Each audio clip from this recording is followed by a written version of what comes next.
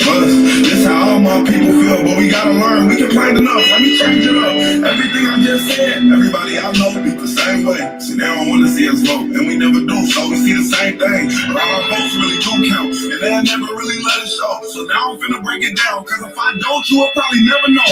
First thing first, you know back in middle school when they told us it was three branches of the government. We forgot it when we got older. It's the judicial, the legislative, and executive.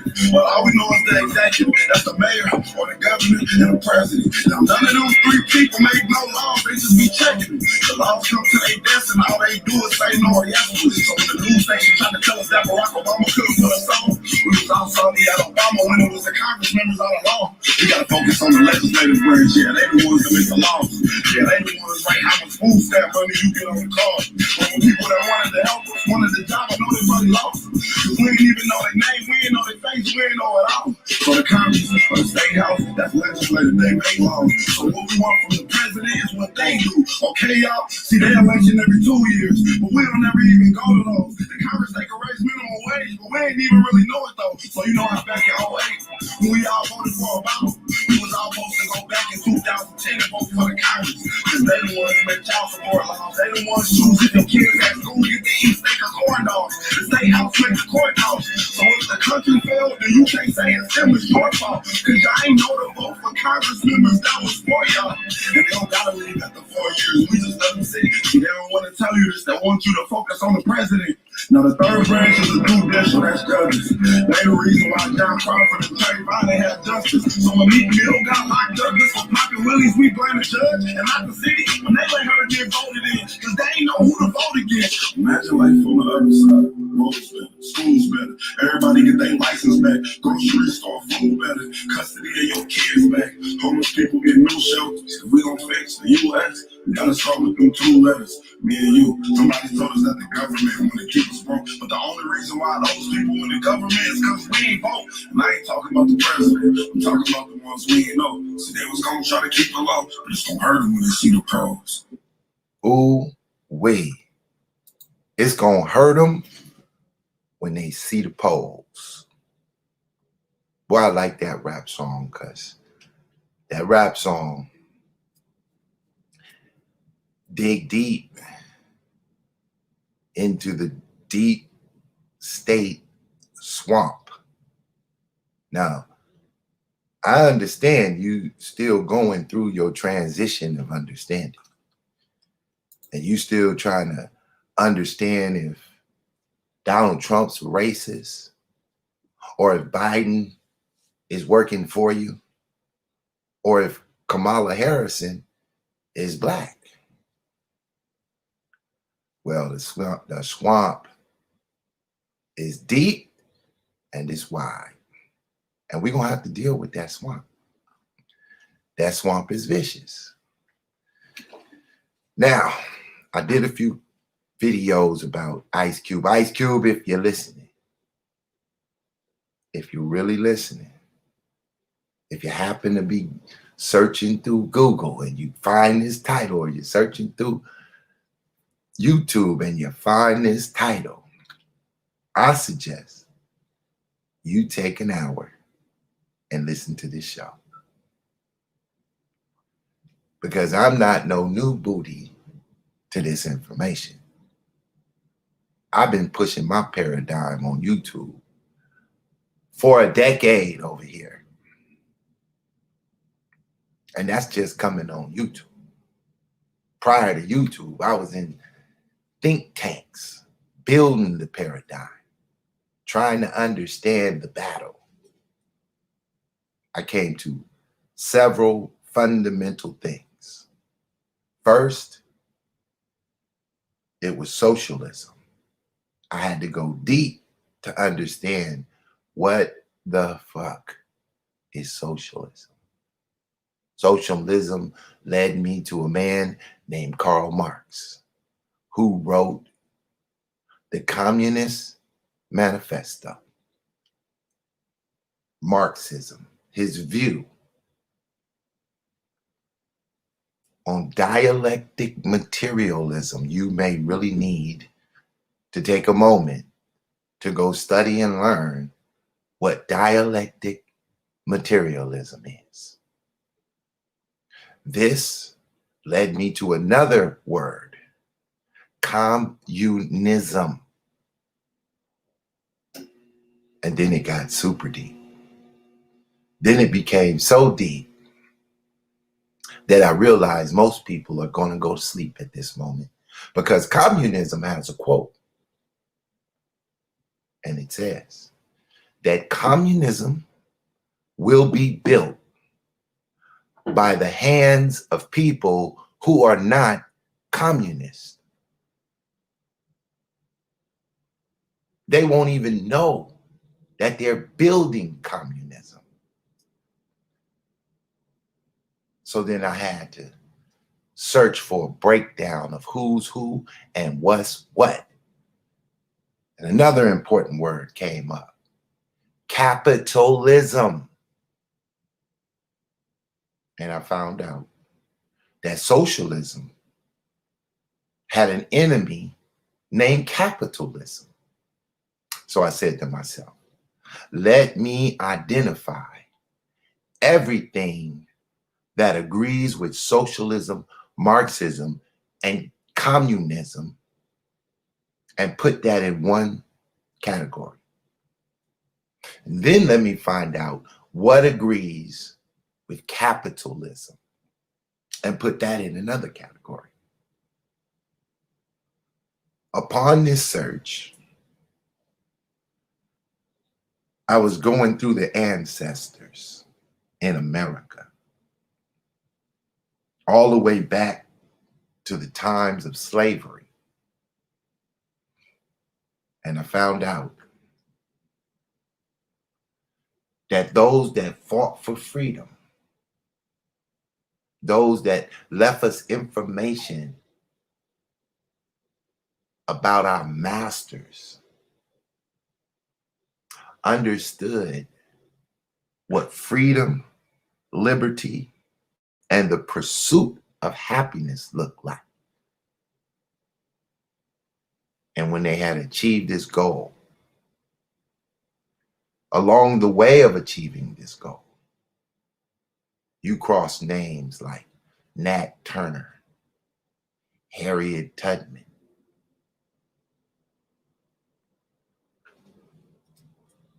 I can go on and on with the names, but it's interesting because these names are synonymous with capitalism. Capitalism is synonymous with freedom. And freedom is synonymous with the pursuit of happiness. And these things are synonymous with the document that was written for the United States of America that we call Constitution. And so our ancestors used this document to pave the way for Ice Cube, for Israel Doctrine, for Doug, for a lot of us. Freedom gives you the ability to express your ideas, even if your ideas are communist, Marxist, capitalist, socialist, whatever you have. You can only have it if you have freedom. Then there came a fork in the road for Black people. The fork in the road came about somewhere around 1901, 1902. Black people decided they was going to split, take two paths. One path that was already building since the slaves were freed. If I go back in time, here's what happened. Let's put up some documents. We're going to get into the dialogue of Roland Martin's show. Now, I wasn't going to do this show until Roland Martin canned, somebody on his team canned my comment. Because what the left does, and Roland Martin represents the left, Roland Martin represents Marxism, socialism, and communism, atheism. That's what Roland Martin represents. He's a buster. And since he canned my goddamn comment, I decided, well, now I'm gonna have to do a whole goddamn show just on what I commented. And I pretty much commented what you see in the title. Ice Cube met the devil on a Roland Martin show. And he was perplexed. And the devil is cunning. And the devil is slick. So let's get into some history, because over here we do entertainment and education all at the same time. So we got to take it back to 1852 with Alvin Early Brave of Ripken, Wisconsin, where they met with Harris Greeley in New York and advocated the dissolutions of the Whig Party and information of the new party to fuse together the anti-slavery elements. At the same time, he suggested the name Republican because he felt it was good. It was a good name with charm and prestige. The opportunity to act came in January of 1854 when the Senator Stephen Douglas of Illinois permitted the extension of slavery beyond the limits of the early Missouri Compromise. 3 months debate on the bill created upheavals in all the existing political parties. When the bill passed, the Senate marched on March 3rd, 1854. Brave promptly called a meeting of 53 voters in a little white schoolhouse to organize a new party. Years later, Brave recalled, soldiers and Democrats, we came out the Republicans. And we were the first Republicans in the Union on February 22, 1856. A convention was held at Pittsburgh to establish a national organization, and the name Republicans was adopted for the new party. Among those were Horace Greeley and Abraham Lincoln. If you understand the story of what happened by formulating the Republican Party, it was to stop the expansion of slavery. Now, within just 10 years of the formation of this party, slavery would not only stop its expansion, but it would also stop to be a legalized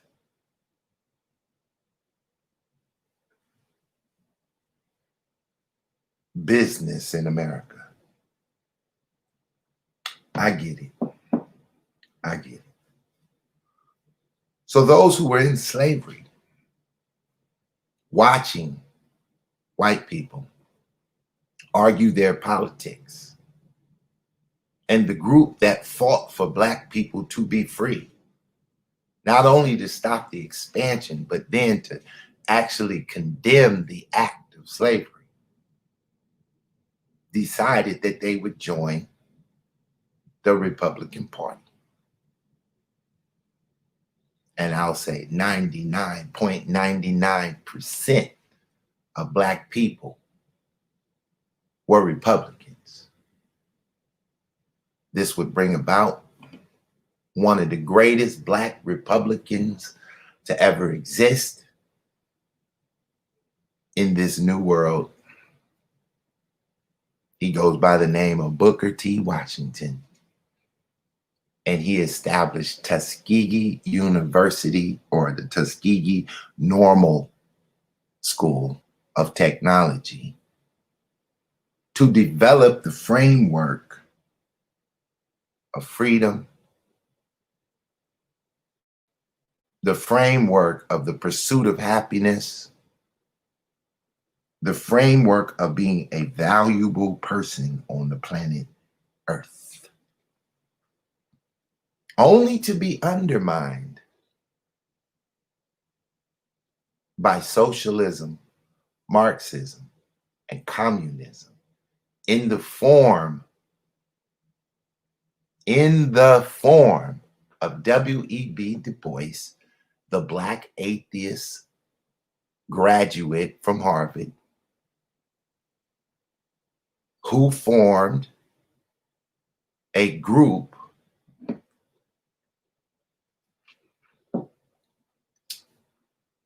to take on this foundation that Booker T was building. Not only was Booker T and them building a paradigm for those who were descendants of slaves, what you call ADOS, but also people in the world abroad who are all connected to the title Pan-Africanism, a worldwide movement for the upliftment of African descents of colonialism and slavery worldwide. This is what the Black Republicans were doing. We playing chess, not checkers.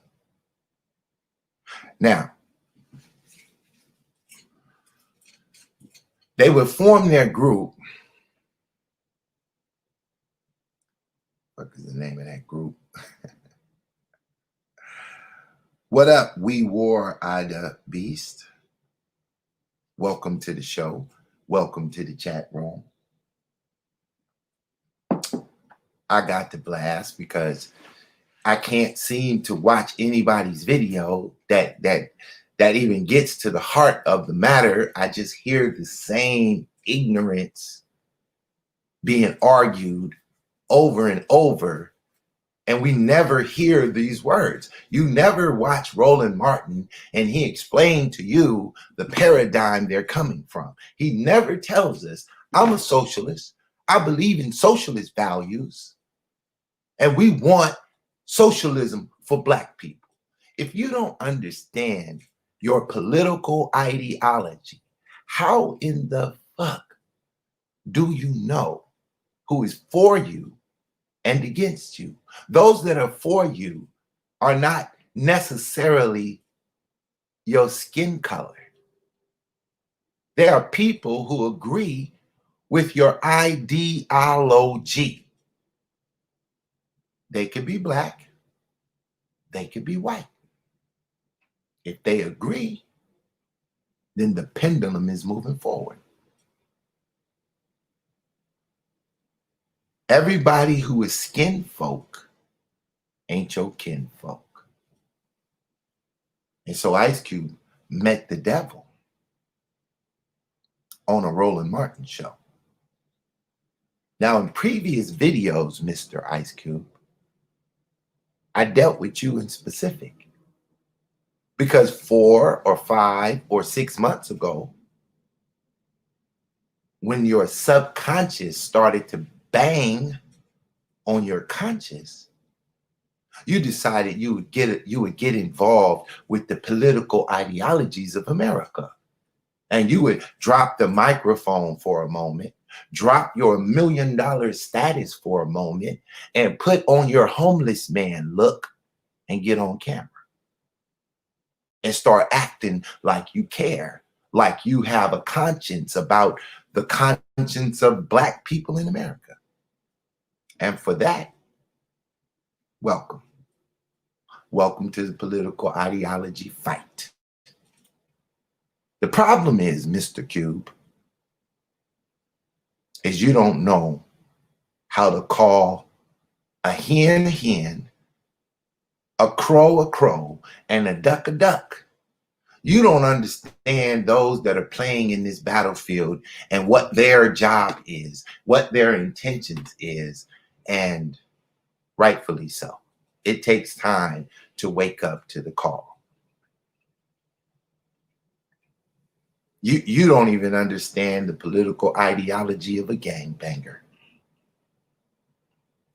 Even though you was born and raised on that West Coast Sea of Philia Mania, you still don't understand the political ideology of a gangbanger. And if gangbangers don't know their political ideology, although they have one, they just don't know what it is. They just don't know how to identify it. And when you can't identify your political enemy, you accept your enemy as a friend.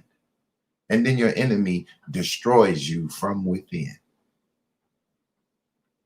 Can I get an amen up in this BIH?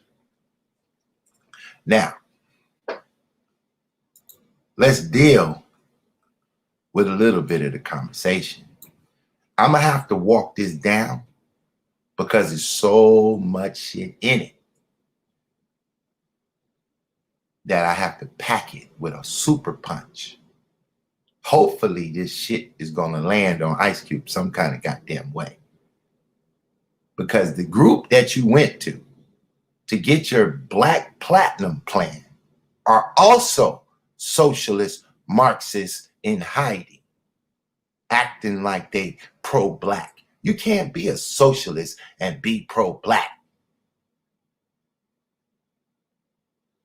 It just ain't possible. But we got to deal with that later in the show. Let's deal with Roly Poly Martin and his motherfucking ass. And so as opposed to sitting here having people just talk about it, we said we'll talk to him. He joins us now. Glad to have you back on Roland Unfiltered, Ice Cube.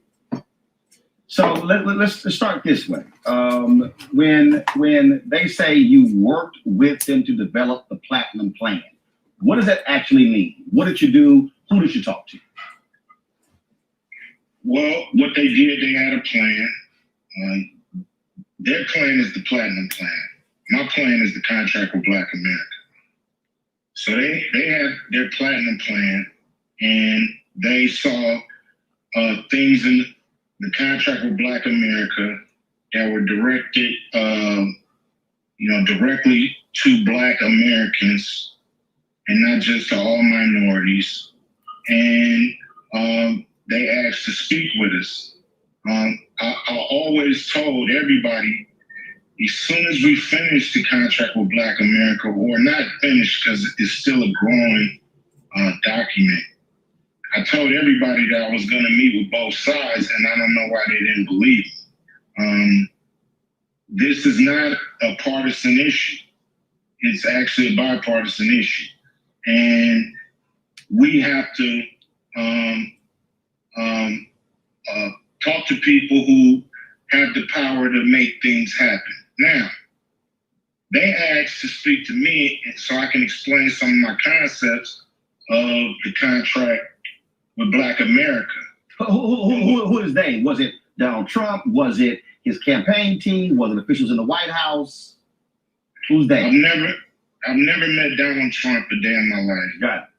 And I've never been to the White House. Okay, so it was people on his campaign. This chick who put out the tweet, it wasn't her. I never met her either. I don't even know who she is. Katrina Pearson. You don't know who that is? Never met her? No, I've not met her. Okay. But the thing is this: they looked at the Contract with Black America and they saw that their plan was lacking, and they wanted to implement some of the things from the Contract with Black America into their plan. And I said, you're welcome to do it. And I would say the same thing to the Biden campaign. They're welcome to do it. Some great ideas. I haven't, seen too many people disputing the contract with Black America. Everybody understand that it's needed and it's necessary. So I don't mind anybody in the public sector or in the private sector using parts of it, asking me about it, asking for me to understand, what am I talking about when it comes to trying to not count us as minorities, but to count us as, pretty much a protected race. And so I think we're being buried under a lot of words like minority and people of color and things like that. Now, their plan is still their plan. It's not my plan. Their plan, like all of them, don't go far enough. All of them can be better, but these are just the facts of what happened. This is the Biden campaign basically said, we love 85% of your plan, but we want to talk after the election. That's fine. I'm willing to talk after the election. I just think both sides of the aisle need to take this serious. Now, Biden wants to talk after the election because after the election, he can do what he want to do. He doesn't have anything binding.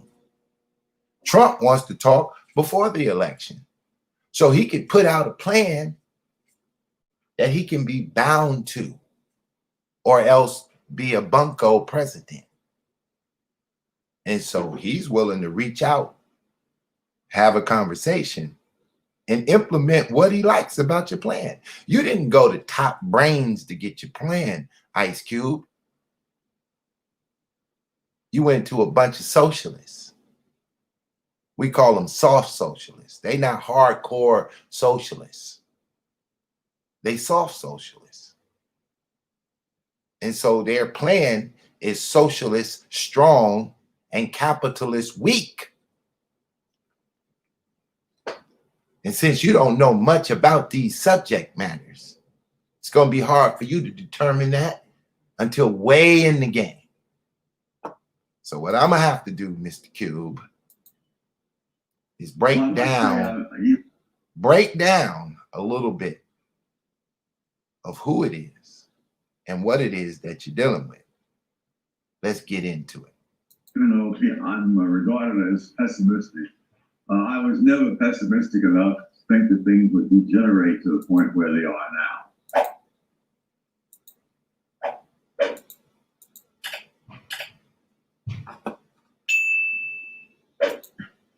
I think they're one of a long list of groups that are self-serving, and I think they can do an enormous amount of damage just by the fact that they're promoting this belligerent attitude toward the police, which in turn tends to create all kinds of bad episodes. All of this furor has been created over an incident in which I don't see any serious disagreement, namely that the policeman had no business sitting on this man's neck. Mm-hmm. And the most conservative people I know have said, no, he had no business doing that. The liberals say it. I don't know what the argument is about. Professor Melina Abdullah is the LA co-founder of Black Lives Matter. What immediate changes are you wanting these protests to achieve?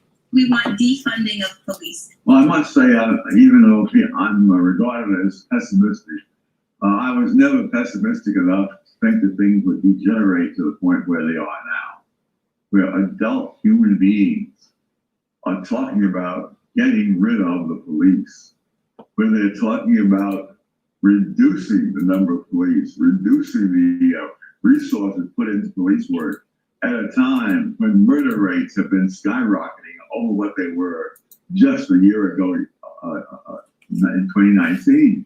And what is frightening is how many people in responsible positions are caving in to every demand that is made, repeating any kind of nonsense that you're supposed to repeat. I do believe that we may well reach a point of no return. I hope that, of course, that will never happen. But there is such a thing as a point of no return. George Floyd's story has been the story of Black folks. Because ever since 401 years ago, The reason we could never be who we wanted and dreamed of being is you kept your knee on our neck.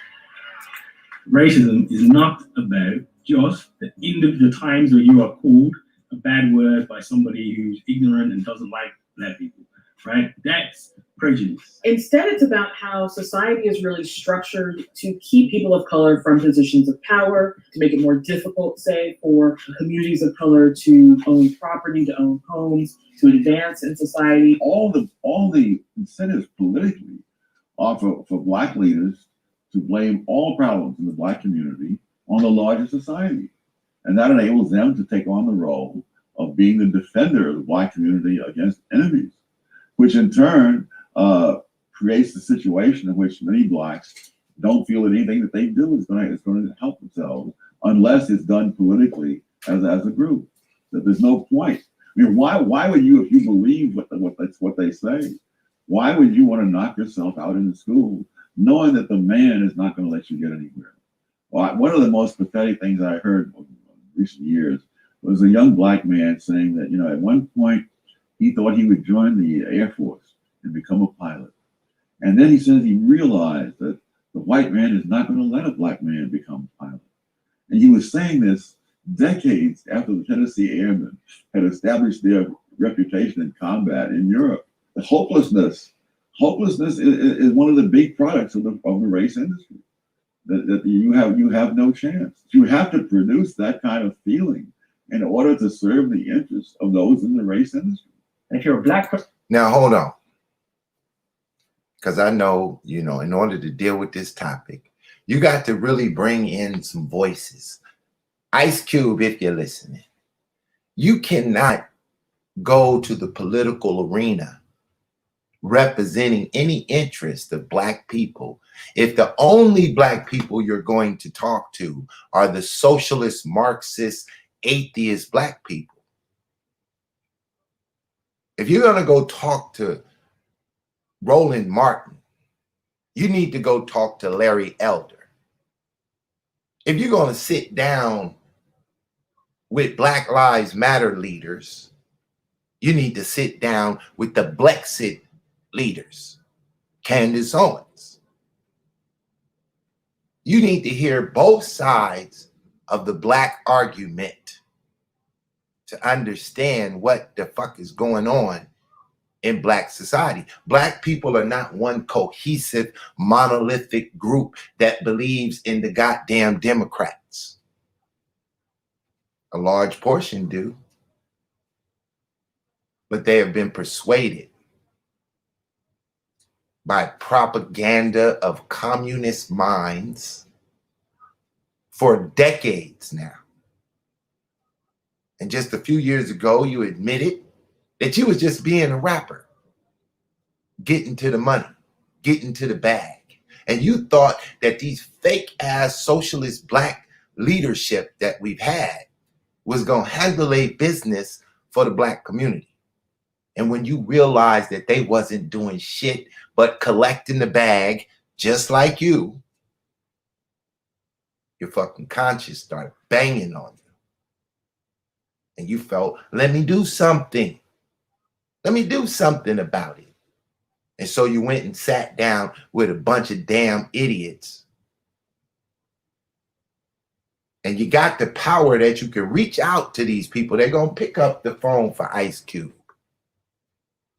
But if you only going to go to one side to talk, and you're going to end up on a goddamn roly-poly Martin show, you ain't went nowhere. You could have stayed where you was at and got all that conversation. This battlefield is corrupted. Let's get back into the Ice Cube narrative, because he holds his ground somewhat under this condition. And Roland Martin, this goddamn lousy son of a bitch, he don't do you no justice. He wants to push the Democrat narrative all the way through so we could get into a Biden presidency and watch this fucking fool undermine the progress that's being made. So we can sit and look at this motherfucker die of COVID and watch Kamala Harris, the Indian girl. She ain't a dose. Barack Obama ain't a dose.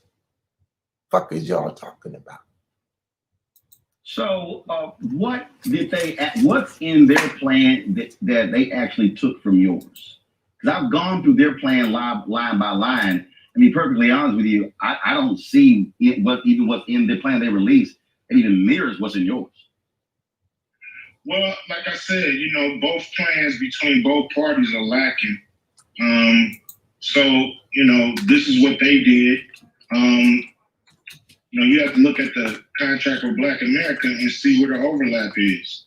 But the thing that what I try to make them understand is, they have programs, and both parties have programs that are built for minorities and people of color and diversity and urban and these words that don't include us, because they include us, but we only get a small portion most of the time of these programs.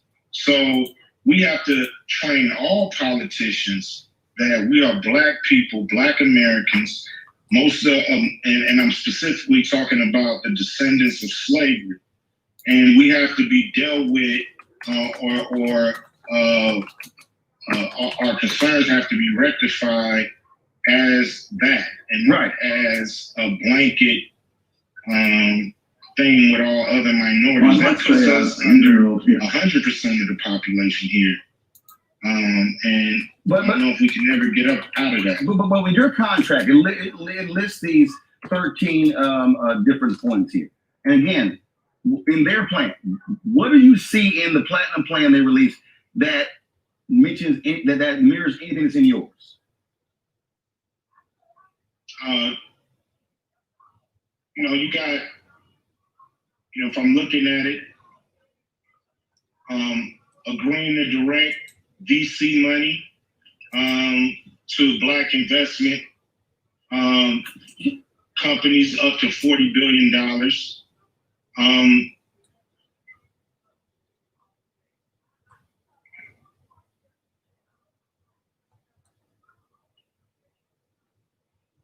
See, a lot of people have been talking about this $500 billion. That's not going to Black people. Black Lives Matter. In fact, that's just actually the infrastructure funding program. That's not actually $500 billion going to Black people. And then when they say how many billion is the other one given to Black people? No. That's not. What I'm saying is that's not even. They list this thing under Black economic empowerment and access to capital. It says seek infrastructure funding that will lead to widespread growth in the annual $500 billion federal contracting opportunities. Even that line right there is not for Black people. That's federal contracting opportunities for everybody. So that's not. So they're trying to make it. Now here's what the fuck. First of all, fat ass roly poly is wearing a shirt that says "Vote like your ancestors." Motherfucker, your ancestors were Republicans. Your traitors were voting for the Democrat Party. You want us to vote another fucking 50 years for these Democrats. All of the goddamn cities, Los Angeles, Chicago, Detroit, New York, Miami, Atlanta, all these motherfuckers is Democrats. Cube announces how many of them it's been over 50 years. 7,000 politicians, Black politicians, have entered the arena since Martin Luther King. And in Ice Cube's mind, we ain't moved an inch fucking with them. And you want us to put another 7,000 over the next 50 years in with that same ideology? Are you out your fucking mind? It doesn't matter how you move. You can't move the same goddamn way every time, can you? Has been lying about our police officers in this nation, and minorities are dying because of this this vicious media lie that police officers are somehow an existential threat to Latinos and Black Americans. Let's do a check here. If you're a Latino, make some noise. All right, a little competition, If you're Black, make some noise. Ready? If you're American, make some noise.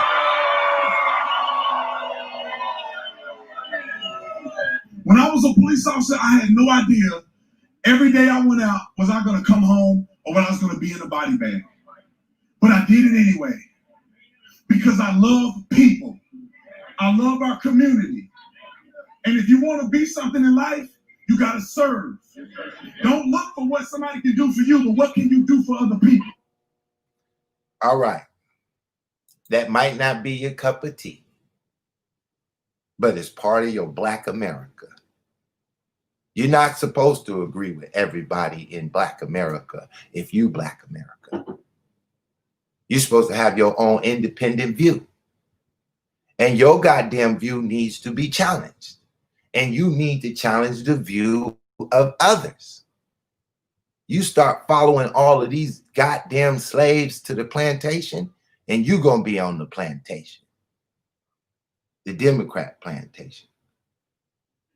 The plantation of the atheists. The plantation of the gays and the homosexuals. If that's where you want to go, you need to be voting for Biden. He'll take you there. But if you vote for Trump, you can forget about Roe versus Wade. You can forget about welfare.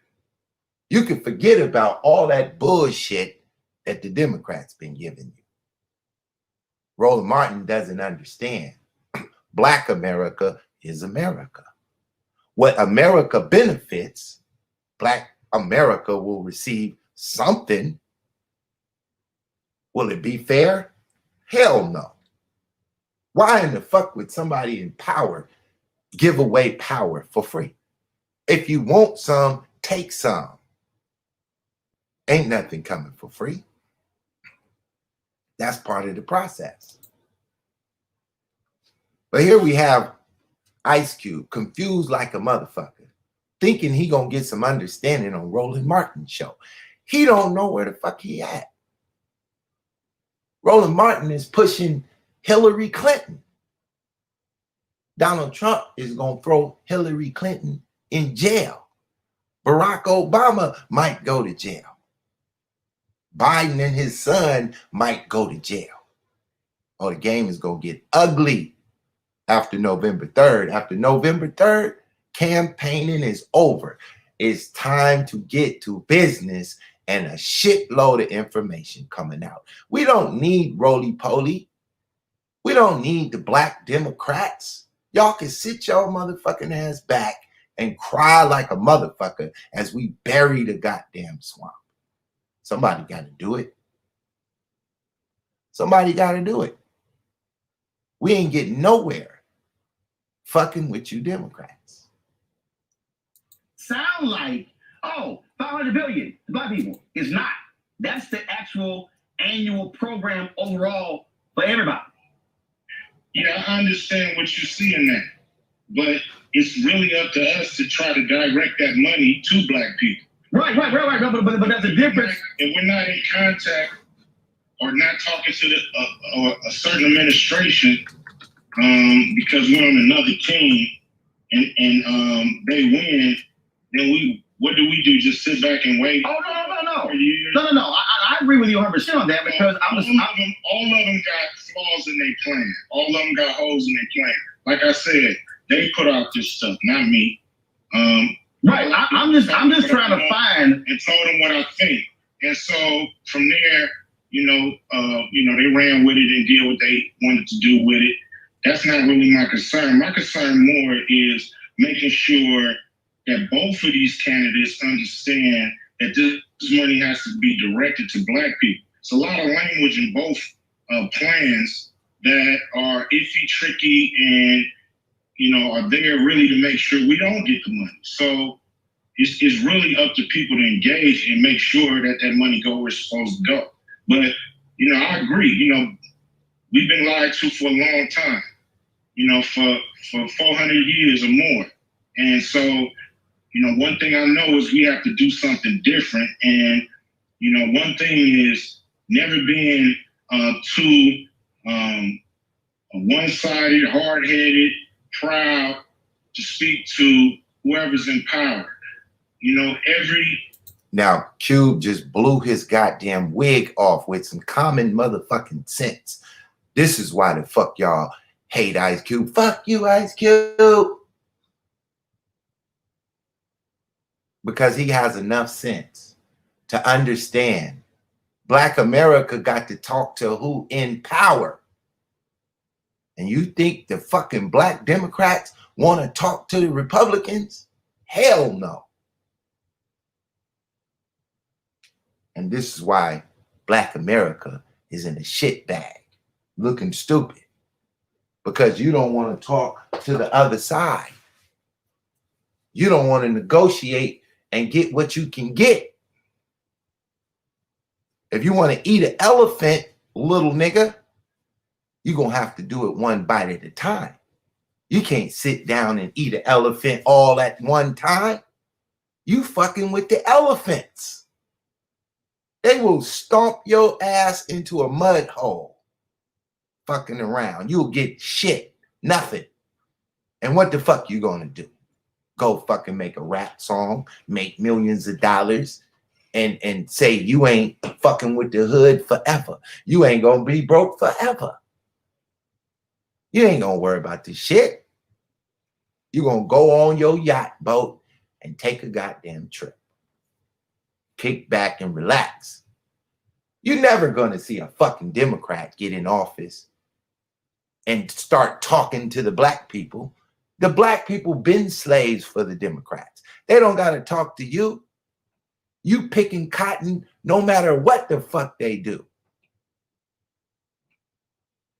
And so now a new group of Black people,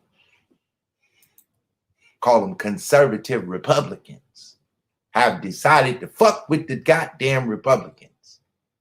And it only needs to be a few to offset this shit. And the fucking Democrats are panicking. They don't know what the fuck to do because the routine they've been pushing is being exposed every day. We call it the fake news media, pushing the propaganda, blinding Black people to make them think that their future is in the hands of a fucking Ku Klux Klan Democrats. Anytime you mention that the Ku Klux Klan was created among the Democrats, they had 3 or 4 different chapters where they stuck their head up. And every time they pulled their head up, they were fucking with the Democrats. Who created them? A Jew, a socialist Marxist created the Ku Klux Klan to scare the shit out of Black people from fucking with those Republicans. When the goddamn Ku Klux Klan was created, 1880, somewhere around there, Black folks was over here with the Republicans, building Tuskegee, building Black cities, getting educated in the STEM program. And they was like, we can't have this shit. If you don't do something about this shit, Black people will go on and become economically strong. And they created a monster for you to scare the fuck out of you. And then they offered you a handout. Leave the Republican Party and we will give you some welfare and help you poor ass niggas. Why help yourself when we can help you? And a weak motherfucker took that. And then the propaganda began. You need to integrate your schools so we could put white teachers in there to teach you socialist, Marxist behavior, communist understanding. Matter of fact, we'll create a revolutionary group and fund them for you. What name would you like? How about the Black Panthers? Sure, fuck it. Call them the Black Power. We don't give a fuck what you niggas call it. Long as you niggas is pushing socialism, Marxism, and communism, Mao say tongue, motherfucker, we will fund it. We funded all your groups, the ACLU, the NAACP, the Niagara movement. We fund all that shit. We create that shit for you so that we can lead you, control you, direct you, so you don't get out of hand, so you don't start doing independent thought. We'll even give you a whole paradigm. All we want you to do is leave that fucking church. Get the fuck away from Jesus. And then what did we end up with? Let's listen to Ice Cube as his enantiodromia kicks the fuck in. Great man in the world has spoke to somebody in power at some point in time, whether they agree with him or not. But here, right. So for me, I told everybody what I was gonna do, and I did it. And they exploited it. But if I would have, did something for Biden, they would have exploited it too. So that's just part of the game. The thing is this. The thing is to get movement. The thing is to make sure that we move the needle, no matter who's elected. I agree. Our program has to be pushed through. So non-dialogue to me is I'm not. It's not happening. No. Here's the deal. How you do? Here's the deal, Keith. I'm not against dialogue. I sat in 2 meetings with Trump and with other television anchors as well. I've been challenging them. I want you to come talk to Black media. I know other African Americans who've been meeting with them on PPP, on other issues as well. The thing for me is this here. I judge folks on what you do. And what I look at is Donald Trump goes to Atlanta, makes this big old announcement about his platinum plan, and I'm sitting there going. So, for instance, I'll pull it up. When I see this plan, and then I see in here where he goes, make Juneteenth a national holiday. Well, first of all, that could have happened in July, but Senator Rob Johnson of Wisconsin still been blocked it in the Senate. Donald Trump said nothing, tweeted nothing, did nothing. He said in here also about the anti-lynching bill. Same thing. Senator Rand Paul of Kentucky stood up, blocked it in the Senate. Donald Trump said nothing, did nothing. He in here talks about prosecute the KKK and Antifa. Hell, when they had a debate with Joe Biden, he tried to shut Joe Biden down when he was quoting Christopher Wray, the FBI director, who said the greatest threat of terrorism in America is white domestic terrorism. But the thing is, when I was sitting here, and again, I looked in May. No, hold on one second. But no, here's my point. In May, when the Biden lift every, this is what it's called, the Lift Every Voice, the Biden Plan for Black America. I went through the entire plan and broke it down. Then I went through the Trump Platinum Plan and broke it all down. The issue for me is that when it comes to Trump's plan, there's no specificity. There just simply isn't. Even when you talk about programs, I will say when I go through Biden's program, when he's talking about state small business credit initiative, expand new markets tax credit, improve and expand the SBA program to most effectively support Black-owned businesses, and laying things out that are specific. That's the deal. I'm looking at a 22-page plan for Biden and a 1-page plan for Trump, and I'm sitting there going, and I went through Trump's plan. I'm like, there's nothing there. It's a lot of words, not really, because it's only 1 page. But the deal is, I'm like, dude, you've been the president. You want to make this whole deal how you ushered in economic prosperity, which really all started under Obama beginning in 2010. How in the fuck did economic prosperity start under Obama in 2010? You don't got no facts on that, roly-poly. That's that bullshit. That's what the Democrats love to say. This economic upheaval. Are you fucking crazy? Barack Obama fucked you. When Barack Obama got the fuck out of office, you didn't see Black people lining the fuck up to vote in a Democrat. They was tired of this bullshit. How in the fuck do you think you got Donald Trump? Because you had Barack fucking Hussein Obama. That's how the fuck you got Donald Trump, because you had Barack, who had 8 fucking years to do the first step, that. He didn't do it. You had 8 years to do some type of economic benefit for black people. He didn't do it. And black people sat there in a fucking coma, smiling because they got a black president. You know how good my child feels when he goes to school and his president is black? Yeah. He feels good. Do you know how your fucking child feels after he realized this nigga didn't do nothing for him? He feels bad. Who gives a fuck? Ice Cube cares. That's who. Now, we walked through Ice Cube's contract for blacks. We got the names that helped him develop this bullshit. And we can go to those names and find out what the fuck what is their fucking agenda? Because your agenda is going to be what helps you write the goddamn plan. But y'all don't really want a plan.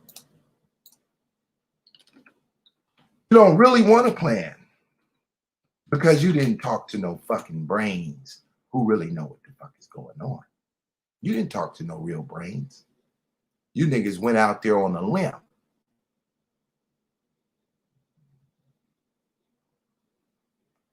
And you really don't know what's really going on. So we're going to have to get the other side if we want to understand what the fuck is going on. How will we get it?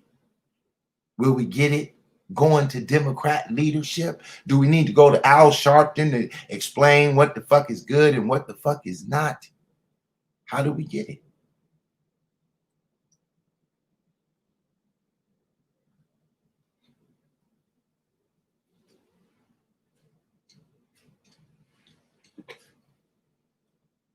This is how you're going to get it. You want some real heat? You got to get out your goddamn seat. You're not going to understand what the fuck is going on listening to goddamn Roland Poly on his fucking show. We ain't got to the heat when he brings in the fucking devil to talk to Ice Cube. We're going to get to that part. But before we get there, we got to blast their ass from the other side. Written 56 or 57 books, I've lost count. And playwright David Mamet credits Thomas Sowell with turning him from being a, quote, brain-dead liberal, and calls Thomas Sowell America's greatest contemporary philosopher. I've had the honor of interviewing Thomas Sowell several times over the years. Let me pause the show because I love to have a guest. Welcome to the show, Mr. Mac. Go ahead and unmute your mic and let us hear what you got to share with us. Hello. How you doing, sir? Oh yeah, how's it going? Yeah, I mean, you spitting a lot of truth because I mean, I'm 100% in with Ice Cube, man. I see everybody trying to get on the bandwagon and attack the dude. You know what I'm saying? So it's like, why are we so dedicated to Democrats? It's just dumb. Well, in order to understand why this is, what do you know about socialism and the history of socialism with black people in America? How much of that do you even understand? What do you mean the history of socialism? Okay, so we'll go back to 1887 with a man by the name of Karl Marx.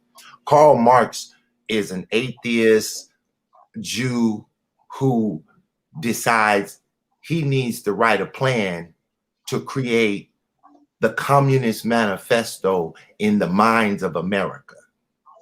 And so he writes the Communist Manifesto. After he writes this, it becomes the foundation of what we know as the socialist paradigm. And that's what you see going on in politics today. The left represents socialism, Marxism, communism. And everything that agrees with that view is on the left. Therefore, we have Black Lives Matter. The leaders of Black Lives Matter came on a video. I could play it for you if you need to hear it. And she said she's a trained Marxist. Yeah. You don't understand what she means by that, what her end game is. Then you don't understand what the Communist Manifesto is. That's her training. You can't be a trained Marxist and don't agree with Karl Marx's ideology, for the whole ideology is named after the man who wrote it, Karl Marxism, Karl Marx. And where are you from? What state do you live in? I'm from California. Okay, I'm from California. About how old are you? 30s, 40s, 50s? 30s. All right. So are you from like the Los Angeles area? Yeah, Los Angeles. Los Angeles, exactly. Okay, so I'm from a city called Pacoima, California. I'm sure you right up, in the valley, right there. Okay, so you could understand that we primarily have the same view of what Los Angeles is. It don't change much. Right. All right. So California is a Democratic stronghold. Exactly. The taxes in California is like 13.9% because the Democrats believe in taxing the fuck out of you.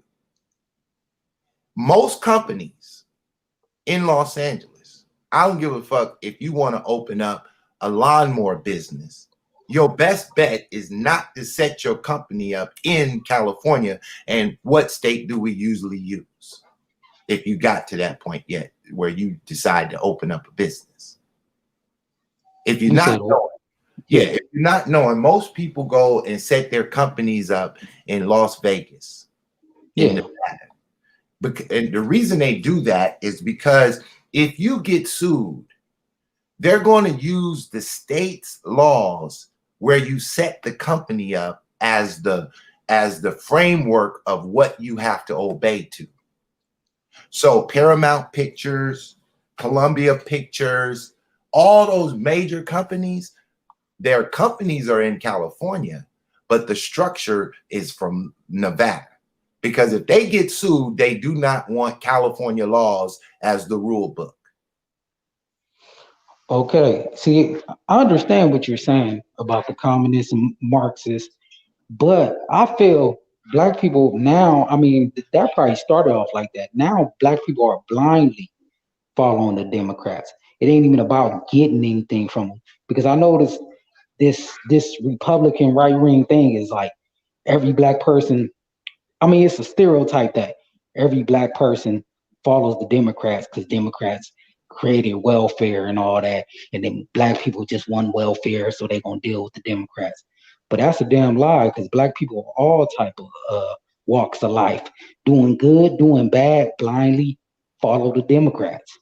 Regardless, I don't care how good they doing. I don't care if you go to the Black people that's doing good, go to Baldwin Hills, where you know what I'm saying, they're over there, you know, nice houses, owning businesses and shit.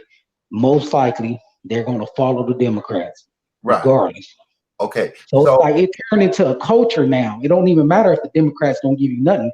Democrats could cut off welfare today, and Black people gonna follow.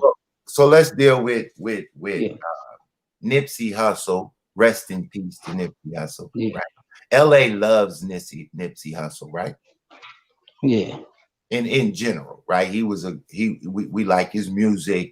He was trying to do something good for his little sector, right? And he inspired a lot of people to want to do business, right? Run the marathon, right? So Nipsey Hussle took advantage of the Donald Trump economic zone. Do you know what the economic zones are? Yeah. All right. So what Donald Trump did is he went to rich people, we'll call them white supremacists for the narrative, just for the narrative. He went to the white supremacists and said, hey, the Black communities are suffering because you guys don't put your businesses there.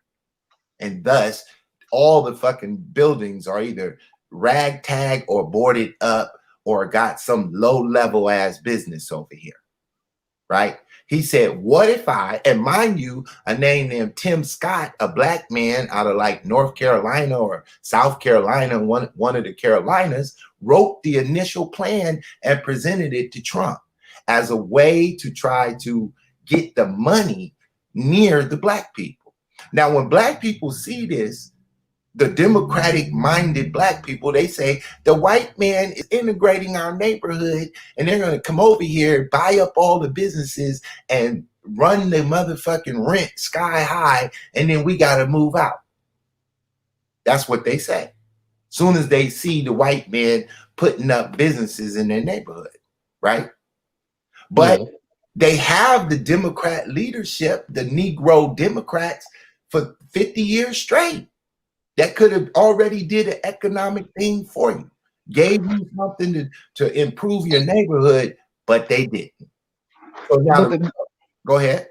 But the funny part about that's a narrative they push. But a lot of these, if you want to talk about gentrification, a lot of these Democrats are the ones pushing gentrification, and you know what I'm saying, taking over the neighborhood, raising the rent. So I don't understand why would they just put that on Trump or the Republican side. Like that's the Republican. Come on, if it's a Democrat or Republican, black people can't identify a Democrat and a Republican when they looking at white people. They don't know what the fuck your political ideology is. No, I know that. So they just see white people. And to a black person like Ice Cube, all white folks are the enemy. To the average black person, white people are white people. We don't be like, oh, this white person's my friend because they're a Democrat. Yeah. Most of these police officers and that police the neighborhood are fucking Democrats. But it's like black people don't even understand that. That's exactly my point. Like they don't understand that. And like they voting for the same party that they don't understand that is against you. These Supreme Court judges, a lot of these prosecutors in our state and all that type of stuff that they're highly against, but they're quick to vote for them. I don't understand that. Right. So you grew up with Maxine Waters. Yeah, I haven't been there. I've been to her. I actually went to her trade school in Watts, so I know I'm very familiar. Right. And Maxine Waters named under her. Okay. Yeah. So Maxine Waters is getting ran up on by a black Republican. Currently. Yeah, I know. I was checking some videos out on him. Right. He lived in Compton. He raised in Compton. He decided he'd go to the Air Force to try to get something out of life, and it did him good. And he came home back to the same bullshit that he left with. When he went to the Air Force, Maxine Waters was in office. When he came home, Maxine Waters is in office. Now, my friends, I live in Atlanta right now, but when I call home and talk to my friend told me he was walking down Ventura Boulevard. You know where that is, right? You said Victoria? Ventura Boulevard. Ventura, yeah, exactly. Okay. That ain't nothing but money. Yeah, exactly. All the way up and down the block, right? Yeah. From Hollywood to Thousand Oaks, ain't nothing but money, right? Yeah. He said, man, I'm walking, exercising, and it ain't nothing but homeless laying on Ventura Boulevard. Yeah, to the point he can't believe this shit. Now, I grew up partying on Ventura Boulevard, shopping at the Sherman Oaks Galleria. I'm fully California. I could run this shit, you know, all that shit. I did all of that. I went to Century of the Stars when I was young. That was the club that was popping. You probably ain't even heard of that because they didn't shut that down. But you heard of Century of the Stars as far as the street. Yeah. Okay, so I seen all of that in my era for you know, being in my 20s, growing up in California, right? And this whole city has been Democrat control my entire life and your entire life, forever. Right? Yeah, So never stop. So if we want to complain, we got to complain to the people who govern over us. Yeah, but we're so mentally, I mean, come on, Ice Cube just proved it to us. This situation with Ice Cube, how everybody turned on him and attacked this dude actually for not endorsing somebody, Trump. actually just talking to him, trying to get some things done. Just the fact that he talked to him, they got a problem. They act like he's the enemy. And I mean, like, what do we want to do? We just want to sit back and, I mean, come on, it's crazy. We've been doing this Democrat stuff for man, about 80 years, it seemed like, or whatever. And ain't no results, just getting worse and worse. But we still sticking on that side. We still love that side. And they don't have to give us nothing. That's why I was talking about that false narrative earlier. Like, black people just got their handout. No, they don't even have to give us no handouts. We don't care. We still gonna ride with them, regardless. They don't have to give us nothing in return. Exactly. So now what we need to do is we need to pry deeper than saying the word Democrat, because what you're looking at are not Democrats. These people are not Democrats. Democrats don't believe in this shit. These are socialist Marxists. Yeah. That's what they are. They're like, for instance, Bernie Sanders was an honest socialist Marxist. He was an independent who said, you can't run for president in this country and have a chance if you're not under either the Republican banner or the Democrat banner. Just to get your name on the voting ballots, you need to have a Democrat or a Republican by your name, right? So what he did as a strategy was get into the Democrat Party and push his socialist, Marxist, independent values under the Democrat banner. And when he did that, he brought a shitload of people who think like him, namely a woman named AOC. She's like Bernie. She's a hardcore socialist, socialist, Marxist, communist revolutionary, right? This paradigm for black people goes all the way. Do you know what the I just said it, the W.E.B. Du Bois and what's that waterfall up north on the border of Canada? Yeah, it's Niagara. The Niagara. So they had a meeting at that waterfall, the Niagara waterfall, and they named the meeting the Niagara Movement. Have you ever heard of the Niagara Movement? No, I never heard of that. All right. So because you the future, because of your age and your willingness to participate in this kind of discussion, Niagara Movement. My job is to introduce you to this information. For real. Right? And then your job is to study it and take it and destroy it. And then if you can't destroy it in your lifetime, your job is going to be to teach it to somebody that's in their teens and tell them to destroy it. Yeah, and I believe that's going to happen though, because I see we making more progress. All of us is not black as we used to be. That's what I'm saying. Like we got a lot of resistance. I know I'm at the same time I'm saying, it's a lot of black people that's cheap, but I'm seeing more than ever some people that's going against it, that ain't falling for the Marxist plan, whatever you want to call it. Yeah, so yeah. So can you see the screen? Hold on. Yeah. Okay. So this guy, this is on the History Channel, history.com, right?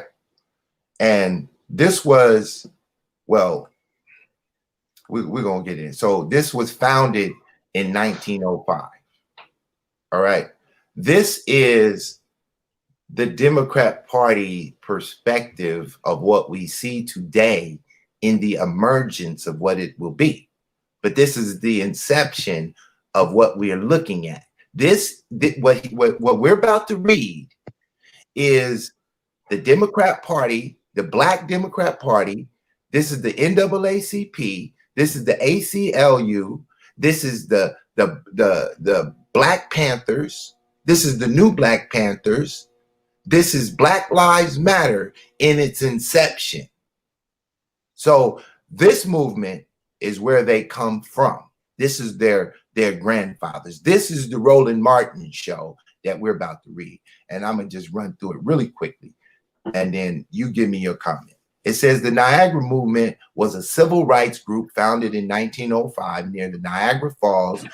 Scholar and activist W.E.B. Du Bois gathered with supporters on the Canadian side of the Niagara Falls to form an organization dedicated to social and political change for African Americans. Its list of demands included an end to segregation and discrimination and unions, the courts, and public accommodations, as well as equality of economic and educational opportunity.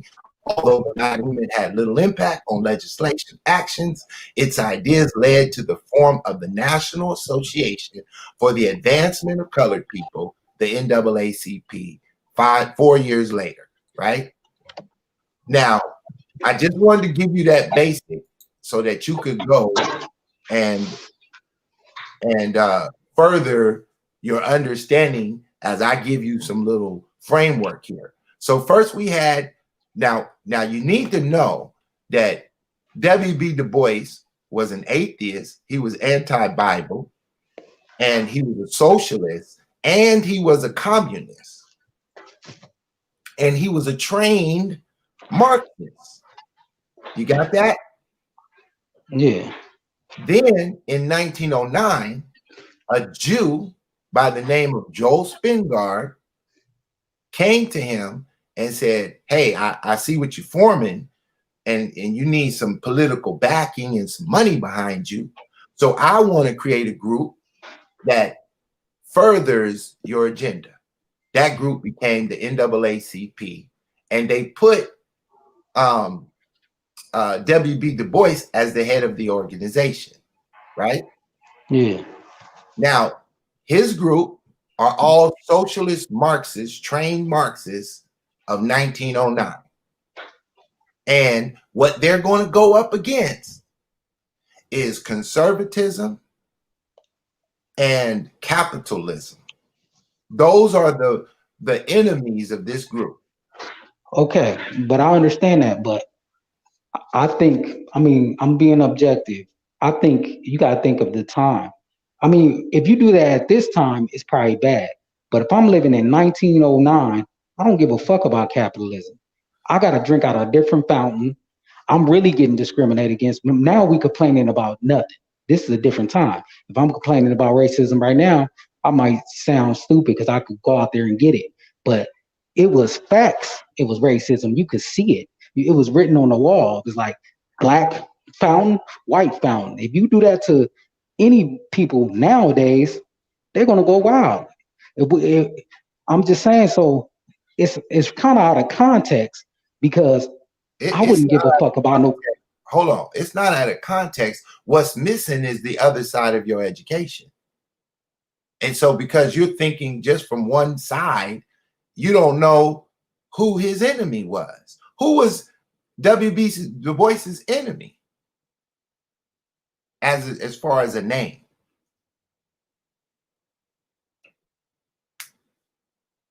Since you think it's out of context. Are you still there? Matt. Wait a minute, we lost Matt. Yo, Matt, where you at, Matt? I don't know what happened to the brother's mic, but when he come back, it wasn't Garvey, Doug. Sit down. Garvey wasn't here yet. Garvey wasn't here in 1909, Doug. He was sitting in Jamaica eating bananas. All right, if Matt come back, we're going to find out if Matt can tell us who was the enemy to W.B. Du Bois. Oh, don't y'all, for all of y'all who've been following my show, don't you love how my paradigm is still live? I still could bring it all back and talk about the Roland Martin and Ice Cube show that just happened a day ago and still make it pop. Look at Doug. Doug, waking up. Slow up, Doug. You're influencing what he might say. Because you just ready to hit the fucking link, Doug. You're always sitting on the sideline and we can't get no real information. People don't read the chat room. They riding in their car listening to the show.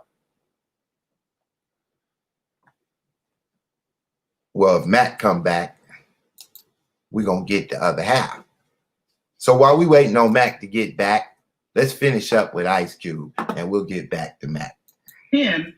But it is lacking. Do you believe that the Trump campaign greatly overstated your involvement for the purpose of them being able to say, we have attached ourselves to Ice Cube? Did you believe that you were used politically for their purposes as opposed to really what happened? Look, I knew whoever I engaged with would use that politically. I don't care about that part. The part I care about is getting something done. Look, my plan is called the Contract with Black America. So all of them lacking when it comes to that. So that's what I'm pushing. So anybody who's going to implement those plans into their plan, then I'm going to take a look at it. But both plans are lacking, and that's why we become educated voters for real. And then you pick who you want to pick. But at the end of the day, for us not to engage with both sides of the aisle to fix this, which I think is an American problem, that to me ain't going to help us in the end. What's going to help us is once we, realize how much power we have. Now, you said that. Hold on, because Mac is back. Wait a minute. What happened to you, Mac? Your phone is messing up. He was back. Click back in, Mac, so we could get your perspective, because we need to train you properly so that you ain't running around here confused like Ice Cube. That's what we don't want. We don't want you to get a microphone and millions of dollars and billions of followers and be confused as Ice Cube. We want you to know what you're doing when you get that fame and you get that money and it's your time to shine. We want you to step on the dime and turn it into a quarter. And if you click back in, I'm going to get it to you. I'm going to show you how to rock this mic.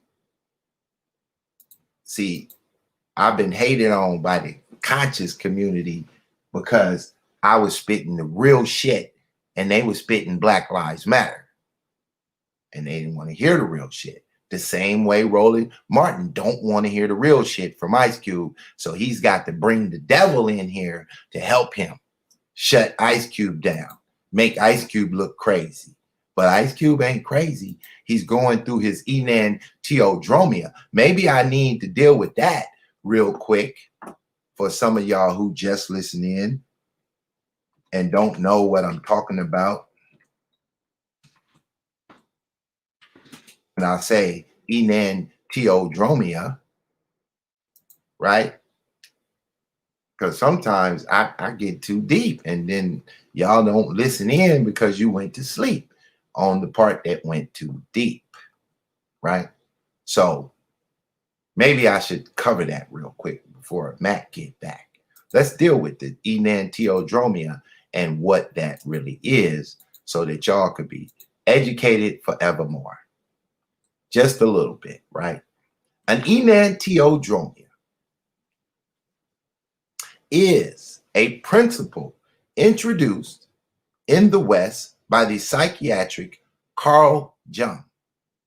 In psychological type, Jung defines enantiodromia as the emergence of the unconscious opposite in the course of time. This characteristic phenomenon particularly always occurs when an extreme one-sided tendency dominates the conscious life. In time, an equally powerful counterposition is built up, which first inhabits the conscious performance and subsequently breaks through the conscious control. It is similar to the principle of equilibrium in the natural world, in that any extreme is opposed by the system in order to restore balance. when things get to their extreme, they turn into their opposite. However, in Jungian terms, the thing cyclically transmogrifies into its shadowed opposite. In the repression of psychic forces that are thereby charactered into something powerful and threatening is the principle was explicitly understood and discussed in the principles of traditional Chinese religion, as in Taoism or the yin and the yang. The central premise of the I Ching is that yang lies become yin when they have reached their extreme and vice versa. What does all that shit mean? That means, let's put it in this political term. When you went to school and listened to your teachers and professors, you were not knowing that they were already trained Marxists. And they were messing with your subconscious as a child. Because as a child with a blank slate, you were at your equilibrium. You didn't believe in red or blue. You didn't believe in black or white, up or down. You just were there. And now we have to build your mind. And slowly through propaganda and information, you were turned into a socialist Marxist, a liberal, through this teaching. And before you knew it, you align yourself with the Democrat Party because they seem to have all your values. And so, as you start experiencing life, somehow reality started to challenge your value.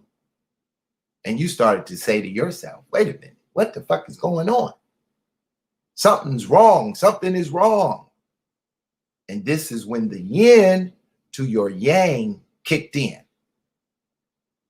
And your subconscious started to fight against your conscious ideas because your conscious ideas were overpowering to your subconscious ideas, and your subconscious was asleep. And this is where the word woke comes from. Woke happens when you start to change your ideas for another idea. But that force of change is threatening to how you feel. It's disturbing. Because you're looking at Joe Biden saying, why the fuck am I not excited about Joe Biden? But yet I fucking can't stand Donald Trump with a passion. But Donald Trump be saying shit that's real that I can't deny. And thus, you're experiencing the enantiodromia, the yin and the yang, the equilibrium effect, where your subconscious is fighting hard to bring your ass back to life. And as you go through this metamorphosis of ideas, you become affected by your subconscious. And it starts to become so powerful that you no longer can stay in the position of your conscious mind. And you go from becoming a socialist Marxist into more conservative value. You go from saying capitalism, like the young brother just said a moment ago. Let me take that off the screen. He just said a moment ago that times were different in 1905. Somehow his conscious is suppressing his unconscious to make him believe that the times were different and that racism could be identified, like he actually knows what they were thinking. But when I asked him this question before his phone fell off, I hope you click back in. Let me put that link back out there again, just in case. Oh wait, I still got it. I still got it. Because we want to hear this shit. We want to get to the bottom of this shit. We want you to come over here and educate us. When I asked them this simple question, what was the enemy of W.E. Du Bois? Well, anybody looking into the matter could easily see. W.E.B.'s enemy was the information that Booker T. Washington and his coalition was pushing. This is all over Google. Just Google W.E. Du Bois debate. Just put the word debate. Don't put any other thing after it. And all you're going to see. Let's do it. Matter of fact, I know y'all not going to do it. So I'm going to do it for you. How about that? How about I just do it for you? Because I know how y'all be. Y'all ain't going to do shit for yourselves. Y'all want Pit Boss to do it, so I'll do it because you want me to. How about that? Let's just get a new tab open. Let's go to Google. Let's type in W.E.B. Du Bois, right? And then we're going to put in the word debate. Let's just see what pops the fuck up. And look. First thing on PBS is Booker T and W.E.B. Du Bois. Doug thought it was Garvey. Because Doug, you're not digital Pit Boss. You don't know what the fuck you're talking about. But I would keep you up to game speed. So here we just random Google. W.E.B. Du Bois and the debate. The fucking white man didn't pop up. The fucking white man didn't pop up. What's all this shit? Get all this shit out of here. I don't want to join the front line. I just want the information to teach the nation. Each one teach one his own creation. The debate between W.B. Du Bois and his opposition, Booker T. Washington. What does that really mean? What that means, God damn it, is their ideological approaches to saving Black people. That's what that means. Let's dig into the conversation. I don't even feel like reading. I'm gonna let the computer read a little bit. How about that? Y'all give me a break. Let me just watch the show like y'all do, right? Uh-oh. Hold on. I done messed up.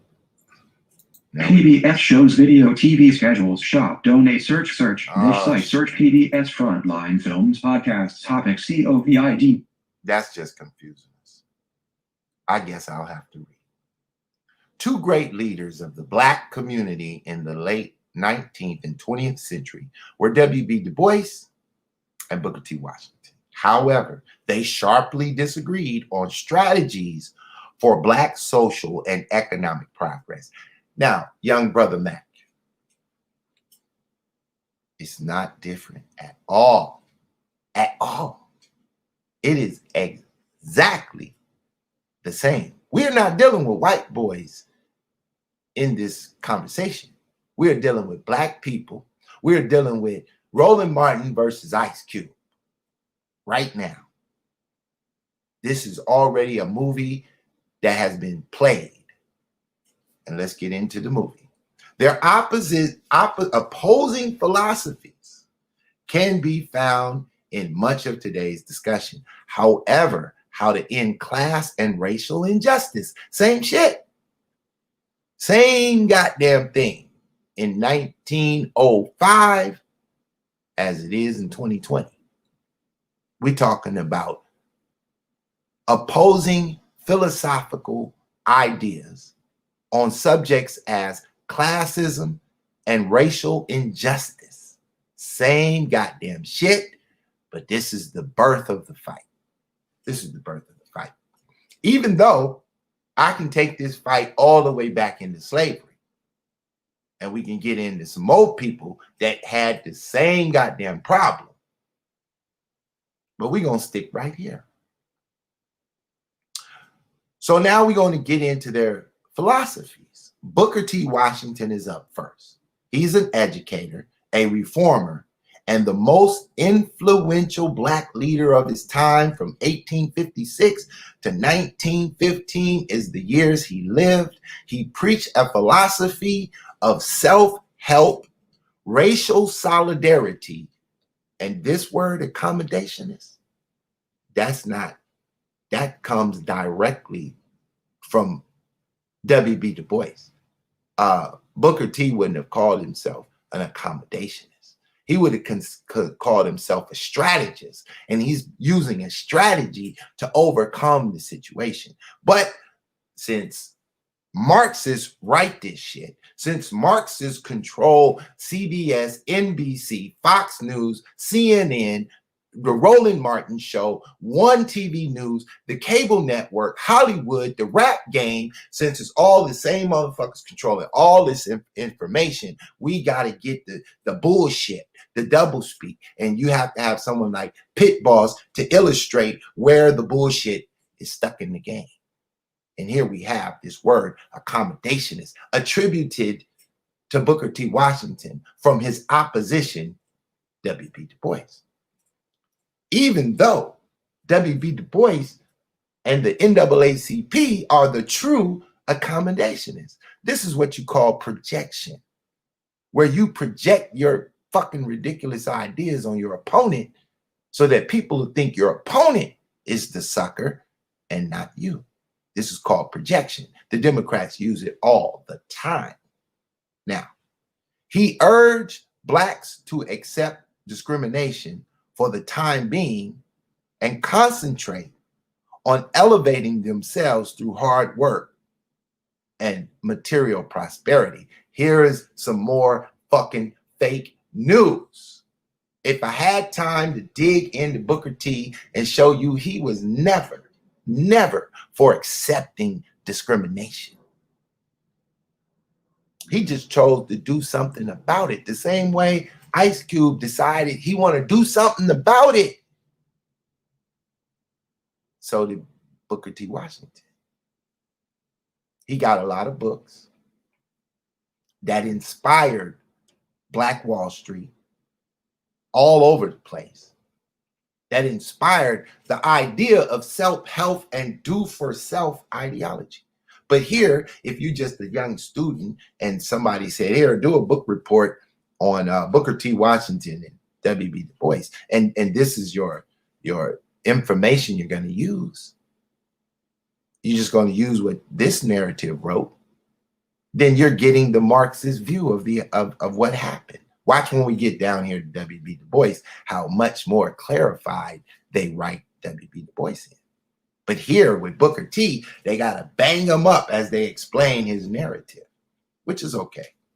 We understand what we up against. Fake news, fake news. He believed in education in crafts, industrial and farming skills, and the cultivation of the virtues of patience and enterprise and thrift. Young Mac, wouldn't you say that was Nipsey Hussle? Wouldn't you say that Nipsey Hussle believed in his craft and believed building industry? He probably hadn't got to farming yet, but I'm sure he would love to own a farm. And cultivating virtues and having patience for this to grow. This, he said, would win the respect of whites and lead to African Americans being fully accepted as citizens and integrated into all strata of society. Let's take that into the present day. Currently, Ice Cube is a product of Booker T. Washington. He used the skill set to be accepted all over the world. This is why when he comes on, he gets some type of respect out of Roland Martin because, you know, we seen what Roland Martin did to Umar Johnson, exposed his ass for sleeping with the goddamn conscious stripper. Y'all remember that shit?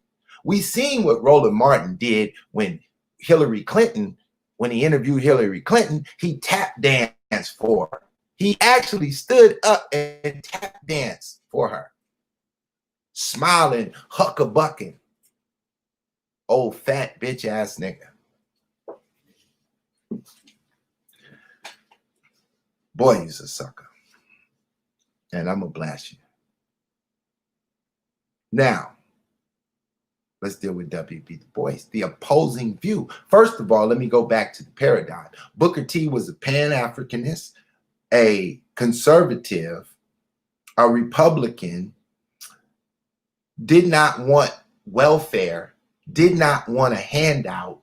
Rather, he wanted to build businesses, and he wanted white folks to respect black people for what they accomplish, and not for the color of their skin, but for the content of their character. Don't that sound like somebody? Don't that sound like somebody you know? Let's deal with W.B. Du Bois. W.B. Du Bois, a towering, look at the intro. Towering. This motherfucker wasn't nothing but an author and a motherfucking speaker. He didn't have an institution. He wasn't inspiring the building of Black Wall Street. But look at his fucking introduction. A towering black intellectual. You fucking niggas that wrote this shit. A towering black intellectual scholar and political thinker. He lived from 1868 to 1963. Said no Washington strategy would serve only to perpetuate white oppression. This is the fucking fight, Mac. This is the fucking fight between the Democrats and Donald Trump. The same fucking fight, except it's being played out among black people, but sponsored by Joel Spingard. Don't make me pull up the Joel Spingard shit, because the NAACP is a Jewish organization managed by blacks with a Jewish agenda for Marxism, socialism, and communism for the world, not just for black people, but for the goddamn world. But they need black people's help to accomplish this goal, and they need black people who don't fuck with that Bible, because that Bible will smash socialism, Marxism, and communism. Smash it utterly. And so they can't be using them Christians. This is the fucking fight today. The goddamn hoe of the Black Lives Matter organization is a trained socialist, Marxist, communist, atheist, gay activist.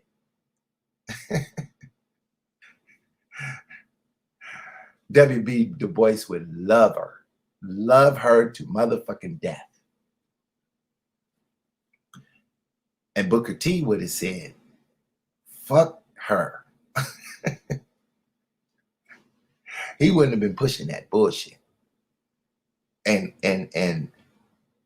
Ice Cube would have been confused like a motherfucker. Who do I fuck with? Do I go over here to W.B. Du Bois and fuck with him and the socialist communists? I might have to put, you know what? Let me finish this. Oh, it just fucking pisses me off reading this shit, understanding that the 30-year-olds are still fucking confused. W.B. Du Bois is a towering black intellectual scholar and political thinker. Said no, Washington's strategy would serve only to perpetuate white oppression. Du Bois advocated political action and a civil rights agenda. He helped fund the NAACP. That's some bullshit. In addition, he argued that socialist change would be accomplished by developing small groups of college-educated blacks that he called the talented 10th. Now we're going to get a little bit deeper. I didn't even know I was going to get into all of this, y'all. I thought I was just going to play the Roland Martin show and just light it up. But it appears if I don't go deeper, Mac will stay asleep. Even though he's waking up, and he sees the picture more clearer than these educated Democrat leaders that we got.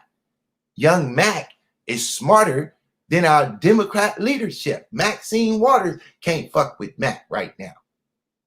And Mac don't have the full paradigm because he thinks that 100 years ago was too ancient to be relevant today, when he doesn't understand what the fuck socialism, Marxism, and communism, and Bolshevikism, and all that bullshit is, and how it perpetuates in the minds of people today in politics that live and breathe this shit, that plan to destroy you by putting you into perpetual slavery, economic slavery.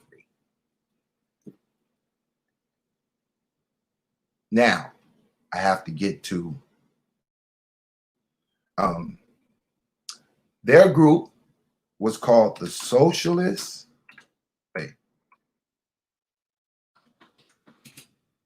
Communists of America group. Let's see what we get. We got the Communist Party USA. Doug, I hope you watch it. We still in Wikipedia. You think this is some white folks? Communist Party USA. Officially, the Communist Party of the United States of America is a communist party in the United States established in 1919. Hey, Doug, guess who's in America in 1919? I'll let you take a guess. After a split of the Socialist Party of America following the Russian Revolution, the history is closely related to the American labor movement and the Communist Party worldwide, initially operating underground due to Palmer raids. This guy, starting in the first Red Scare. Doug, you need to go study the Red Scare.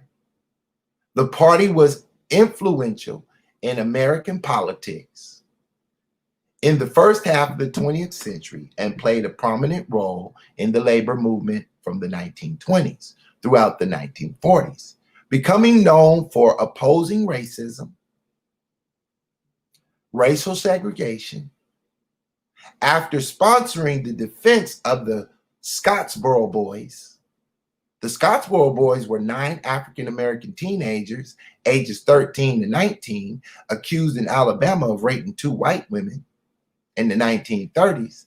The landmark set a legal case for this incident and dealt with racism and the right to a fair trial. The case included lynch mobs before the suspects had been indicated. In 1931, that occurred. Its members increasing during the Great Depression, and they played a key role of the Congress of Industrial Organizations.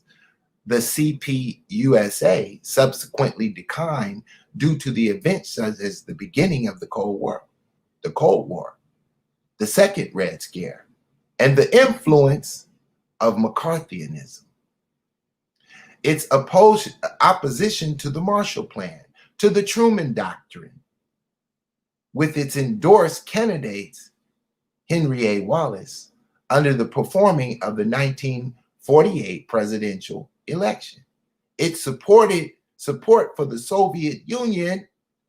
Do y'all know what these symbols are? This is Marxism. This is the goddamn Black Lives Matter fist. This is the Black Power movement. This is the socialist Marxists. Increasingly alienated it from the rest of the left of the United States. That's the Democrats, the left. But they alienated themselves by going extreme left in the 1960s. Now, we have another movement. We have that. Boy, I tell you, it is so evil, the web that is weaved when at first they conspire to deceive the minds. It's so woven. It's so detrimental. You can't find a black Democrat who will acknowledge that they believe in communism. You can't get them to acknowledge that they believe in socialism.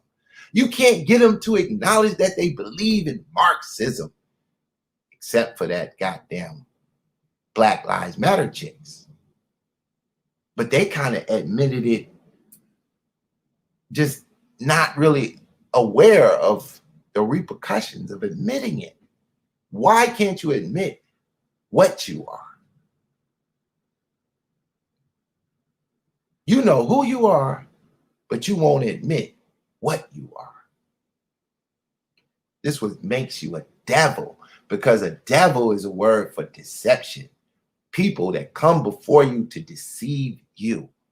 They don't want to tell you what they are because it will make the hairs on the back of your neck stand the fuck up and go, wait the fuck a minute. What did they just say?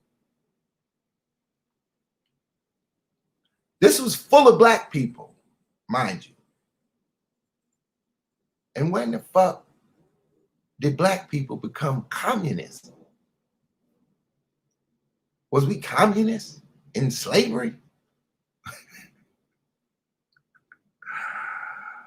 Oh my God. You can't even get this through the door. They won't deal with it. They won't come on a video and do a fucking show about communism in America. Because if they do, they'll have to expose who they are. And it won't sound good to Ice Cube. It won't sound good to black conservatives. And it'll even start to sound weird to black Democrats. Because we use these words but don't know what they mean. We don't know what they stand for.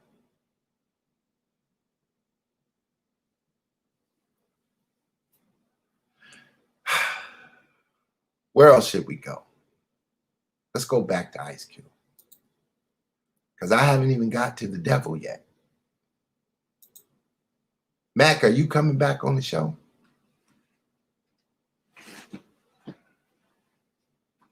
Look at Rizzy B. Welcome to the show. Ariane, welcome in.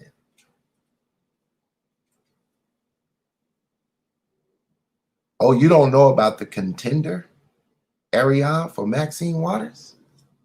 Oh shit. We gotta take a special moment to do a little education. I think I'm gonna show this, because if they knock me for showing this, I can't believe where you be at.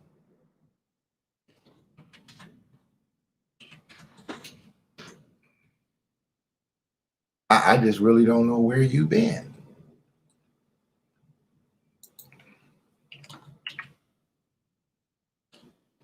But luckily you tune in to the Digital Pit Boss. Let's see. Oh, here we go.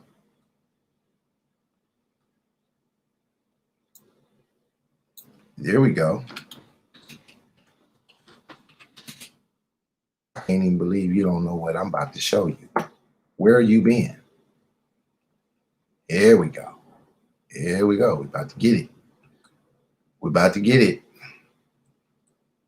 Let me find it.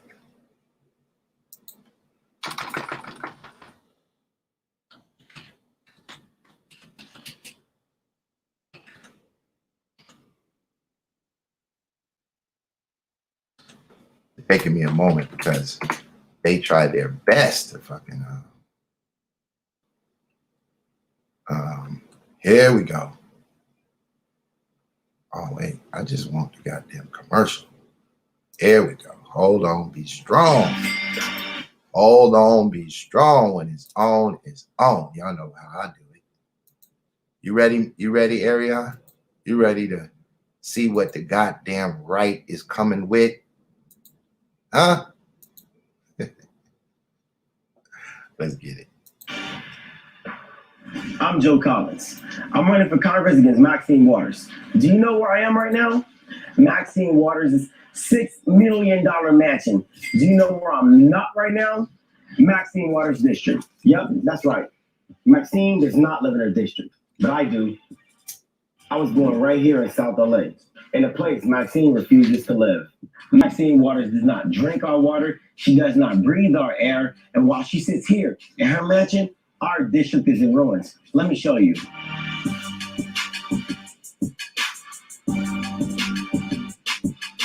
This is South LA. I was born here. I grew up on 104th and Normandy. Maxine Waters has been in office for 44 years. Has anything got better around here? I can tell you firsthand that it hasn't. I survived a drive-by shooting in this house when I was a child. Gangs, drugs, violence, that was my upbringing. And where was Maxine Waters? Nowhere to be found. I survived Maxine's district. Graduated high school, went on to join the U.S. Navy. I fought for this country. But while I was fighting for this country, Maxine Waters could not be bothered to fight for her own district here in America. And when I returned from war, I came back to my community as a war zone. And why doesn't Maxine Waters want to live in her own district? Because she doesn't want to suffer the consequences of her own policies. South Los Angeles has been represented by Maxine Waters for 44 years. What has she done for this district? Just this year, deadly crime spiked 15% in South LA, much of it due to gang activity. The homicide rate in South LA has shot up by 53%. South LA has the highest poverty rate in the city, with a crippling 43% of its residents living below the poverty line. Meanwhile, in LA County has a homeless population of over 40,000 people. Homelessness rates has increased by 264% since 2009. Los Angeles is one of the largest hubs of sex trafficking of young girls and women. LA is in the top 10 least safest cities in America to raise a family. And our schools fail our children. In South LA, 29% of Black children never graduate high school. Look at this. How many little Latino and Black children has been abandoned by Maxine Waters? This is the reality for children every day in Maxine Waters' district. Maxine doesn't care about our district. She only cares about herself and using our tax dollars to buy mansions. When Maxine fails to lead, riots and violence surge in our streets. While our buildings and businesses burn, Maxine sits safe in her mansion, guarded by the same police she demonizes. Maxine has never had to deal with violence or riots in her neighborhood. That must be nice. But this is the way the rest of us lives. We need someone to represent us who lives here, who fights here, who wants to improve our way of life. Someone who understands we need safe streets and a strong economy. Our children should never have to grow up living in fear of being killed, like I did on this block. You send me to Washington, and I'll make sure our children never have to live in a war zone. Unlike Maxine Waters, I know the pain that crime, violence, gangs, homelessness does to our children. I was one of the kids left behind by Maxine Waters. I'm gonna fight for safety and dignity for South LA. The only question you need to ask is this. In the last 44 years, where has Maxine Waters been? Our people deserve better. My name is Joe Collins. I'm a veteran, I'm a patriot, and I actually care about our lives in LA. LA deserves better. Let's retire Maxine Waters to her mansion. I'm Joe Collins, and I'm the man to do it.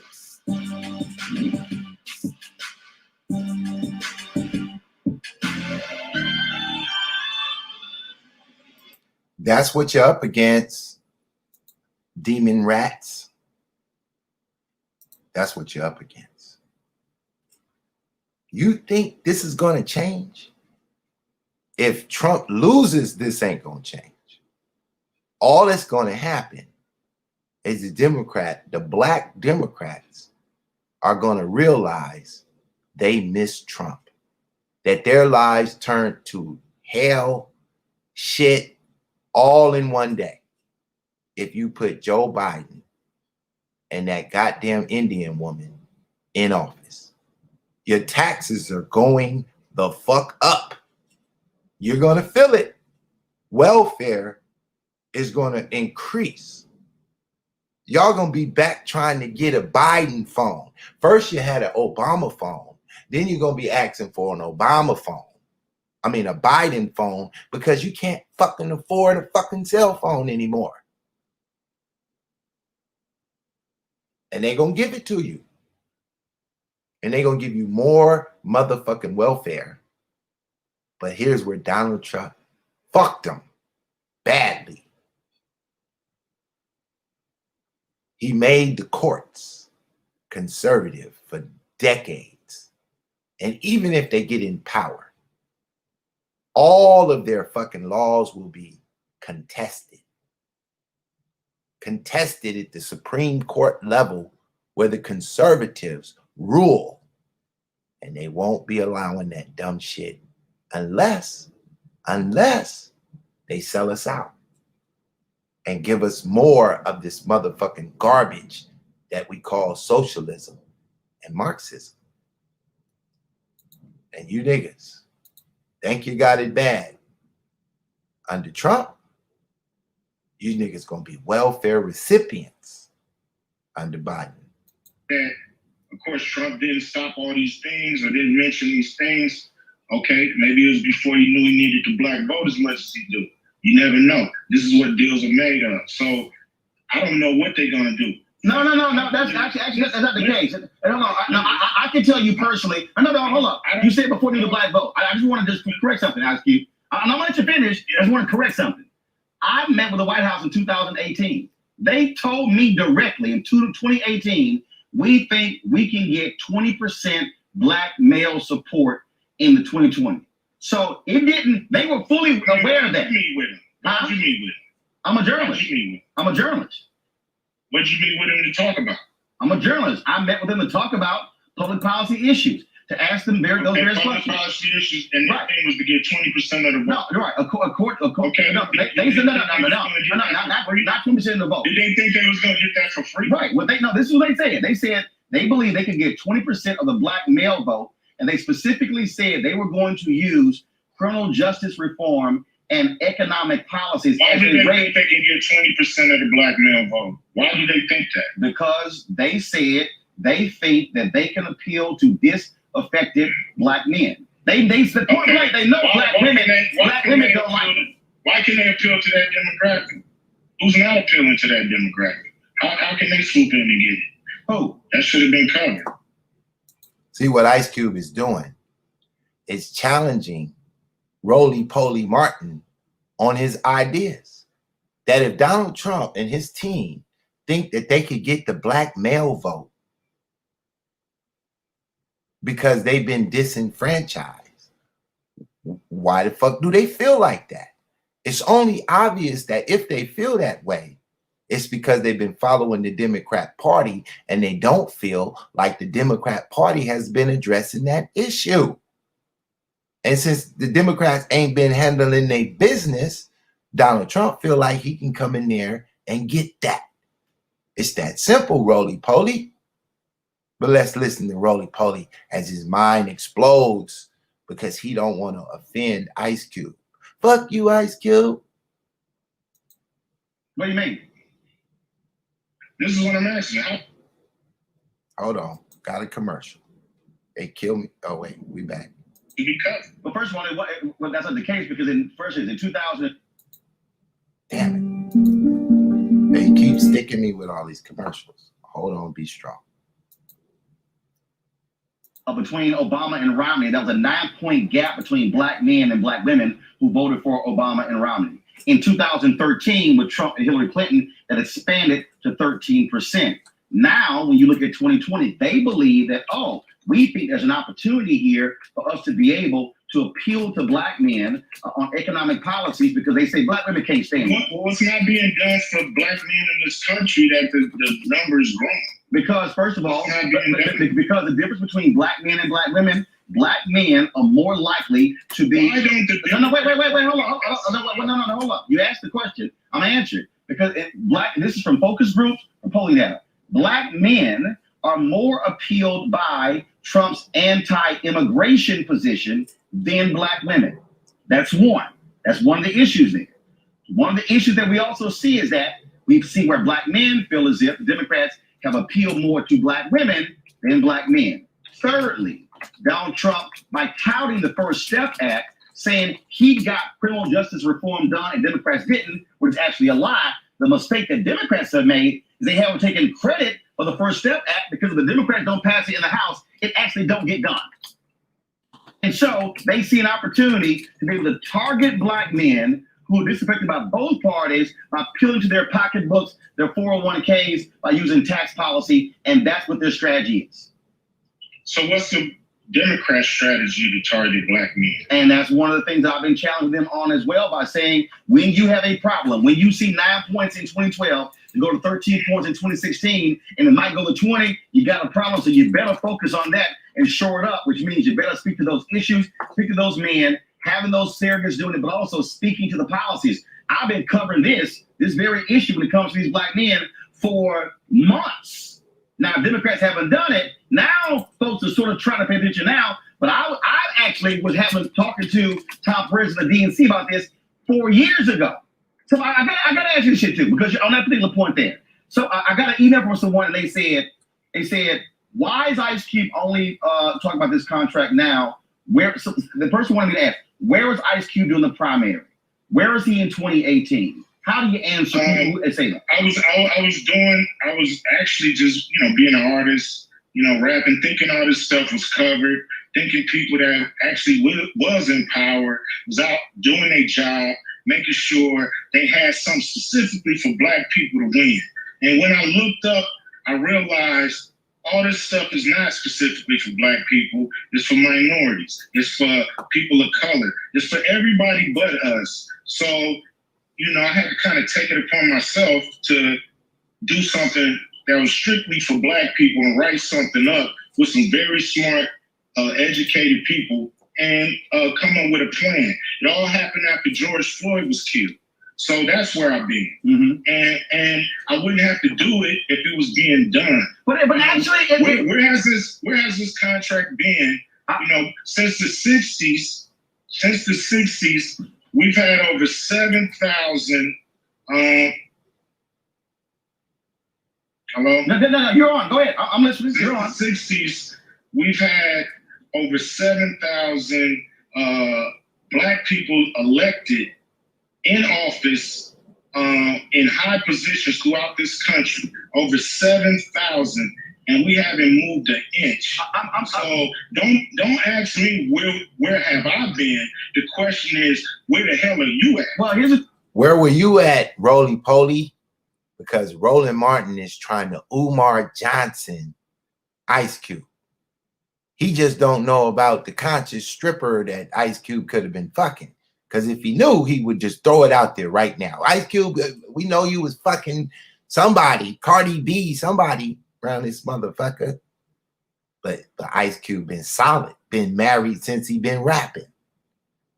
Name never in the motherfucking news on no bullshit.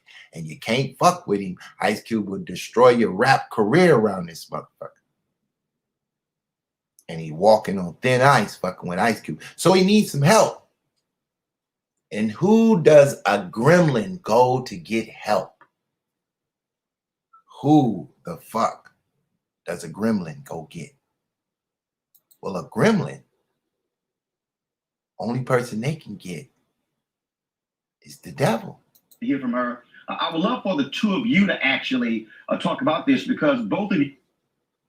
Damn. Judge Barrett is a graduate. We got to go through the commercials. I'm going to pause it even though it's a Donald Trump commercial and skip past it. Want to really achieve the same thing, and that is achieve things for black people. Now, Roland Martin just said, this guest he about to bring on, the devil, wants to achieve the same thing as Ice Cube.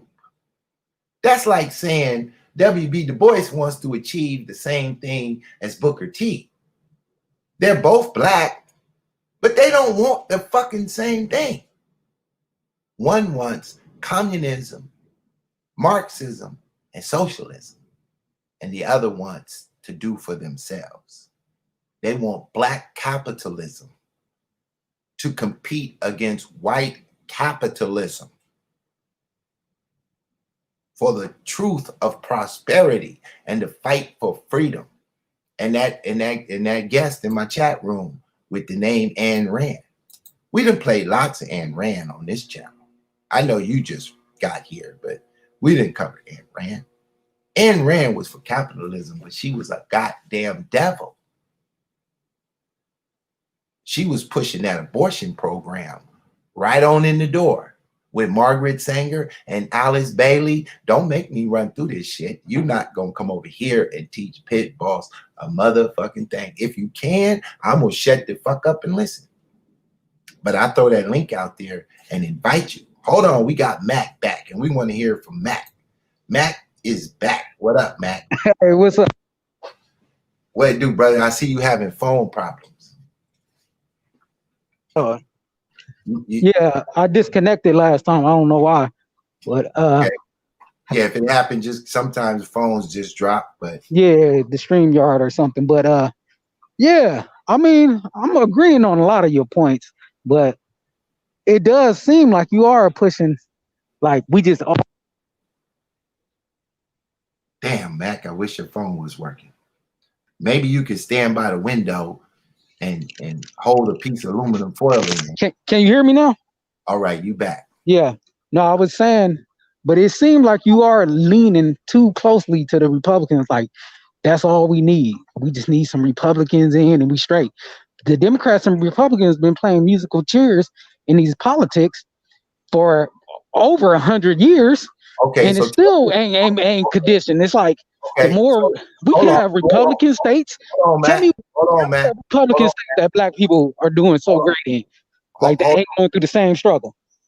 Wait, what? Say it again. Say that question again. I mean, it's as if you think Republicans. Say that question about name a place you just said. No, okay. Let me rephrase that because. Okay, we could name areas like, oh, black people in Atlanta, they got businesses. Okay, that's cool. But I'm talking about overall, it's still got the same problems. Still the violence. Okay. Still wait. Let me clarify. Poor blacks. So your question is name an area in America where the Republicans are doing something good for black people. No, I'm not saying what they're doing good for black people. I'm saying name areas that black people. I mean, okay. That's my question. Just you might. That question you trying to get out what you might say, because I know what people like you say. Y'all just name one area. I'm talking about black people basically share the same struggle across this whole United States. It's not like the red state. Black people are just doing great in red states. It's no violence. It's no poverty. Like black people in Arkansas don't suffer poverty. I got the question. So the question is, where is black people living under Republicans doing great at? Is that the question? Yeah, that's what I'm saying. Like, I mean, that ain't through the struggle. Hold up, because I'm gonna get to that. We about to deal with that. First of all, you can't find a city that's populated by black people in any large number that is controlled by Republicans. Black people refuse to live by Republicans when they are poor, and when they get some money, they immediately move to the Republican neighborhoods. You want me to give it to you in California, Los Angeles district concept so you could understand it better? No, I mean, no. I need to use the area that you're familiar with. I'm trying to have a conversation, man. I'm gonna let you talk. No. I love it because you're challenging my idea, and I'm not offended at all. I like the challenge, right? So I'm going to use Los Angeles because you grew up there. You understand. If I say to you Orange County, you done went to Orange County before, right? Yeah. Now, are you familiar with gangs in any kind of way, living among them? I mean, it depends what part of Orange County you're talking about. No. I'm just saying where you live in Los Angeles. Are you around gangs? Or do you know gang members? Oh yeah, I mean at one point. I'm not asking are you a gang member. I'm just saying are you familiar with them? Yeah, definitely. Okay. Definitely. Is it not true? I mean, isn't it true that gangbangers understand if you're going to do some crime, don't do it in certain areas. Like, for instance, let's say we want to rob a liquor store. Are you going to go to Beverly Hills and rob one, or are you going to stay in Compton? And tell me the difference between the time you'll get if you go to them white folks' neighborhood and rob one, and the time you'll get if you rob one in your own community.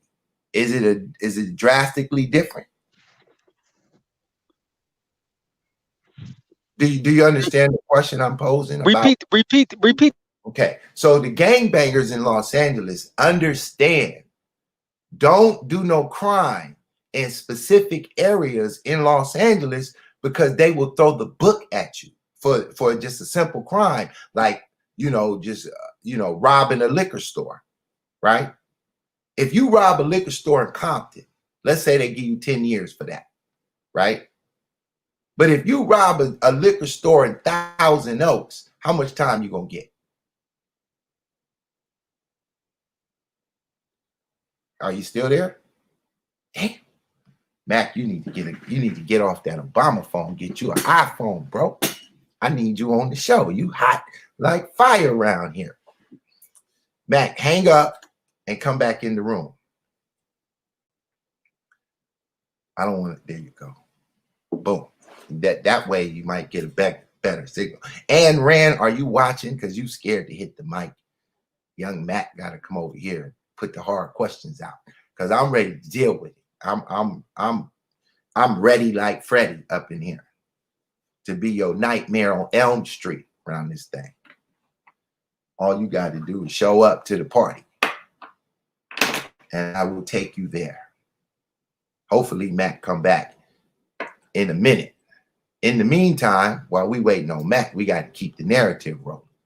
So let me let the devil appear. And so, Alicia, go right ahead. You have a question for Ice Cube. Cube, you got a question for Alicia. Go ahead. Hey, Cube, how you doing? Pretty good. Good. So, I guess my first question would be, we're in the midst of an incredible movement moment. Folks are all over the country, have been organizing for over 7 years, if not longer, trying to turn Black Lives Matter into a movement that can impact not just protests, but also policy. I did have a chance to read both versions of the contract with Black America, and I'm just curious, are there activists or organizers in this movement that you've been connected to who have been doing some of this legislative advocacy and policy advocacy work? Yeah, we connected with ADOS, and we helped get. Real quick, ADOS is a lesbian, Tone Talk, and the lesbian chick, and a couple of other people, Tariq Nasheed, and whoever else officially is a part of the group. And they're all liberal, socialist Marxists. They believe in the same shit the devil believes in. Socialism and Marxism and anti-Bible. Now, Cube is unaware of who this woman is. He don't know her from a can of paint. I doubt Cube has ever clicked on the Black Lives Matter website and read what the fuck they're about, as they've been slowly trying to alter their website because they realize people are exposing their agenda, undermining. Plus, how in the fuck can she come on here and not mention George Soros? How come Roland Martin ain't asked her, confronted her? Is George Soros funding your group? Did he give y'all $25 million and then additional money?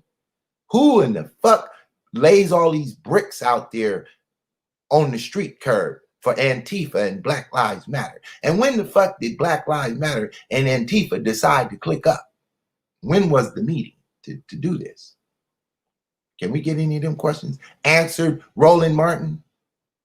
A bill passed in California. Governor Gavin Newsom passed AB 3121, which starts Hold on, we got to pause the show. Conversation about reparations. We got to pause the show because Mac back and we're going to let him attack. Go ahead, Mac. I think he back. Mac, where you at? We waiting on Mac to get his phone act up to par. I don't know what's happening. Well, let me keep rocking. In California. We have been connected with, a grassroots organization. We want to connect with as many grassroots organizations who are not connected to any other powers that be, strictly grassroots. And we definitely want to connect with them, people who definitely have no ulterior motives, who really just see what he really doing is blowing her shit out the water, because her movement is fully George Soros. I think I hear Mac in the back. Yeah, I'm here. My bad. So you've been listening. I hope you still been hearing the show. Oh no, I actually it disconnected, so I had to get back on. You was asking me a question, and it disconnected right there. And I actually repeated was the last time. Okay, so we want to finish where we left off. So what I was trying to explain was, if a gangbanger commits a crime, let's say in South Central Los Angeles, or he commits a crime in Orange County, what will be the differences in his sentencing? Will it be more time for the same crime that he committed in South Central, or will he get more time for the same crime if he commit that same crime in Orange County? I mean, that's variables. I mean, it's a lot of variables with that. You know, some people. I mean, I don't know. I mean, that's like no guarantee he's gonna get more. It's no guarantee to that. So what you saying? Yeah. If you go up to Beverly Hills and commit a crime, just a little petty ass crime, that they not about to throw the book at you? Oh, I'm not saying it. Yeah, you're right. You're right.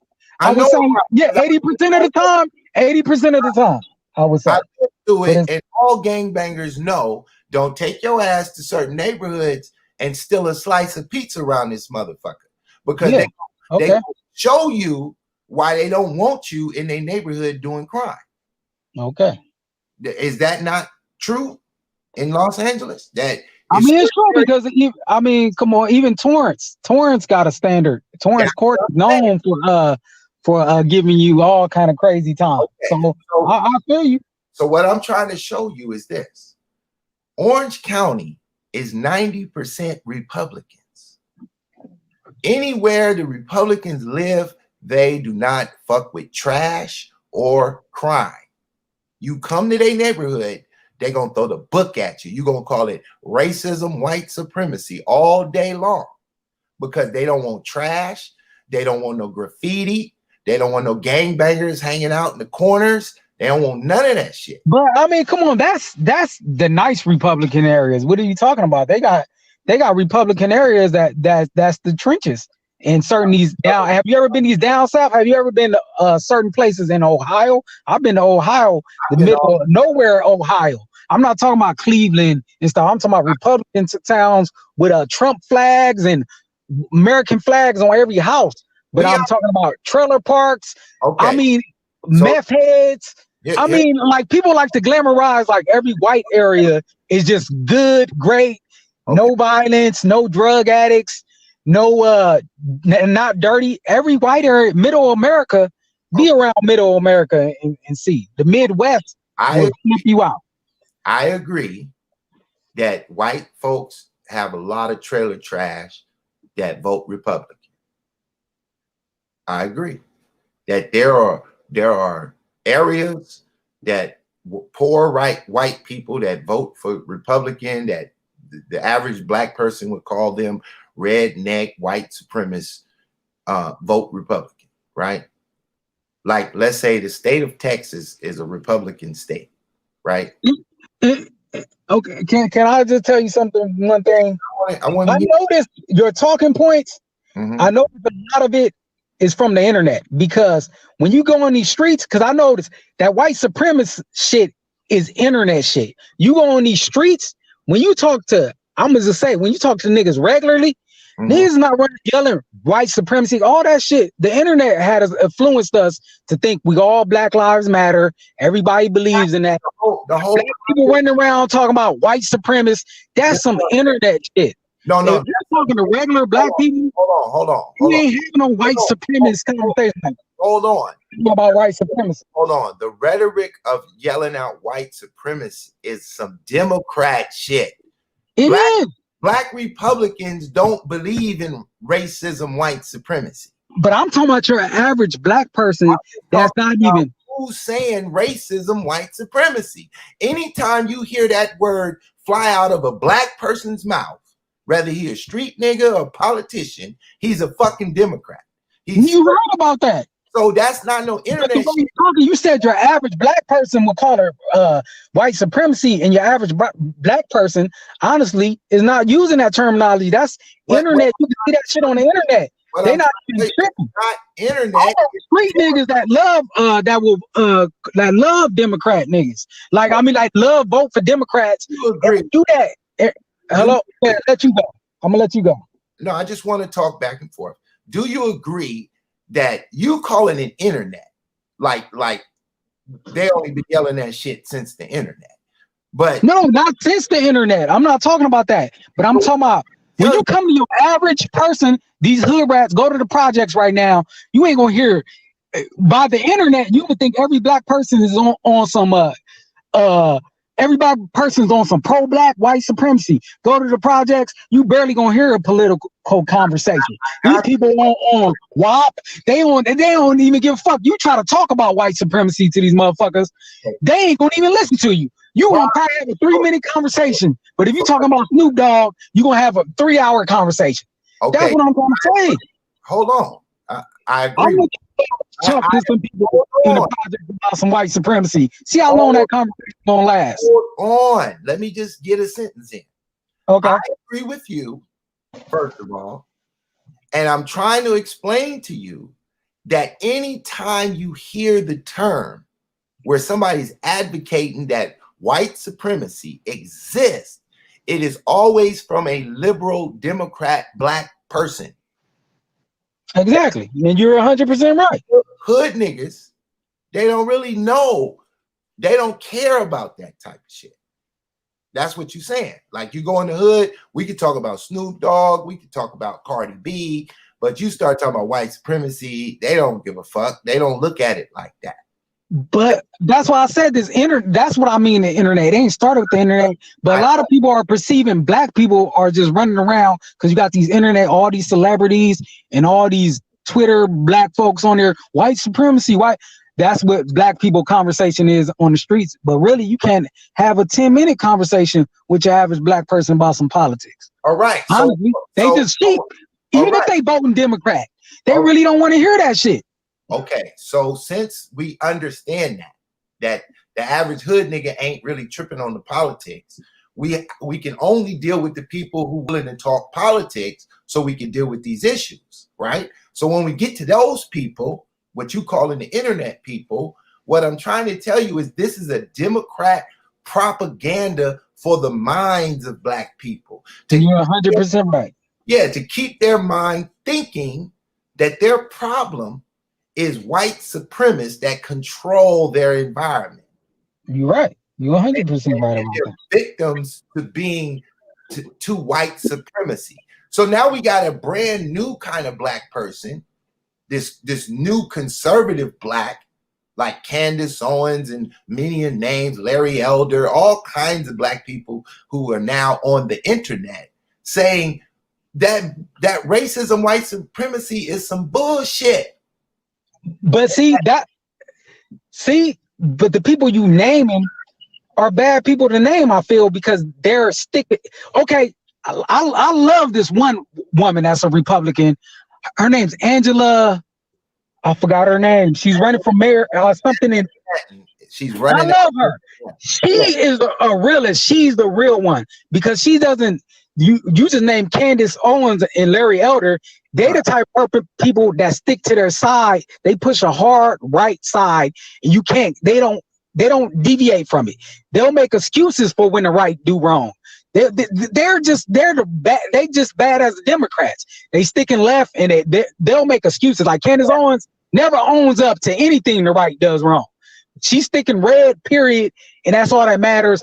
A cop could blow somebody's brains out on TV, on camera, and she's still gonna be like, she gonna stick to that side. Well, this might happen on purpose. That's on purpose. When you're doing that on purpose, even though you know something's wrong, I can't ride with you. Angela Stanton, I would say she's a realist because she doesn't got a hard line. She's a Republican.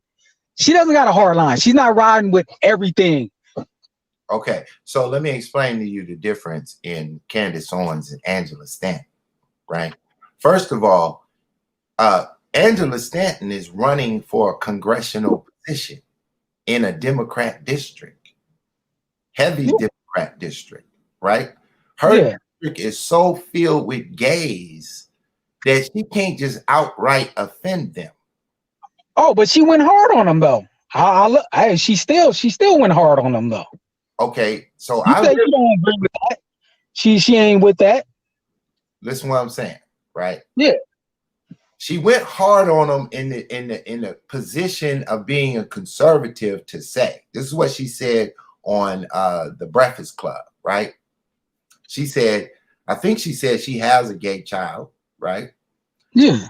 But she doesn't want children to be victims of having to choose to be, a male or a female as a child. And gay people said, we agree with that. They agree with her about that in specific. And then she went on to say, if they get like 18 and they making their own choices and they want to choose to be the gay lifestyle, let them do that. But don't force them into that box at 10 years old. Let them be a child and just live as a child. And then as they get older, let them make the decisions they want to make. That's freedom of choice, right? Yeah. These are Republican values. No Republican is going to argue that point. They all going to agree. You're right. Because America isn't about having a conservative view. America is about having the freedom of speech. And the Republicans is trying to protect the freedom of speech. If I say the wrong things on this YouTube is controlled by socialist Marxist Democrats. Google, YouTube, Facebook, they all control it. So if you go too hard, they will ban your channel, shadow block you. You just won't grow. But if I run the Democrat narrative like Cardi B, I can go all day long. I can say all kind of shit. I can say, Trump's a racist, but I can't say Nancy Pelosi is a racist. Because if I go too hard on that, they'll block me. But if all right. So we understand they're limiting free speech. I understand they're limiting free speech, guaranteed. The Republicans are the only ones speaking up on free speech. And it's been like that for a while.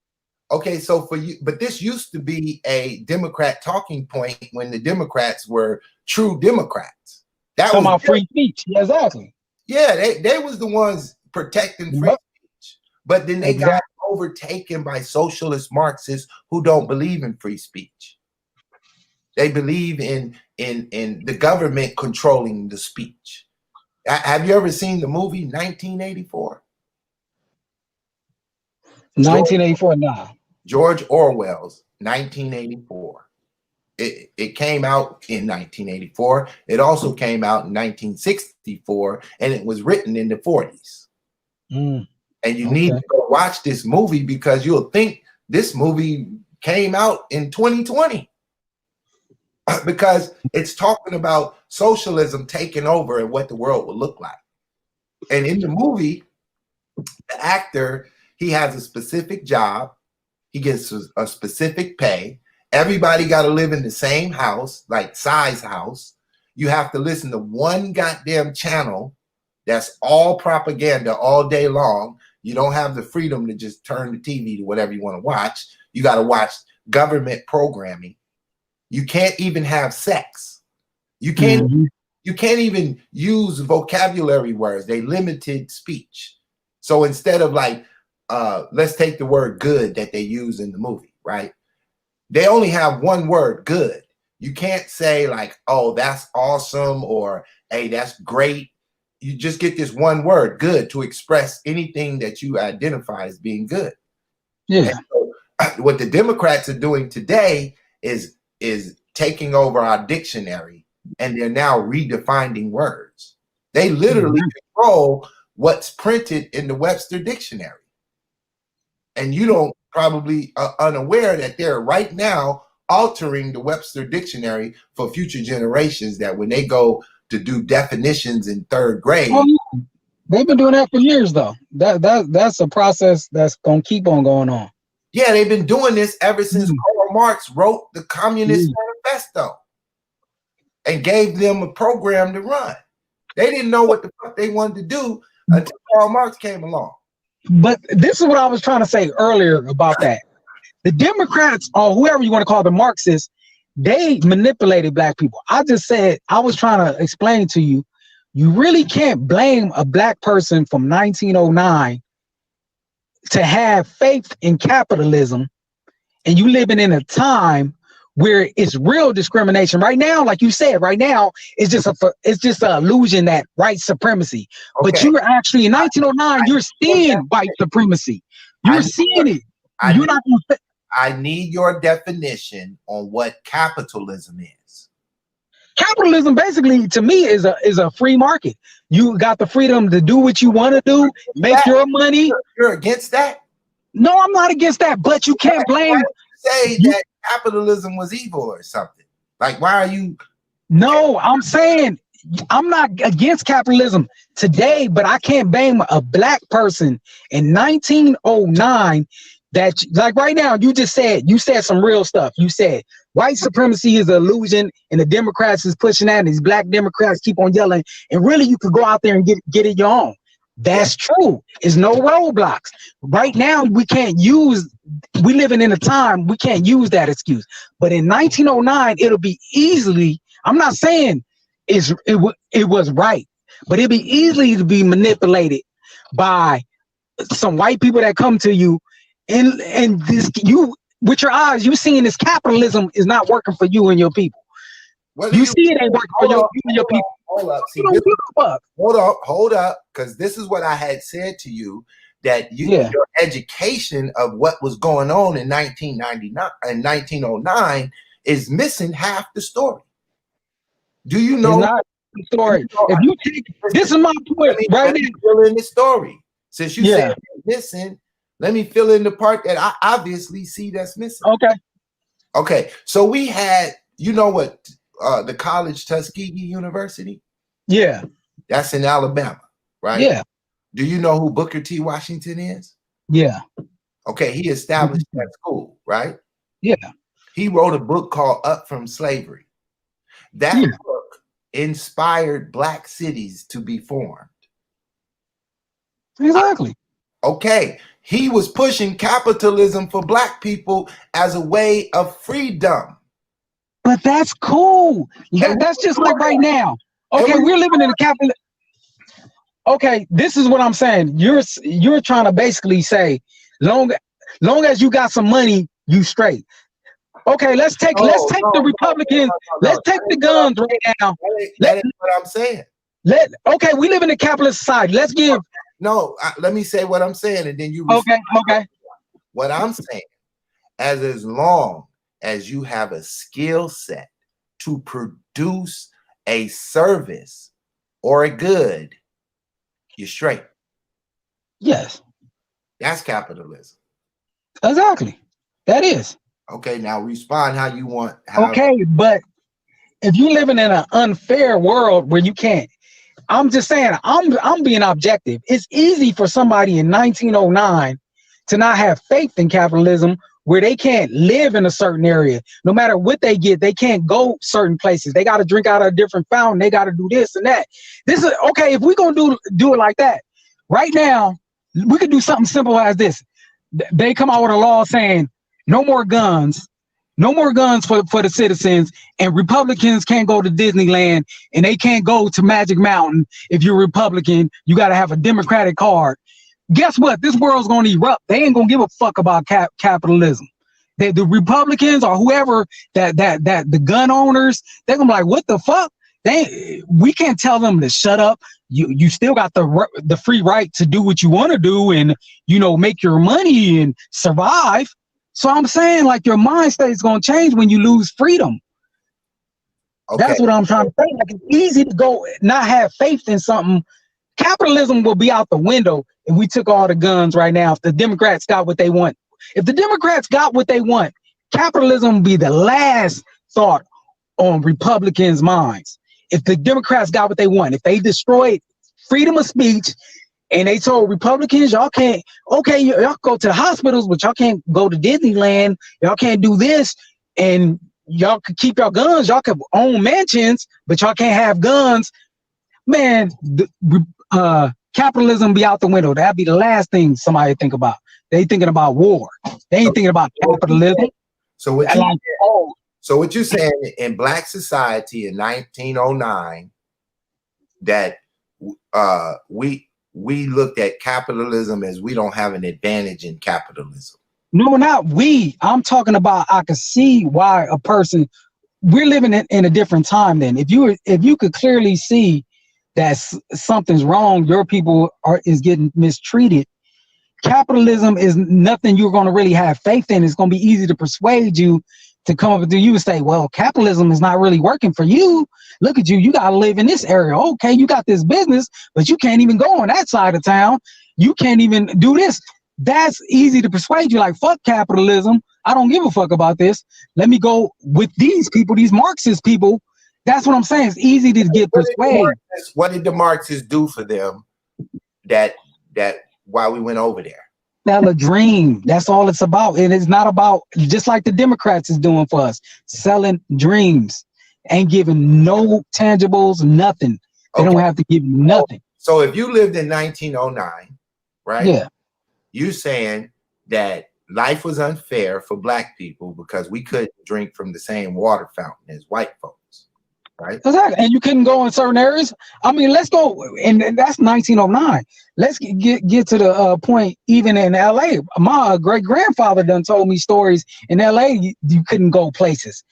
A certain place you couldn't go to. And my grandfather was a conservative. He wasn't what you would call a Democrat. He was the type of person, this was in the 90s, he'll tell me, well, y'all got it good. Ain't no racism out here. But in the 50s, 60s, when he was in LA, he first moved to LA, you couldn't go to Hawthorne. You couldn't do that. Like, it was crazy. And who was causing that division? Who was promoting that division? White people. But I'm trying to say, all of them or one group? It's never been just one group. If you want to act like Republicans ain't racist and they never had it, come on. I mean, that's just unrealistic to say if you're Republican, you're not racist. I'm not acting like anything. I'm trying to understand how much you understand about history. I understand that, but my point is that if you're in a certain situation and you don't see it being fair, why would you have faith in a system just because you can make some money? Okay. Let's take their guns right now and say and keep. So would you think people would be cool with this if you just take guns, like I said, and just treat Republicans unfair, but keep capitalism? Just say we could keep capitalism, so y'all should be happy with that. That's it. We're gonna just keep capitalism, but you should just be happy. You shouldn't fight against. You don't have no freedom of speech, but you got capitalism.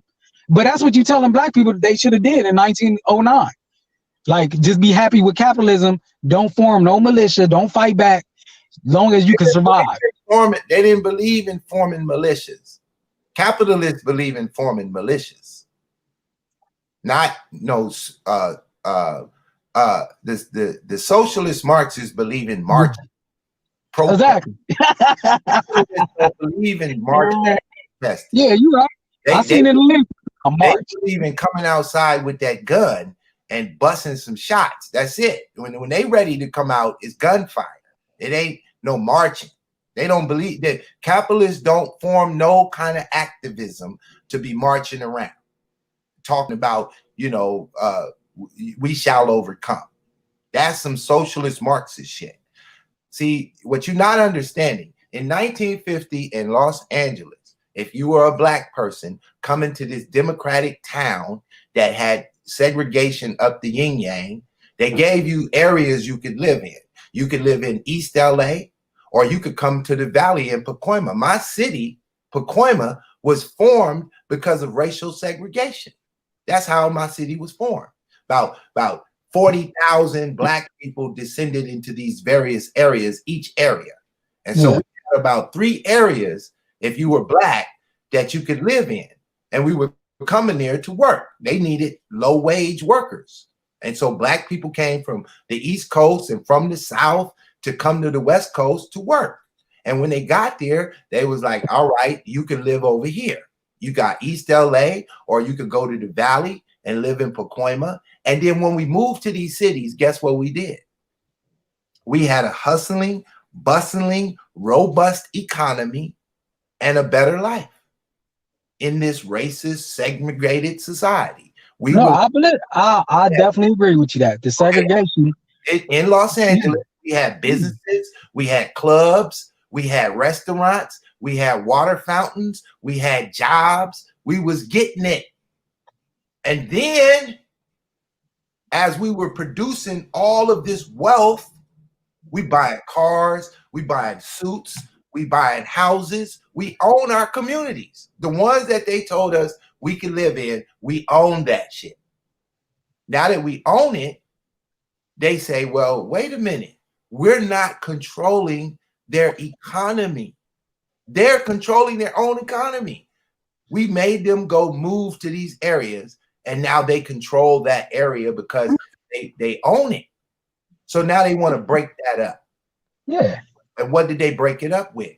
They gave us gangbanging and the Black Panthers. And what did they push on us? They pushed socialism and Marxism and welfare, and bring in the welfare for the poor blacks. So we went with it. We changed what we were doing and accepted the Black Panther welfare system. We accepted the Black Panther socialist ideology. And we started to promote, we want integration, right? So now we marching for integration because we want to move out of our black neighborhoods and we want to live with the white folks and drink from the white folks' water fountain. And the white said, oh, that's what you want? Okay, we're going to integrate you niggas. But when we integrate you, we're going to take over your thinking. And now you're no longer independent thinkers. We're going to teach your children. We're going to put you on welfare, and to crash your economy, we're going to send some dope up in there. Oh, yeah, man. We're going to kick into crack. We're going to turn all your workers into crack dealers. We're going to turn all your Black Panther activists into gangbangers. And then y'all fuck your shit up, and then we'll arrest all you niggas and throw you into our modern day slavery that we call the penitentiary industrial complex. And you'll sit in there for a little while. And then after you come up out of there, when you get free, we're going to turn all your fucking kids gay. And we're going to take all your music and trash that shit. If you ain't talking about trash, you won't get on the airway. You better come the wet pussy, all the dumb shit, give us all the Ice Cube and the niggas with the attitudes, and we'll let you push trash on your own people while we degrade your thinking and implement our Alice Bailey 10-point plan. Have you ever heard of the Alice Bailey 10-point plan? I heard of it, but I'm not familiar with the details of it. But I heard of it several times, and I got a little bit of it, but I'm not familiar with full details. You know what? I agree with you. Don't get me wrong. Democrats got the worst agenda for black people. They got nothing but to destroy black people. They push everything negative, everything that's killing, from abortion to gay to not even they got the black people out of the church. They don't want black people even in church. They don't even want you to be a Jesus loving nigga. That's how bad they got, because it's positive. You one of the smartest 30-year-olds I've ever seen on YouTube. Yeah, all right, good looking, man. I swear. So here is the Alice Bailey 10-point plan. Can you see the screen? Yeah, okay. Hold on, let me look. I'm on the phone. I'm doing this. Okay, I can see. Okay. The number one plan, you just said it. Take God and prayer out of the education system. Who wants to do that? The Democrats or the Republicans? Only Democrats. All right, thank you. Number two, reduce parental authority over the children. Who wants Democrats. Okay, so let's go into the subcategories of number two. Promote excessive child rights, right? Democrats. You know, when we look back in the 50s, black folks got a saying where when moms go or dad go pull a branch off the tree, exactly, you know what's coming, right? Exactly. That branch, or pop's gonna pull off that big fat leather belt, and that ass is a wrap, right? They said today, if you go get that branch or you whip that motherfucking leather belt out, you going to jail for child abuse, right? Okay, who's going to teach you this perspective? The teachers, right? The teachers that we have a liberal socialist education from first grade to college. That's who runs the educational system. So now the next thing, destroy the Judeo-Christian family structure. Who wants to do that? The Democrats or the Republicans? That means Democrats, right? Yep. So the way they're going to do that is promote sexual promiscuity, right? That WAP, that wet ass pussy, that Cardi B shit. Exactly. All right. That's not censored. Some of the nastiest stuff, Democrats don't censor that. The liberal media. That's the crazy part about it. Yep. So point 4, if sex is free, then make abortion legal and make it easy. Who wants to promote abortion? Democrat. All right. Number 5, make divorce easy and legal. Free people from the concept of marriage for life. Now, who wants to promote breaking up the family? And I could get into a specific if it's hard to figure that one out. Oh, we already know that's BLM right there. I even read their BLM is part of that, because I read their mission statement years ago, and I was showing my girl that. Like, they mentioned no man in their mission statement at one point. And this was like in 2012, maybe. Okay, so now is BLM pushing Republican or Democrat? Democrat, all the way. Okay, so one of the things about this one is, you know how in the welfare system, if the girl gets on welfare and she wants Section 8, in order to qualify, the father can't live in the home. Exactly. Right? Yeah. So when you break up the father, you breaking up the concept of being married. Right? Because if they get married, they got to get off welfare. Exactly. Because the state, like, well, we ain't taking care of both you niggas. Right? So in Los Angeles, we heavy on that goddamn Section 8. We got whole neighborhoods built on Section 8. Oh yeah, and that's the Democratic, liberal, whatever ran California. They raised up that rent. It's all a plan. They raised up that rent so high. You need Section 8 to survive. Most people. Period. So here goes number 6. Make homosexuality an alternative lifestyle. That's what they doing. That who doing that? You know. It's just repetitive. You know. Okay. So now here's number 7. Debase art and make it run bad. So we would put rap in the art category. Yep. And is it crazy what we rap about? Yeah, exactly. It's all. And you want to get some money, you better come up with some crazy ass shit, right? Yeah, probably death and destruction, or sexuality, or just some gay stuff. And who runs the rap game as far as political ideology? The Republicans or the Democrats? Yeah, of course, Democrats, easily. Okay. And so they get 0.72. Number 8, use the media to promote the changed mindset. Who controls the Democrats or the Republicans? Democrats got the media, YouTube, Facebook, they got everything. Instagram is ran. Now, create an alternative faith movement. How many faith movements do Black people have today versus back in 1909? It's a lot. Yeah, we got the Comedics, we got the Moors, we got the Nation of Islam, we got all kind of shit, right? Yeah. And all of them are against which group? Christian. The Christians, right? But in 1909, the majority of us was what? Christian. So they had to come up with a strategy to break us up because we was too much Christian. Divide. So now we got a whole lot of shit, right? Yeah, exactly. They got to get the government to make all these laws and get the church to endorse these changes. So when the Democrats got in power, they started putting all of these legislators with democratic values in the court systems, in the Congress, in the House. And those people changed these laws. But Alice Bailey wrote this in 1950. Well, she wrote it in probably 1949. It was published in 1950 because she died that year. And then they published this. And ever since, so actually in 1950, none of this shit was in effect. But so when did that get published again? How long that got published? 1950.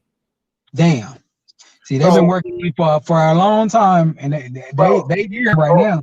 So imagine in 1950, it wasn't easy to get divorced. You know why?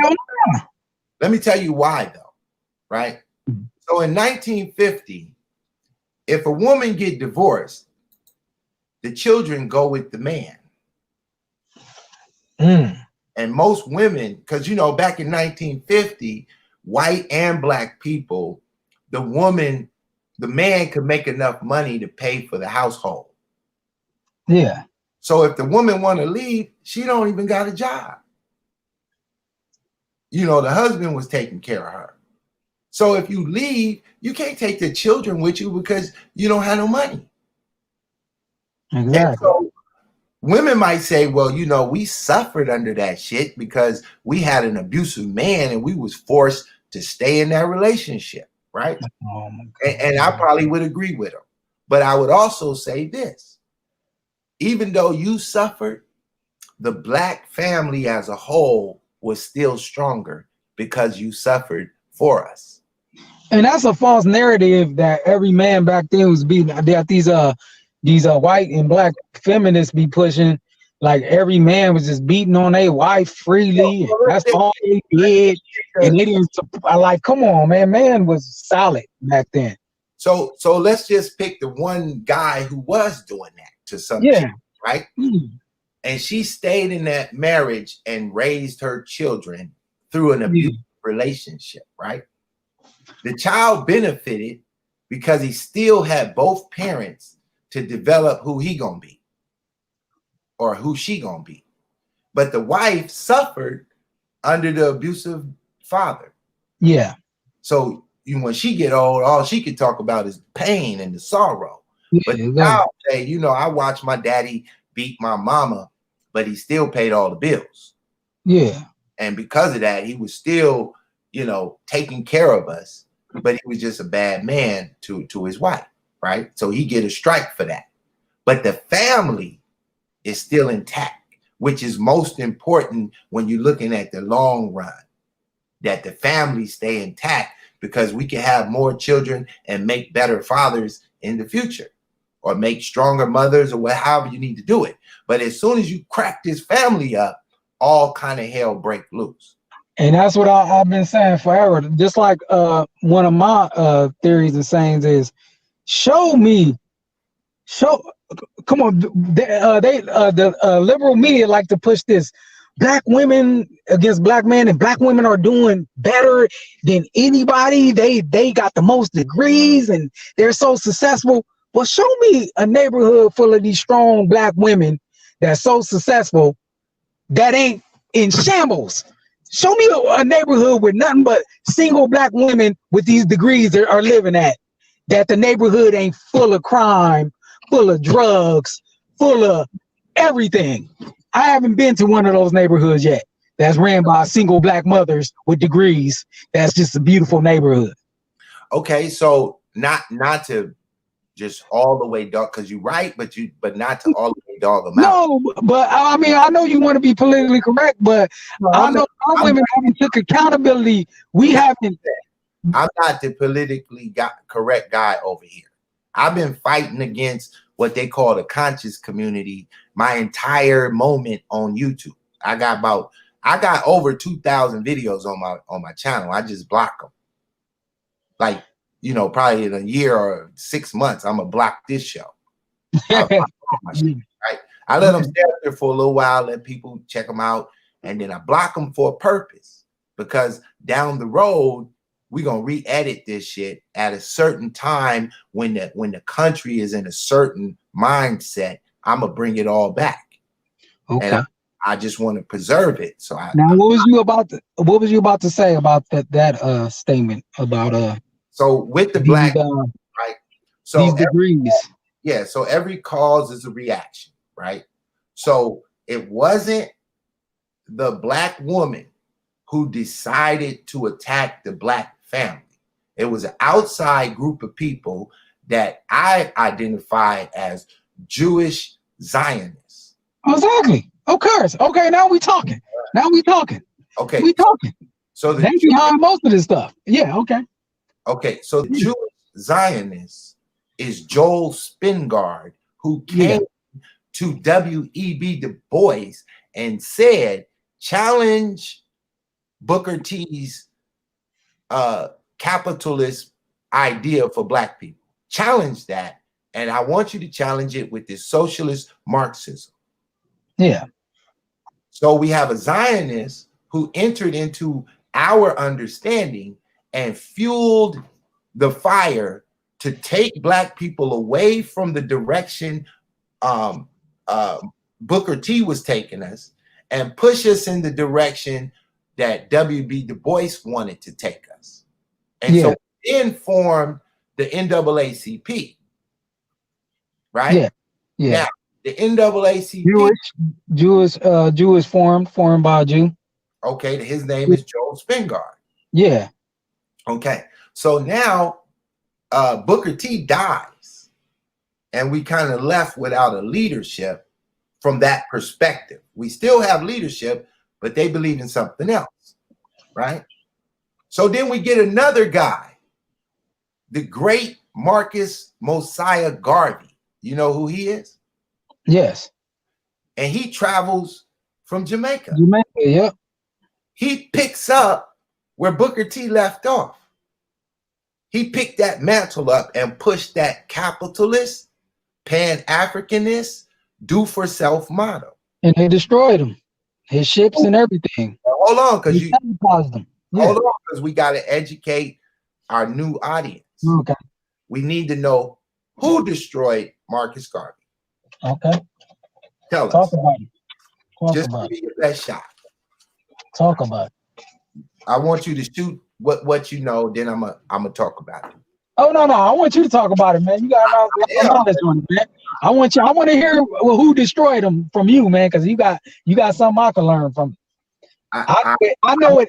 I promise you, like tell you, but I gotta hear what in detail. So I'm gonna tell you from you, yeah. I'm gonna tell you, but I need to at least understand what you think it is that destroyed Marcus Garvey. Honestly, I think it's the same white Jewish people that was pushing that Marxism and with Du Bois and the same crowd. That's what I believe. Okay. And you would be kind of right. Because they're the hidden hand, but they're not the face you see. Right? Okay. Yeah. So we always know that the Jewish Zionists are always behind anything that's representing socialist Marxism. They're always. YouTube. Well, I'm just saying, whatever is representing that. That's what I'm saying. They're behind all that. That's what I'm saying. Yeah. But we want to know the face making that representation. Okay. Okay. Yeah, I need to know. Can you see the screen? Yep. I'm on it right now. Okay. So I'm on a guy named James Wormley Jones. Do you know who he is? Nope. Have you ever heard of a beer called Old English 800? Exactly. Yep. Of course. That's that. Yeah. All That's right. that. Let's read this. FBI and Marcus Garvey. Right? Yeah. James Wormley Jones was appointed as the first African-American special agent on November 19, 1919 by the Bureau of Investigating Director A. Bruce Belaski. That's a Russian Jew. Just by that name, Belaski, right?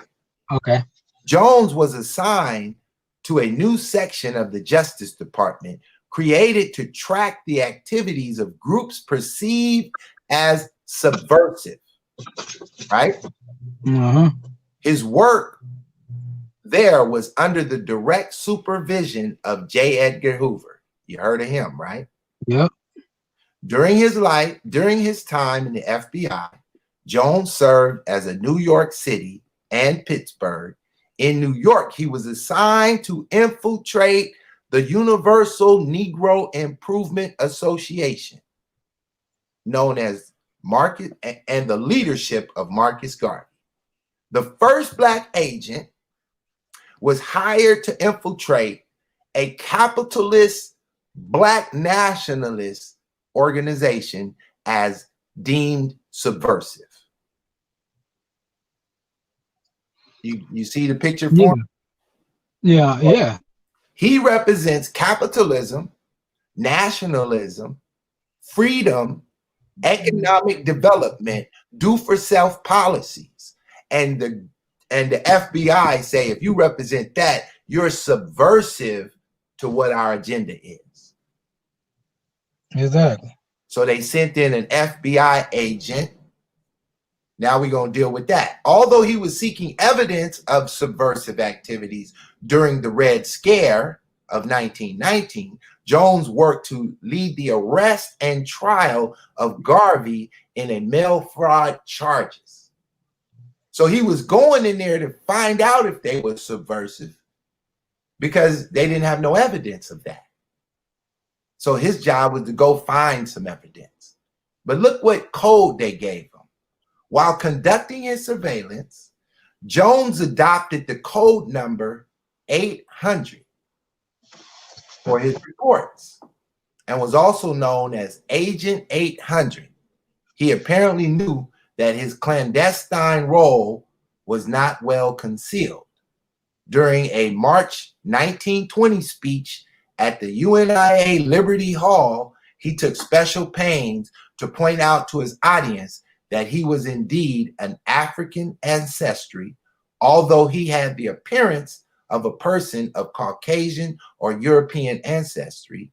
Nevertheless, he engaged in trust of the UNIA leadership to such an extent that he was able to gain responsibilities for registering all incoming correspondence. His access to the UNIA correspondence, along with his position as Adjutant General of the African Legion, were essential to enabling his informant gathering activities.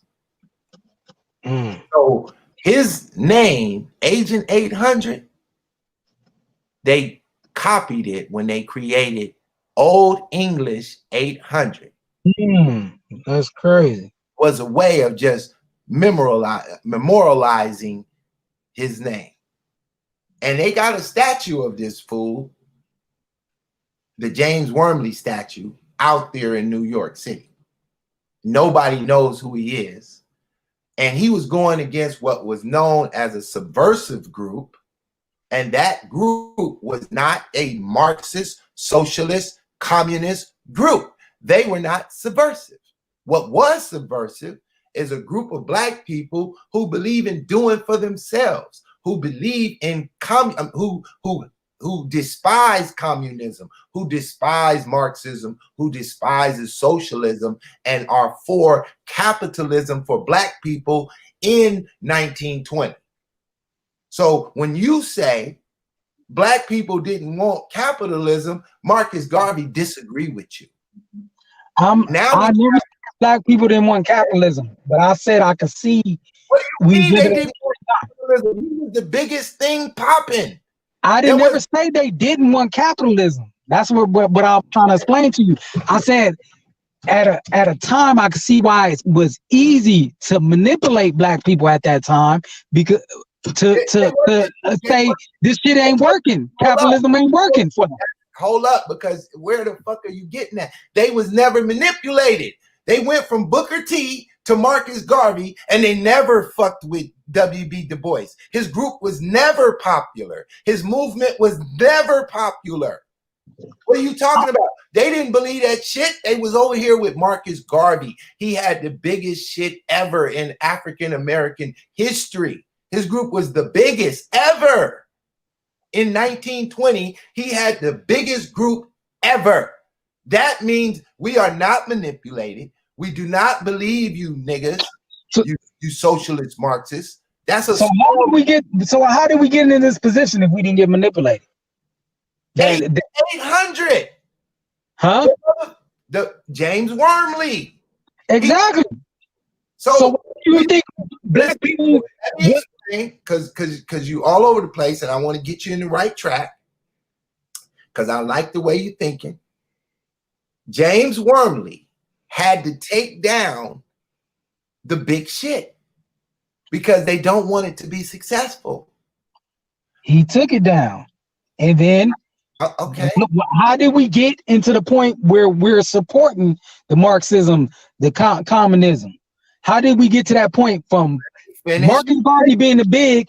We had to manipulate at one point. Can I finish without interruption, please? On how they got over, right? Who is capitalism and nationalism today in politics? What are you talking about? Republicans? Yeah. Yeah. And they're trying to take them down. Exactly. Take down Donald Trump. If Marcus Garvey was living right now, who would his ideology match up with? Biden or Trump? Trump. I'm telling you, I know about the Democrats. I don't think, because I'm challenging some stuff you say, that I'm saying like let's roll with the Democrats. Brother, like, I already know where you at. I'm just asking these questions so that the audience is entertained. Okay. I know you in the right place, but I still got to ask the dumb questions so we can entertain the audience, because they came here to learn something, and I came to learn too. You was putting me up on things, and I came to learn, right? Okay. So I'm just using you as my little punching bag, but not because I'm against you. I'm in line with you, but I still got to use the areas that you don't understand to do the education. Because a moment ago you said that the paradigm among Black people is they was looking at capitalism as it wasn't working, so we need to try something else. I'm saying how we got manipulated into it. What do you think? You don't think it's easy to just like you said, you mentioned the Black Panthers. How did you think the Black Panthers got people on their team so easily? I mean, they was giving out free lunch. Black people were so dude. Black people thought free lunch was great. Listen, they didn't have nobody on their team.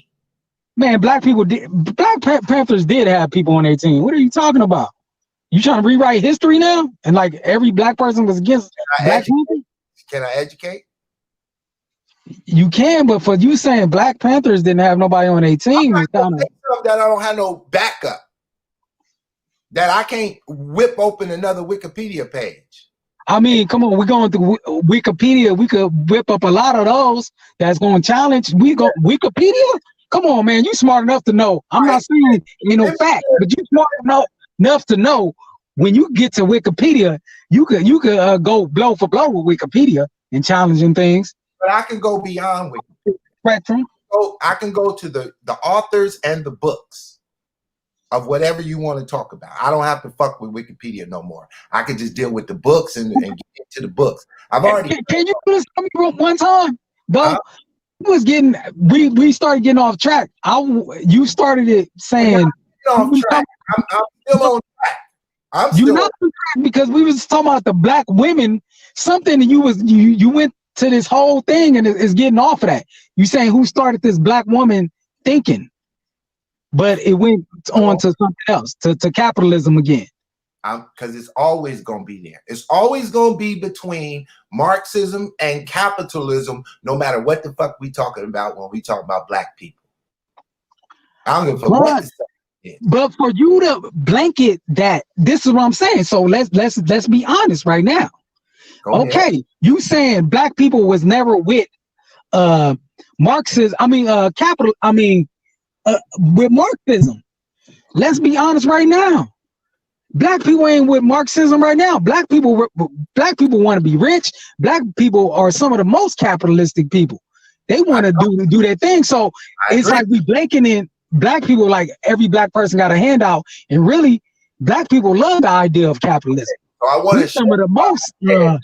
I want to tell you why I said the Black Panthers wasn't popular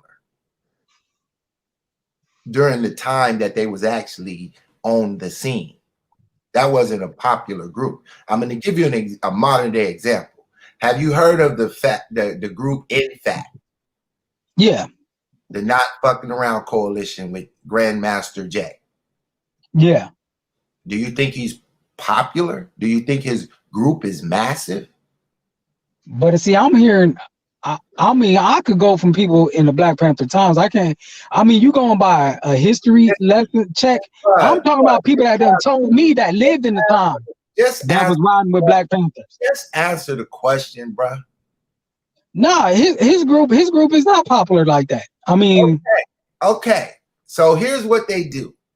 30 years from now, they're going to take Grandmaster Jay and his fucking group, and they're going to blow that shit up so huge that 30 years from now, motherfuckers going to think he was the heartbeat of the motherfucking movement in 2020.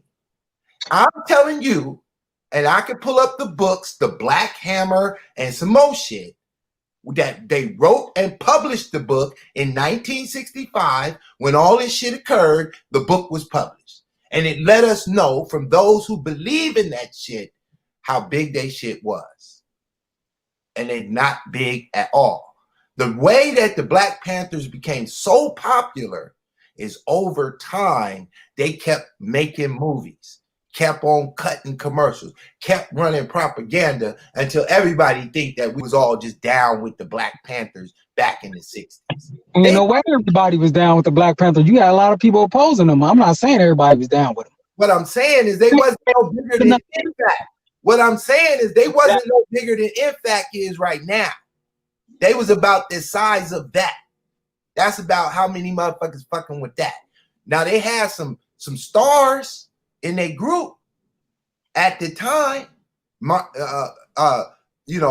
Carmichael, Stokely Carmichael, and all these names that we learned. They have no. This is what I'm saying. Okay, so it's challenging your facts. So if they didn't have no kind of power, I'm talking about politically or whatever it's called. Why did Fred Hampton get assassinated by FBI and it's state documents? Go by the same FBI documents you was running with when you was talking about Wormley and them that destroyed Marcus Garvey. So if there was no threat, why would J. Edgar Hoover even put, like, ain't nobody gonna put nothing, no government agency gonna put nothing in fact. They ain't worried about getting Jam Master Jay. But I'm talking about Fred Hampton is documented, FBI documents that they done set him up, had one of them Wormley type of dudes around him. You know what I'm saying? So that's documented. So if there was no threat, why would J. Edgar Hoover even use his energy to say, okay, we're going to assassinate this dude, we're going to destroy the Black Panthers? And it's documented. If you want to go to Wikipedia, it's documented that. Even FBI documents, not just Wikipedia, FBI released the documents talking about. Listen, I'm not disagreeing with what you're saying. It's documented, and they wanted to kill him. I agree, but it's part of that you ain't understanding about why. First of all, we had just went through the 1950s. If you go pull up what is called the Hollywood 10, those was a bunch of Jews who fought against Hollywood, and they were all communist Marxists in the 1950s. They didn't have no black people on their side helping them, and they were fighting against the government, and the government has now changed who's in power. See, in 1920, it was obvious that the Democrats had some power to determine who is subversive. And in 1920, anything that was for the free market and capitalism was a subversive group. But in 1960, anything pushing communism, Marxism is the subversive group. So the only reason why they wanted to kill and disrupt the Black Panthers is because the people in power, the same guy, J. Edgar Hoover, has now said, now the subversive group will be the socialist Marxists. And so he went after the socialist Marxists the same way he went after the conservative capitalists in 1920. And so now he got the new enemy. But here's the thing. The people who created the Black Panthers ideology came from the Democrats. They created the of course, yeah. Definitely. Okay. So now Marcus Garvey was like, well, the Democrats, well, it wasn't really the Democrats, it was the socialist Marxists. And in 1960, they wasn't really calling themselves Democrats. They were socialist Marxists. And they had decided that this group is subversive. And they don't give a fuck what your ideology is. Once they deem you subversive to their plan, they don't give a fuck. They're going to destroy you. And so they went and destroyed the Black Panthers because they were a subversive group. That's why they got destroyed, because they wasn't rolling with the agenda of those in power at that moment. But now, today they'll fit right back. They'll fit right in with the Rainbow Coalition and all that shit. Yeah. Because the Democrats are not in power. Yeah. Trump is in power. So yeah, exactly. Socialism, Marxism is a subversive group and will be targeted. And thus, after the election, it's a wrap for, in fact, it's a wrap for Black Lives Matter. They're going dormant. They're going to still be there. They're just going to be dormant.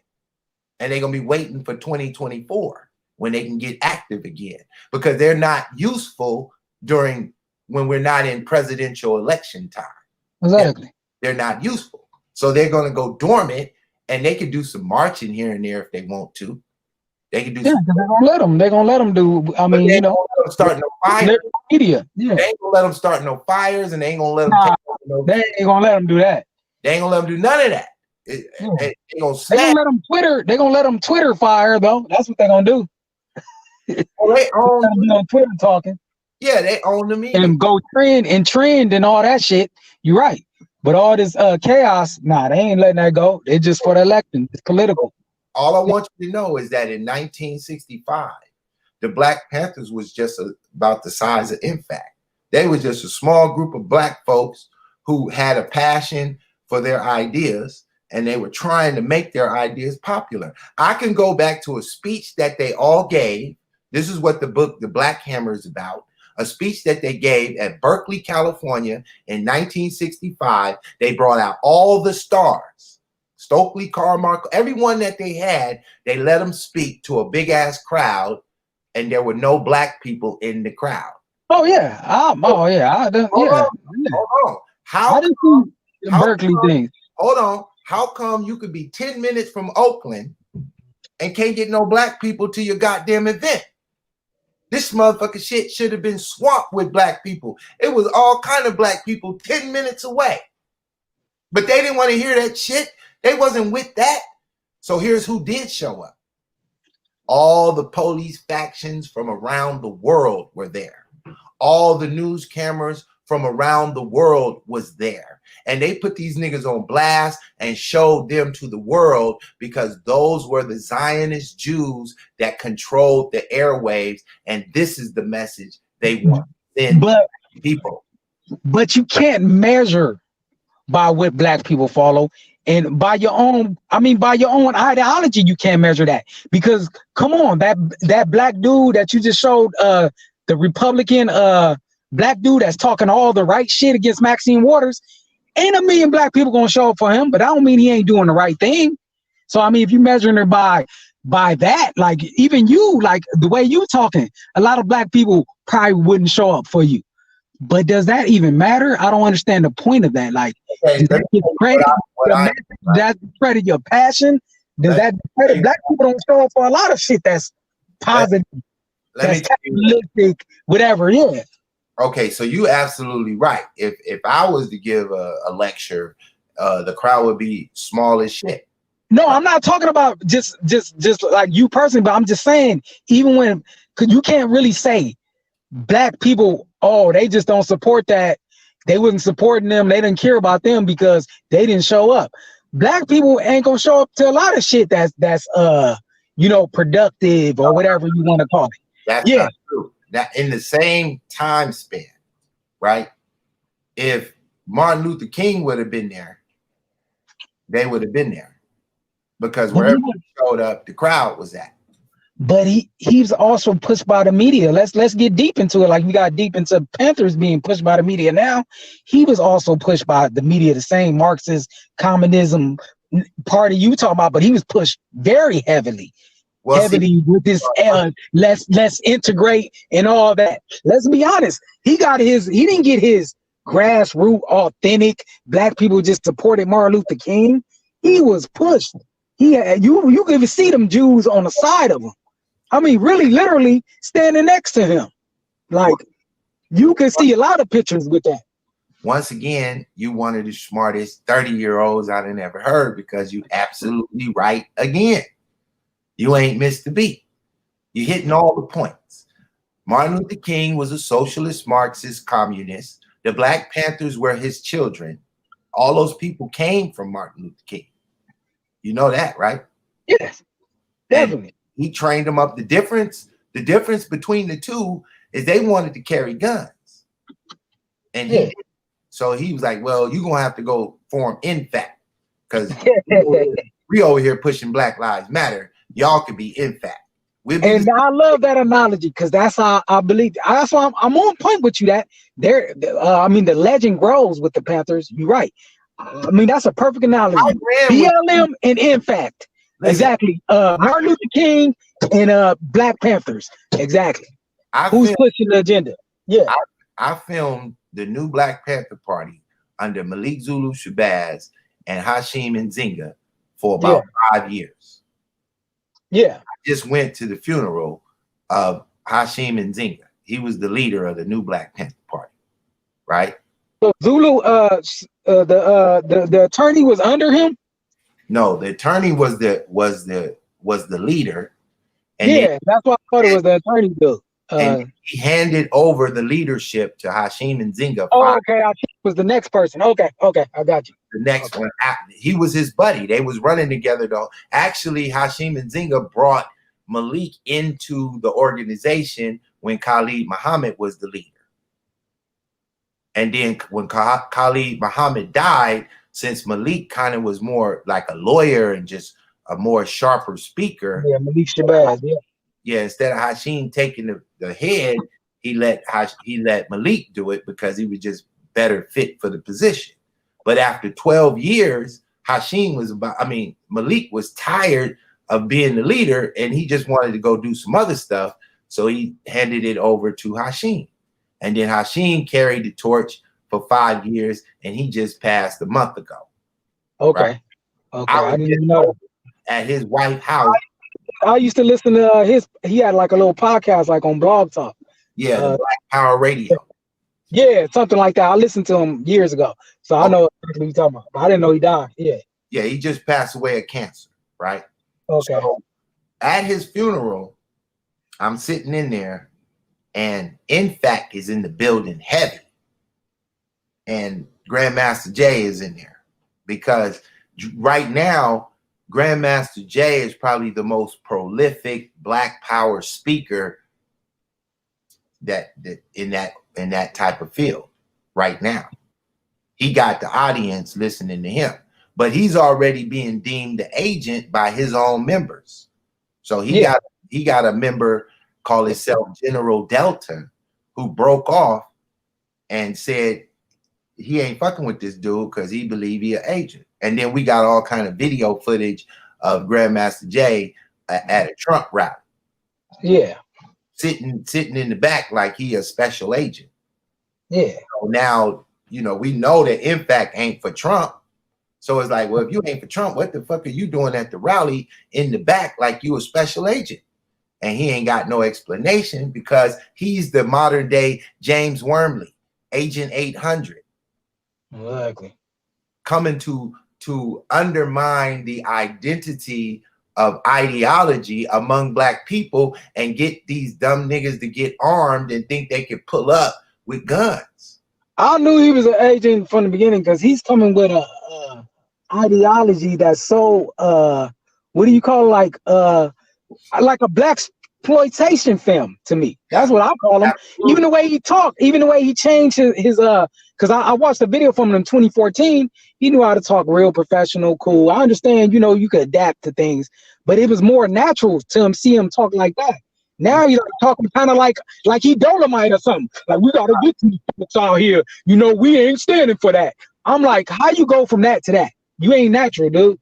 But he's pushing Black Lives Matter. He is. He definitely. He's definitely pushing Black Lives Matter with guns. Yeah. Right. Yeah.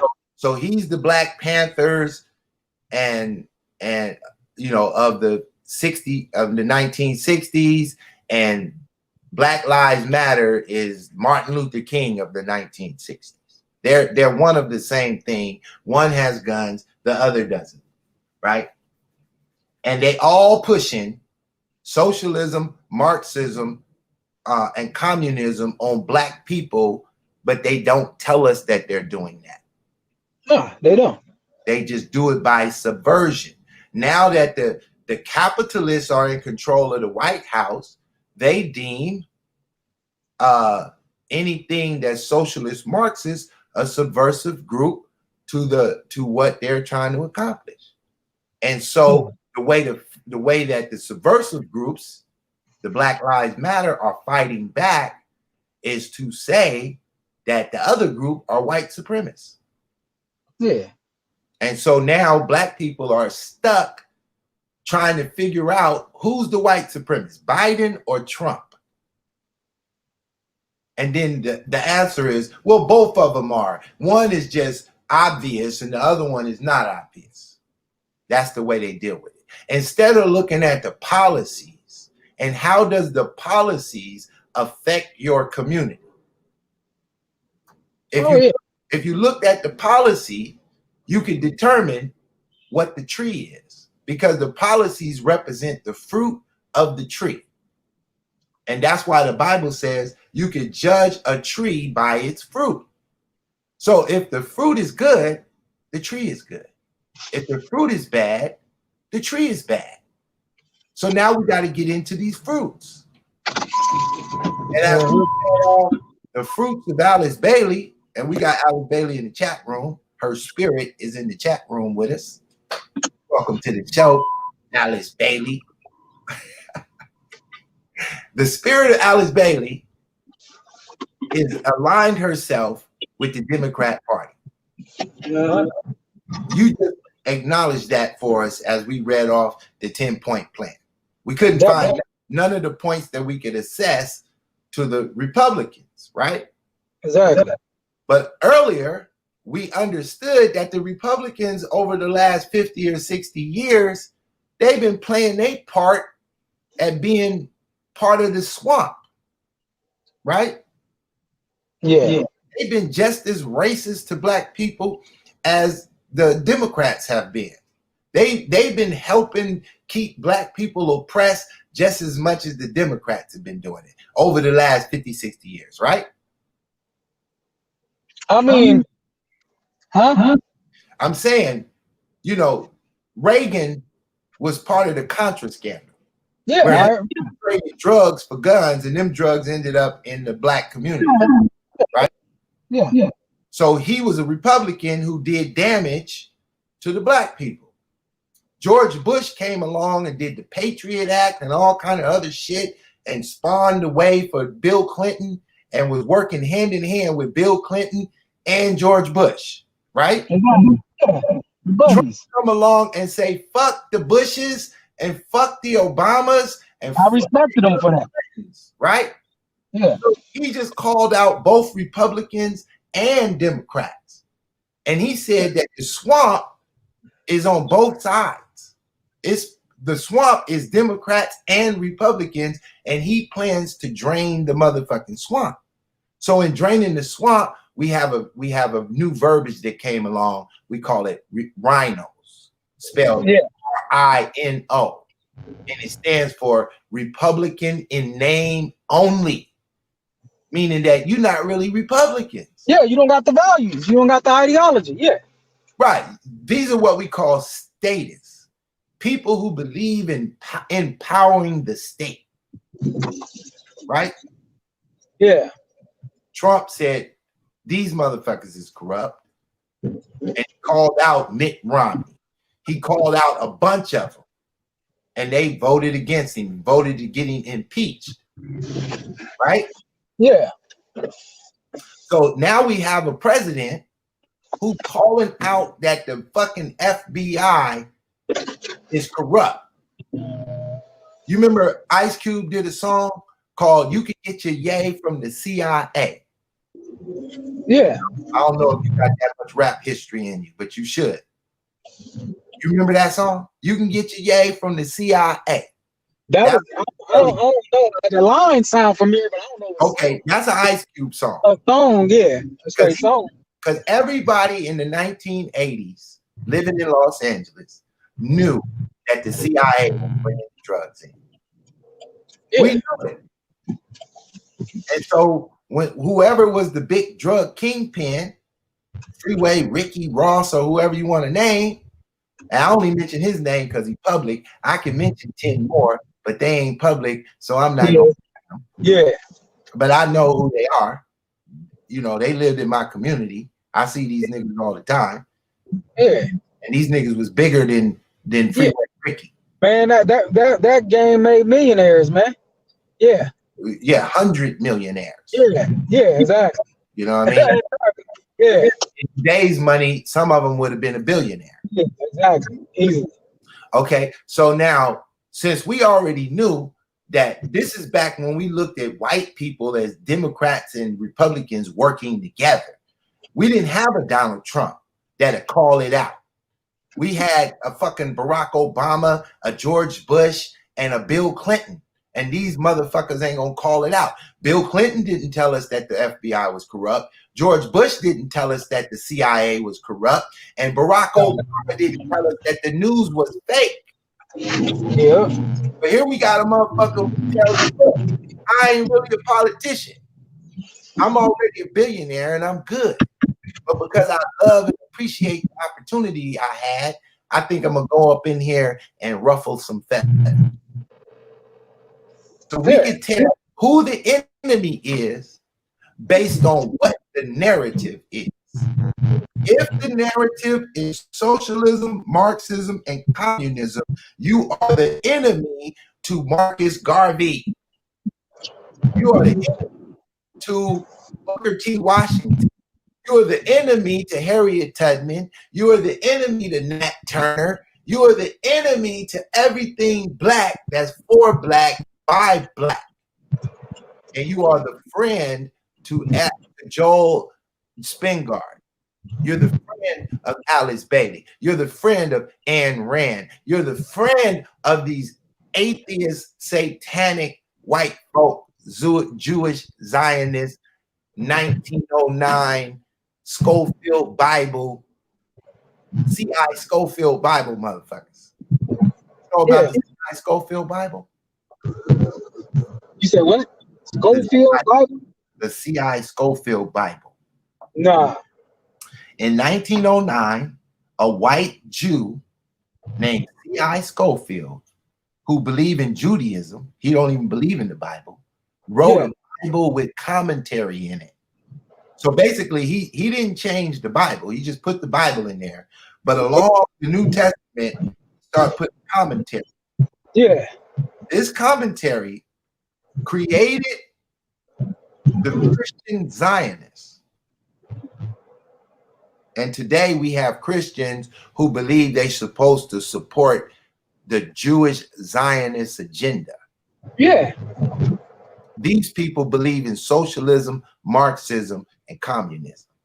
But let's be honest, man, when we talking about that, I mean, supporting Zionists doesn't necessarily mean you believe in socialism and communism, because even the Republican side supporting Zionists, people are scared of these Zionists. These Zionists got they hand in everybody's ass. Let's not act like Republicans is going to speak out on Zionists. Most of them are not even out on Jew. You say the word Jew wrong, I don't care if you Republican or Democrat, you getting destroyed. Even Trump, I forgot when he first got elected, he said something Israel, and he changed that shit real quick and told me I'm fully in support of Israel and I'm riding with him. He said that. Your boy Trump said that. He know what time it is when you talk about them people. You don't have to believe in communism to ride for those people. They got both sides of the spectrum. Once again, you a bad man. I can't disagree. I 100% agree. But let's go a little deeper. Right? So, in order to battle on this playing field, right? Trump walks in the White House and he got to play both sides in order to be effective. So the parts where you hear Trump for Israel, giving them what they want. Trump said when he made Jerusalem the capital, he said, that's what you want? You want to make Jerusalem okay, I'll be the first country get behind Israel and making Jerusalem the capital of Israel.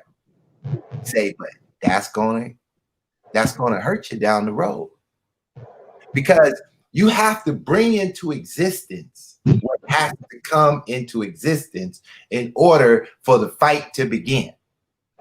So the Jewish Zionists been working on this model of creating Israel as a state with the help of both Republicans and Democrats along the way. This is how you create the rhinos, the Republicans who are just Republicans by name only. So we can find a lot of things where Trump is supporting this ideology. But when he start doing other things that reinforce the Constitution, we know that down the road, the fight will begin. But before you go up against the Jewish Zionists, we got to use the Tupac line. You better have your money right before you go to war. So what Trump is really after is the destruction of the Federal Reserve, which is the monster head that surrounds what we call the Zionists. They control the money, and the money is controlled by the Federal Reserve. So when you see this next 4 years take place, you are about to see the war between Donald Trump and the Federal Reserve. That's the beast. The beast ain't the Democrat Party. The beast ain't Israel. The beast ain't China. Donald Trump has a speech where he said, what is a greater threat? The president of China, of the Communist Chinese Party, or the Federal Reserve? Yeah. Do I need to play it? No, I heard of that. All right. I know exactly. No, you're right about that. So when you make a statement like that, not just make the statement, but you start making laws and putting people in position to actually do something about it, we ain't worried at all the moves you had to make on the playing field to keep your enemy at bay. It's no way for Trump to operate within the government if you ain't got no Jews on your side. So you're going to have to give them something. The same way it's no way to operate in Black America if you ain't got no Black people on your side. So Trump willing to help the socialist Marxist Blacks when he sits down and talk to them, whoever they are, and then he got the conservative Blacks, the Angela Stantons that you like. But trust and believe, Angela Stanton ain't against Candace Owens. No, she's not. I'm not against Candace Owens, but this is what I'm saying. Some people that play too hard of a line, it just don't sit well with me. I'm more of I'm objective. I don't claim any party. That's what I'm saying. I'm independent. If you do, you stay right on the way. I can't ride with you. You too. You know, but I ain't saying she doesn't say nothing. But I don't have to agree with everything you say, though. That's the difference between me and a lot of people. That don't mean I'm not on your side because I don't agree with everything you say. Oh, let me respond a little bit. The thing what I'm saying is you just sitting, giving your opinion. But if you was to run for a position in the city that you're in, you would have to curve that. You couldn't come on the microphone and say you don't have a position. You would have to take a position. You would have to say certain things to try to get the people in your area to hear where you're coming from. And so you might have to say some things in a specific way to get their attention. So what is Candace Owens running for right now? She was in Atlanta. She would be saying the shit Angela Stanton is saying. Because she would realize in the 5th district, it ain't nothing but gays. How the fuck you gonna get elected if you piss them off? It's politics, bruh. It's just politics. No, it's not just politics when you purposely, like Larry Elder, you purposely playing opposition no matter. This is what I'm saying. You're not. This is what I'm saying. I could disagree. Damn, we lost the Mac. Bring the Mac back. I need some cheese. Where you at, Mac? You and that bullshit ass Obama phone you got. Get you a goddamn iPhone, nigga, so you can stay on the show. We need you. Hey, this is a cold cat, this Mac dude. I don't know where he came from, but if I wasn't prepared, he'd be beating the shit out of me over here. But I'm prepared for you. Mac and cheese. I'm gonna call him Mac and cheese. This nigga got that money flow. Young Mac got the money flow. You gotta come back, Mac, because this cheap ass phone you got, you in Los Angeles. We got more cell phone towers than nigga anywhere on the planet, and you still can't get a signal. All right. What's up, naturally? Me and Alice Bailey. Welcome to the show. We got Alice Bailey. Who else we got? We got DJ Caliente. DJ Caliente. He must be Spanish. He say forced vaccines. That's a good topic, DJ Caliente. Caliente. Let's talk about that since DJ Caliente talking about forced vaccines. Here's the funny thing. The vaccine thing is a Bill Gates World Health Organization issue. Trump was forced to push vaccines in order to be able to open up the country 100%. The Democrats said, ain't no way we opening up the whole world without a vaccine. So what other position is he left in but to come up with a motherfucking vaccine? Well, if that's the case, get a vaccine. Now, I guarantee you, Trump don't mandate. We got young Mac back. Mac and cheese. You back? Hey. Hello? Yeah. I had to nickname you Mac and Cheese because you got that funny trouble. Oh, but I was saying about Candace Owens. I'm not saying I disagree with everything she said. Here's what real quick, you got a too hard of a stance for me, just like Nancy Pelosi. Let me go on the Democrat side. Nancy Pelosi is a Candace Owens a Democrat. She would disagree with anything Trump say, even if it's right, and she knows it's right in her heart. And I feel like Candace Owens is that type of person too. I see she's got to oppose the side regardless. She can't come to a common ground. She can't come to say, yeah, that cop was just totally wrong what he did to George Floyd from what I can see with my eyes. She can't just say that. She got to say, well, yeah, he was on some drugs, or she got to say something just like Nancy Pelosi. She just can't agree with Trump no matter if Trump is right, and she knows he's right. She's got to, I mean, with Republicans, period. She can't come to a common ground. If you notice Nancy Pelosi, she got to say, oh, no, that deal's not right. Nah, even if it's a great deal. That's what I was trying to say. That type of hard stance where you're just lying to the public and lying to yourself. Okay, so let me respond. Right? Yeah. First of all, she's playing a specific position and she's not running for a political office. So because she's not running for a specific office where she has to say something that identifies with her sector, she's free to just go how she want to go, right? Now, mind you, she's only what she called taking the red pill just 4 years ago. What you listening to is a baby talking. She don't really have it all down pat. I've been doing this way before Donald Trump showed up, way before I was talking about Booker T and W.B. Du Bois, socialism, Marxism, way before they showed up, way before she woke up. So it's a lot about her that she's growing into her understanding. She's new. She's a baby. She barely learned about Thomas Sowell and read a Thomas Sowell book. So she got a lot of shit she want to get off her neck. Now, you mentioned, in referencing Candace Owens, you mentioned George Floyd. What did she say? I just do that as an example. I'm not saying that's solid or whatever, but I'm saying an example like she has to say something to cater to her base. Like she can't just say, okay, that didn't look right, and leave it like that. Let me investigate more.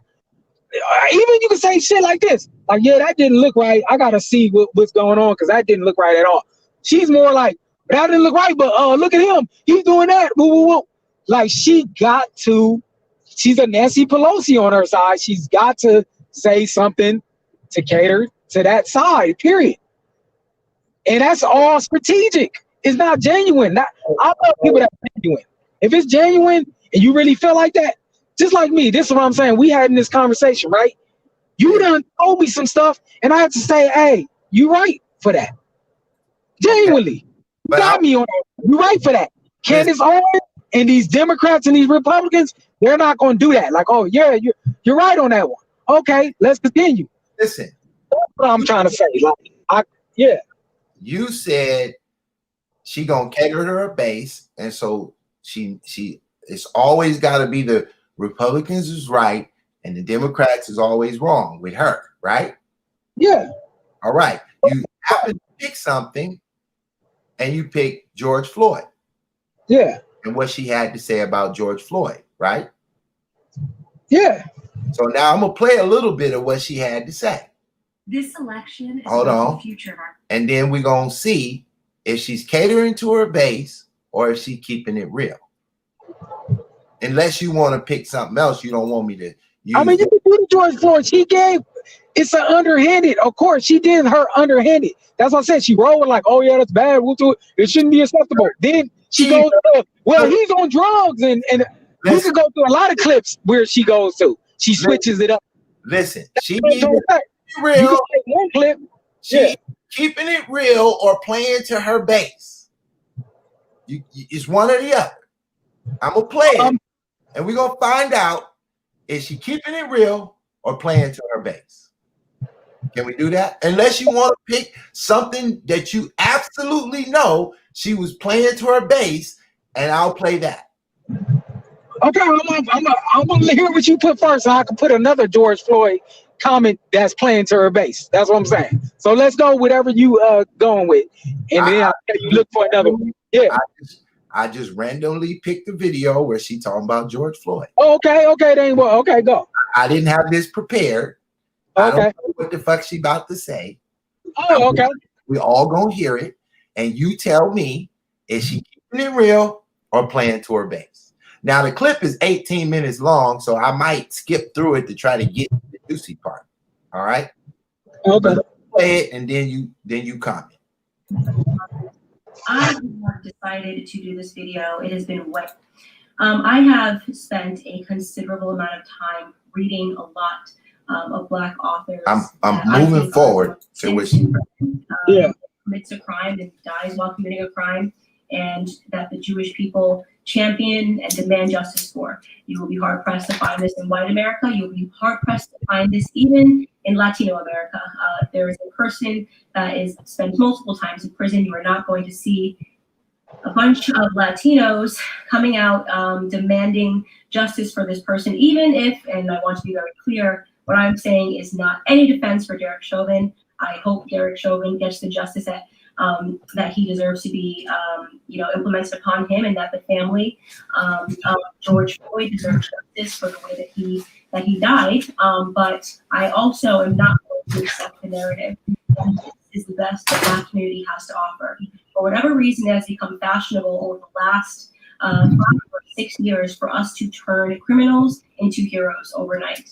And it is something that I find to be despicable, and it's something that I refuse to stand by any longer, and I'm not going to play a part in it, no matter how much pressure comes from Black liberals and Black conservatives as some token of people wanting you to believe that this is the only way you can be Black, is you have to say this was wrong, and that this person was amazing. I won't do that. George Floyd was not an amazing person, and as soon as this video hit the internet, I did just basic searches. Everyone jumped on it and was looking at the police officer, and everyone agrees that the police officer was wrong, and the police officer has been arrested. So that is not the reason I'm not discussing that, is because that is not something that has been misconstrued in the media. He has been turned into the devil that he is, and there is no reason for us to harp on that any longer, because white Americans are not uplifting Derek Chauvin as a victim or pretending that he's an amazing human being. But George Floyd is being uplifted as an amazing human being. And for those of you who have not yet seen the clips and did not pursue or wait for more clips to come out, first and foremost, George Floyd at the time of his arrest was high on fentanyl, and he was high on methamphetamine. This came back in both of his autopsy reports. If you pursue the 911 transcript, you can see the person describing somebody who is out of their mind high, and which is what made the person fearful, because he tried to use a bill that I guess was a fake bill to purchase something, and then he was outside acting weird, and they in this call said that this person was obviously disordered on drugs.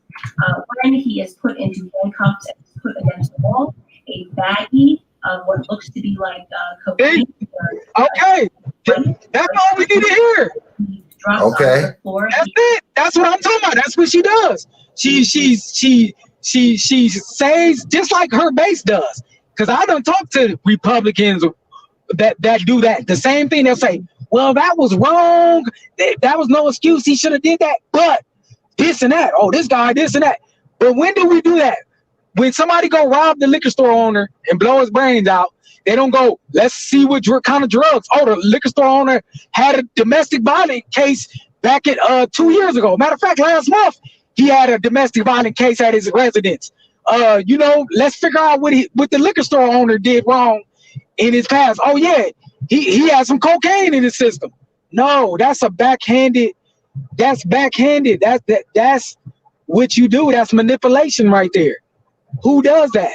And that's her base. All these when they get all these, we'll just call them Republicans or whatever. That base All of them do that. They not gonna say straight out if it's on video and say, "Oh, the cop had the right to that." No, they're gonna say the cop didn't have a right, but let's turn it on the victim now. Let's see what he did. But tell me where else does that happen? Where else that happen? Even if a gangbanger get killed, that don't happen. The murder suspect don't get the benefit of the doubt to be like, well, he was from 8 Trey Gangsters and the guy's from 60s, and this 8 Trey Gangster had all these problems. Let's let the guy from 60s go because he might have a right to kill him. No, it don't go like that. You could use that defense, but 9 times out of 10, that defense is not gonna work. They're not gonna turn it on the gangbanger that got his brains blown out. Well, yeah, he did this and he did that. Now let the other rival gang member go. No, it's not gonna be like that. But you get these Republicans like Candace Owens that do that. Kind of like these Democrats is no good too, because they do the same exact thing. They with this Antifa stuff and these rioters that go around and blow up everything, and they'll justify it. They'll find a way and say, well, it was the police brutality. No, the police brutality ain't got nothing to do with somebody burning up a store. So, I mean, I'm on both sides when it comes to that. I'm not saying one side does that, but that's the same tactics the Democrats use, the Republicans use. They'll say, yeah, it's wrong. It's wrong they blew up them houses, but then they'll go on to some other shit. So was she keeping it real or playing to her base? He was definitely playing to her base. Okay, so she wasn't. She was definitely playing. So you she wasn't keeping it real. Okay, now let me speak. Can I speak? Yeah. So I can break this. Yeah. Down. Before I speak, I want to show you a clip from a movie. You ever heard of the movie The Spook That Sat by the Door? Yeah. You watched it? No, I heard of it. I ain't watched it. The Spook That Sat by the Door. I know with it's okay. Yeah. That's what I'm here for, to put you up on game, right? Uh-oh, wait a minute. All right. Oh, here we go. All right. So what you're looking at is a scene. This scene is the George Floyd scene in the movie That Sat by the Door. What is about to happen is a junkie gangbanger type of guy, right? A criminal nothing ass type of nigga is about to create a riot because he's about to get shot by the police, and he's going to create the riot, the George Floyd riot in the movie Spook That Sat by the Door.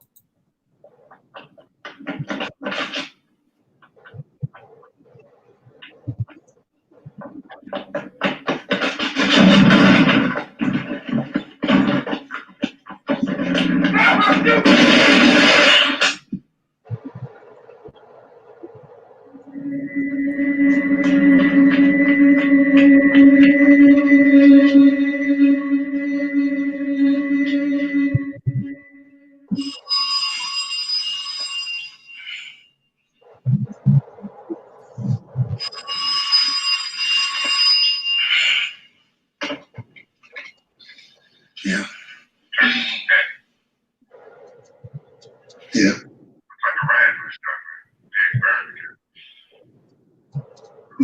Shorty Duncan. Yeah. After all the training, looks like this shit's gonna start over. Jab ass push. How they got the pool on?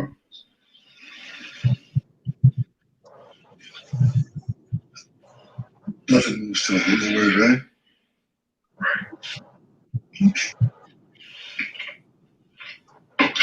Okay, now the name of the jive ass junkie was Shorty Duncan. Yeah. And in the movie, hold on, because I got to break this synopsis down. In the movie, all this fucking training, and this is a socialist Marxist movie. These people are socialist Marxist communists. The Spook Sat by the Door is the socialist Marxist communists. That's what he's pushing in this movie. And they got all this training that they want to do what they do, and it gets subverted by a jive ass junkie named Shorty Duncan. In the real world, Shorty Duncan is George Floyd, a jive ass junkie who starts the goddamn revolution before they ready to start the revolution. They wanted to start the revolution when they say it start, based on however they plan was going. But a jive ass junkie created it by getting shot for doing jive ass junkie shit. And this is why Candace Owens is trying to explain to y'all that disagree with her that this is not a real reason why y'all need to be acting a goddamn fool. I never said that's the reason. Let me finish. Let me finish. Okay. Now you don't like the beat up, right? I'm gonna let you respond, and I'm gonna sit there and let you drop. But the audience needs to hear what Mac and Cheese got to say and what Big Boss got to say. They want to hear your view. They don't want me cutting you off. Okay, keep on going. Now, but you said like I believe. I said that. Once again, you just need to be quiet for a second, and then and remember everything you want to say, because I'm gonna let you blast my shit up, and when you blast it up, I'm gonna sit back and learn. Like, oh, the little youngster schooled me, but see, I already watched the movie. I'm fully understanding the play. When they showed me George Floyd, I immediately was like, oh, that's Shorty Duncan. He not the real revolution. He ain't got a fucking thing to do with the revolution. This motherfucker is a junkie out there doing junkie nigga shit. Fighting with the police because they want to arrest your motherfucking ass. Take your bitch ass to jail and you wouldn't be dead for doing some junkie ass shit over there overdosing on drugs. You got your punk ass killed. Fuck George Floyd. So we want to hold George Floyd accountable, but we ain't gonna hold no murderer accountable. That's kind of weird. No, just hold him accountable. Hold on, you already attacking him. You attack, right? What I'm telling you is that a fucking Shorty Duncan, a jive ass junkie. Fuck you, nigga. You walk your ass out there on that bullshit, chasing down dope and stripper bitches and all that. Nigga, you get your ass blown. Ain't no real nigga gonna come out and do shit about that. You gotta be a real representable motherfucker that got shot if you think we gonna get out here and ride for your motherfucking ass. But if you out here stealing PlayStations and get your ass blasted coming through the window, bitch, you supposed to die. You a jive ass junkie and a fucking criminal. Nigga, we not riding for you. We riding if you shoot down Malcolm X, nigga, Marcus Garvey. If you take out a real motherfucker, we ready to ride. But we not riding for every fucking junkie that need to get a hit. And they out there on them dumb shit. All George Floyd had to do was take your bitch ass to jail and you'd be still alive. But he didn't. He did some junkie nigga shit. What y'all want with me? What the fuck did I do? Why you got your foot on my neck? Get off me. Bitch, take this to the neck. Shut your ass up. Y'all don't want to hear it that way because you want to think that a junkie could fuck it up for everybody. So why you ain't killing junkies then? So what's the last junkie you killed? Have you ever had a conversation? Why you didn't kill him? I'm not saying that the junkie. If you had conversations with junkie, so why you didn't kill him? Listen, I'm not saying that the junkie deserves to die. Yeah. I'm saying that the junkie doesn't become the heartbeat of the motherfucking movement. I agree. You gotta ride out for real shit that went down. You gotta ride out for the police doing something to a real motherfucker. I agree with you. Not for a fucking junkie, nigga. Junkies. This was a plan, man. It was planned. They used that. Why do you think it was in the movie before you was born? Before you was born, that movie was old as dirt. By the time you was born, this was an old ass classic movie the year you was born. But we was all here watching this shit live. We like, oh, Shorty Duncan Nigga, the junkie got this shit cracking. We already watched this psyop. And then when they replayed it on us, it's like, oh, they just ran the game on us. They just used the junkie death as the heartbeat of the movement. So now black people with clarity got to come out and speak. And they got to explain to you, look, motherfuckers, don't act a fool when a junkie get killed. They be doing junkie shit. They might be wrong or right. You heard her say, I feel for the family. They need to get justice. The city need to pay George Floyd family $10 million motherfucking dollars or something for killing him. We ain't tripping if you get a nigga restitution, but motherfucker, you are not why the revolution need to activate. You're 100% right about that. That's all she was saying. I think you confuse me when I'm saying, I'm not saying I support people riding. That's all a psyop. Like you said, I've been telling people that.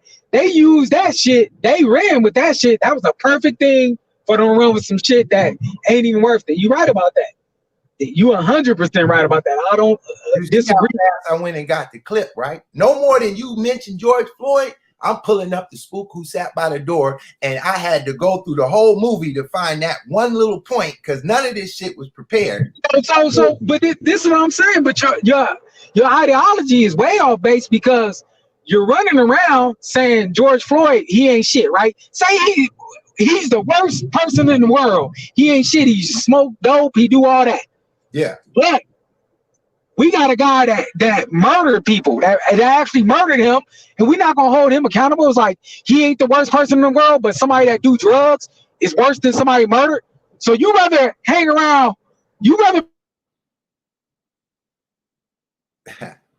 Hey, Ann Rand, Mac was busting for you. You got some fans over here, Mac and Cheese. You got Ann Rand, Alice Bailey. They all on your motherfucking team. But here's what the truth in the booth is that young Mac and Cheese can't understand.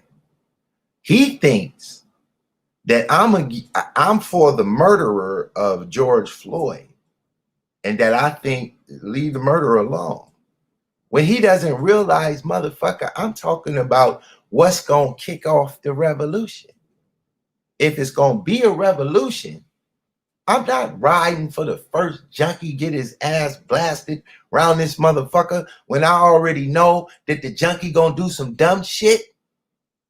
I'm riding when a real motherfucker get knocked off for doing real nigga shit. Not for a fucking junkie who all he got to do is take your bitch ass to jail, nigga. We watched the fucking tape, nigga. They was trying to arrest you for doing some junkie shit. Take your junkie ass to jail, nigga. We not about to turn up over you, worthless ass nigga. So let's go back to Candace Owens to let her finish the blast. Because Mac and Cheese, he said she was playing to her base. She wasn't keeping it real. Let's back it up just a little bit. Fearful because he tried to use a bill that I guess was a fake bill to purchase something, and then he was outside acting weird, and they in their police call said that this person was obviously distorted on drugs. When he is put into handcuffs and is put against the wall, a baggie of what looks to be like cocaine or it's white. It's a white baggie that he drops onto the floor that you can see in an image. If you look up the clip, the media is refusing to circulate it. You can find it on Twitter. If you use DuckDuckGo and look up George Floyd baggie, you can watch the clip yourself with your own eyes. He had drugs on him at the time of his arrest. See, this election is. See, the junkie didn't want to be arrested, and I understand. Nigga, to swallow the dope and stay free. And it's fucked up how you gonna be treated if you get on dope around this motherfucker. If you get on dope and you hanging out in the wee hours of the motherfucking morning and you run up against a race soldier, you're fucked. You shouldn't have been on dope up in the middle of fucking night. You should have been coming home from work with a solid record, no criminal activity in your record, and let one of these race soldiers put their knee in your back. Nigga, Pit Boss is coming out with the heaters and he's gonna ride for you. You should be a person who is representable in the community. You're helping people, you're doing shit, and these motherfucking race soldiers kill you. Now we got a motherfucking problem. We ain't got no problem if a fucking junkie. Let's go back to the movie clip. Maybe you could be mad at the motherfucker in the clip. Maybe that's what you need. You need to be mad at the motherfucker in the clip. Let's replay it for anybody who just tuning in, because it's hard. See, when you really don't know what the fuck is going on, it's hard to accept all this shit. This shit is playing on your enantiodromia and just forcing you into a fucking corner. You don't know what to do. You're upset. Where's my fucking clip? Boom. There go the clip. Hold on. Be strong. We gotta play the clip back one more again. Pay attention, because I'm the dude on the phone calling my man, Mr. Greenlee, to tell him the revolution about to start. That's me. I'm on the motherfucking phone calling up Mac and Cheese to tell this nigga that the revolution is about to start. Watch how the conversation goes.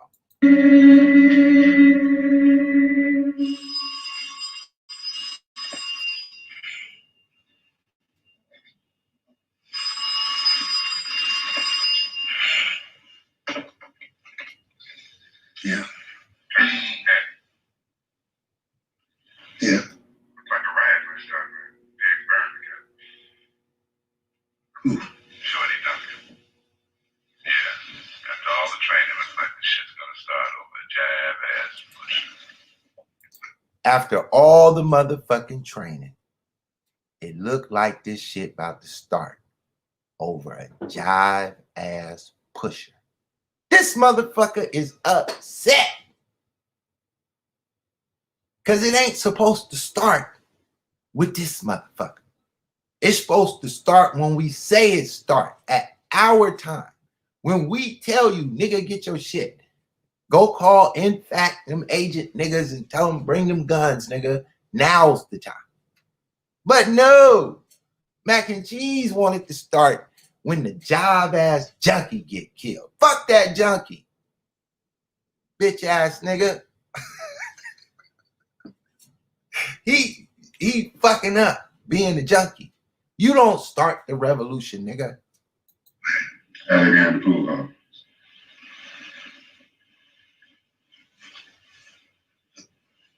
Nothing moves till the word, right?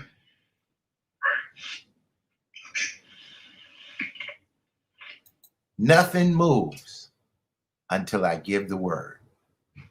You know who this nigga represent? This is George Soros laying in the bed with his little stripper hooker, with his conscious stripper. And he tell him, look, George Floyd died. Holy shit. Nothing moves till I give the word. They just took a fucking clip out of the spook who sat by the door and ran it on the American population. And you niggas believe this shit.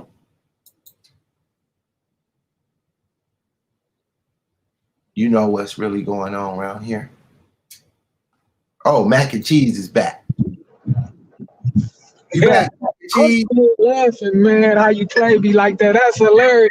You know I don't think the revolution's supposed to start because George Floyd. You crazy for that? So this Mac and Cheese, the revolution. Nigga, the revolution ain't supposed to start for this junkie. I'm with you on that, man. You had me dying on that. You know. That's the entertainment part. Man, I fuck with you, man. I'm really in your lane, on your flow, and I could represent whatever you I'm with you, man. But I'm just laughing, man. I'm having a good time, man. I even like the Mac and Cheese. Yeah, I even like the opposition that you. I like you represent all my perspectives, right? Because like you make me go get the spook who sat by the door clip. That would have never got played if it wasn't for the mac and the cheese. Yeah, man, I definitely believe it's controlled. I think it definitely wasn't near worth it. It's definitely controlled opposition because, come on, man, you had all these white people rioting, burning up shit, blacks, and all this shit, and ain't nobody died. That wasn't a real rebellion. Ain't nobody really died on that Black Lives Matter side. Ain't nobody really went to jail.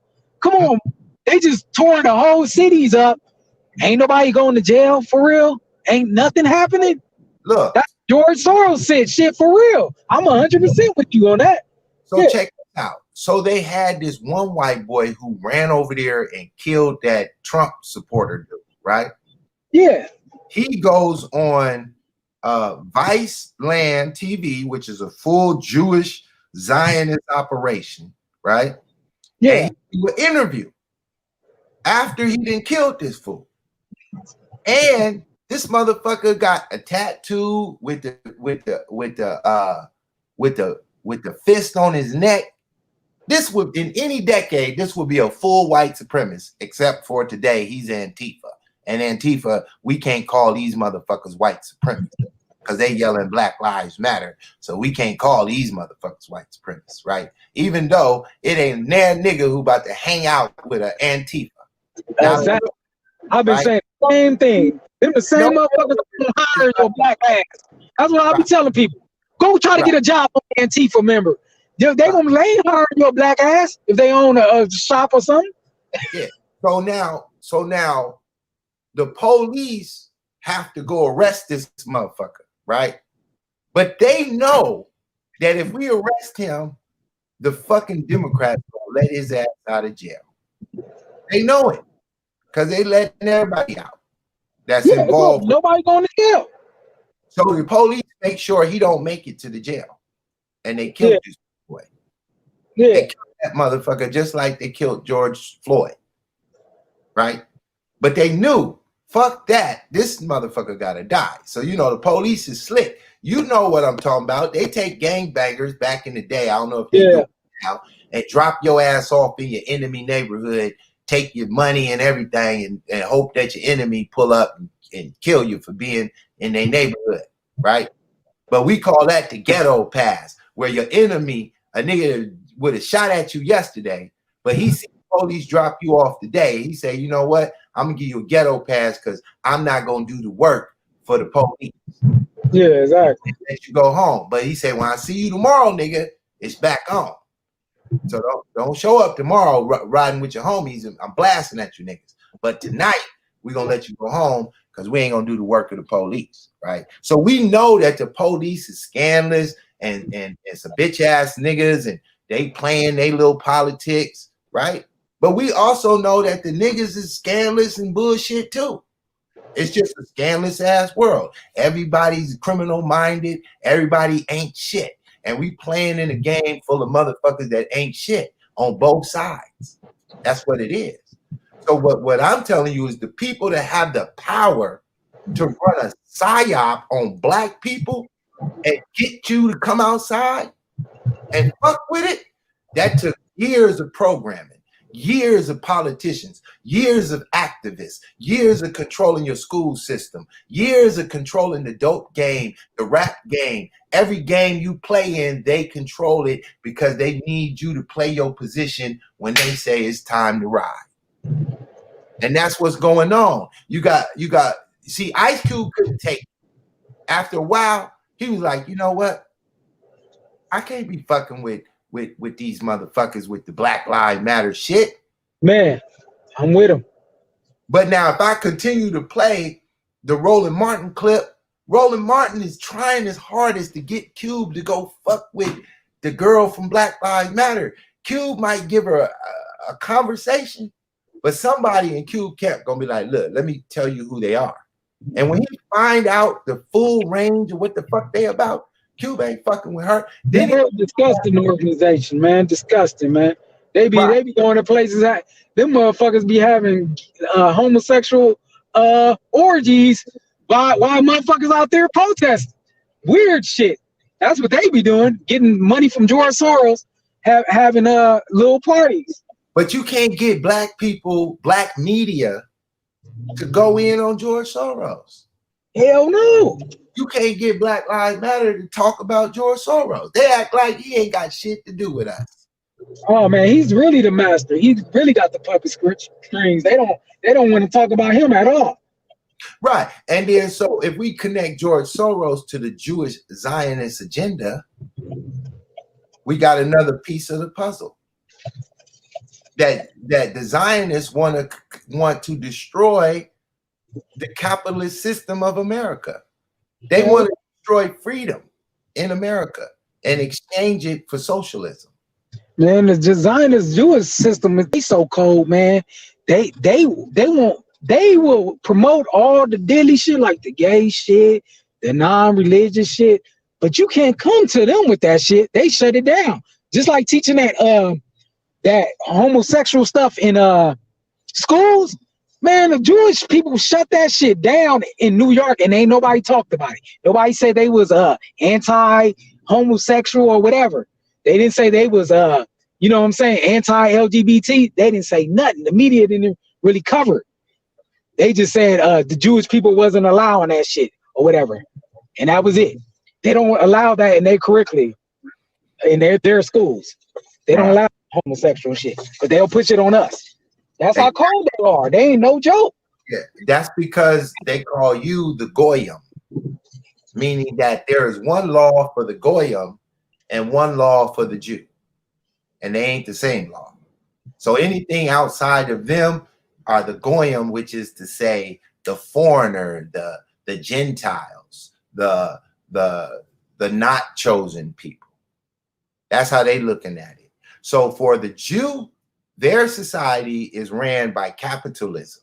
But for the rest of the world, y'all have to be ran by socialism. But the Jews don't believe in socialism for the Jew. The Jew believes in socialism for the black or the whites or whoever, but not for the Jew. And so when you go into a Jewish community in New York, Los Angeles, anywhere, they run their shit and nobody else does. And they also run your shit. And this is why the fight will always come to this conclusion. Oh, damn, we lost the mac and the cheese. Woo! God damn, I never had a real battle on here. Mac and cheese is the first real battle.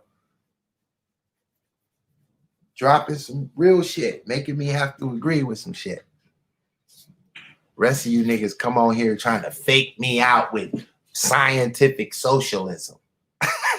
I had a bitch ass nigga out of Texas come on my show trying to debate me, talk about some fucking, oh man, we need to be down with scientific socialism.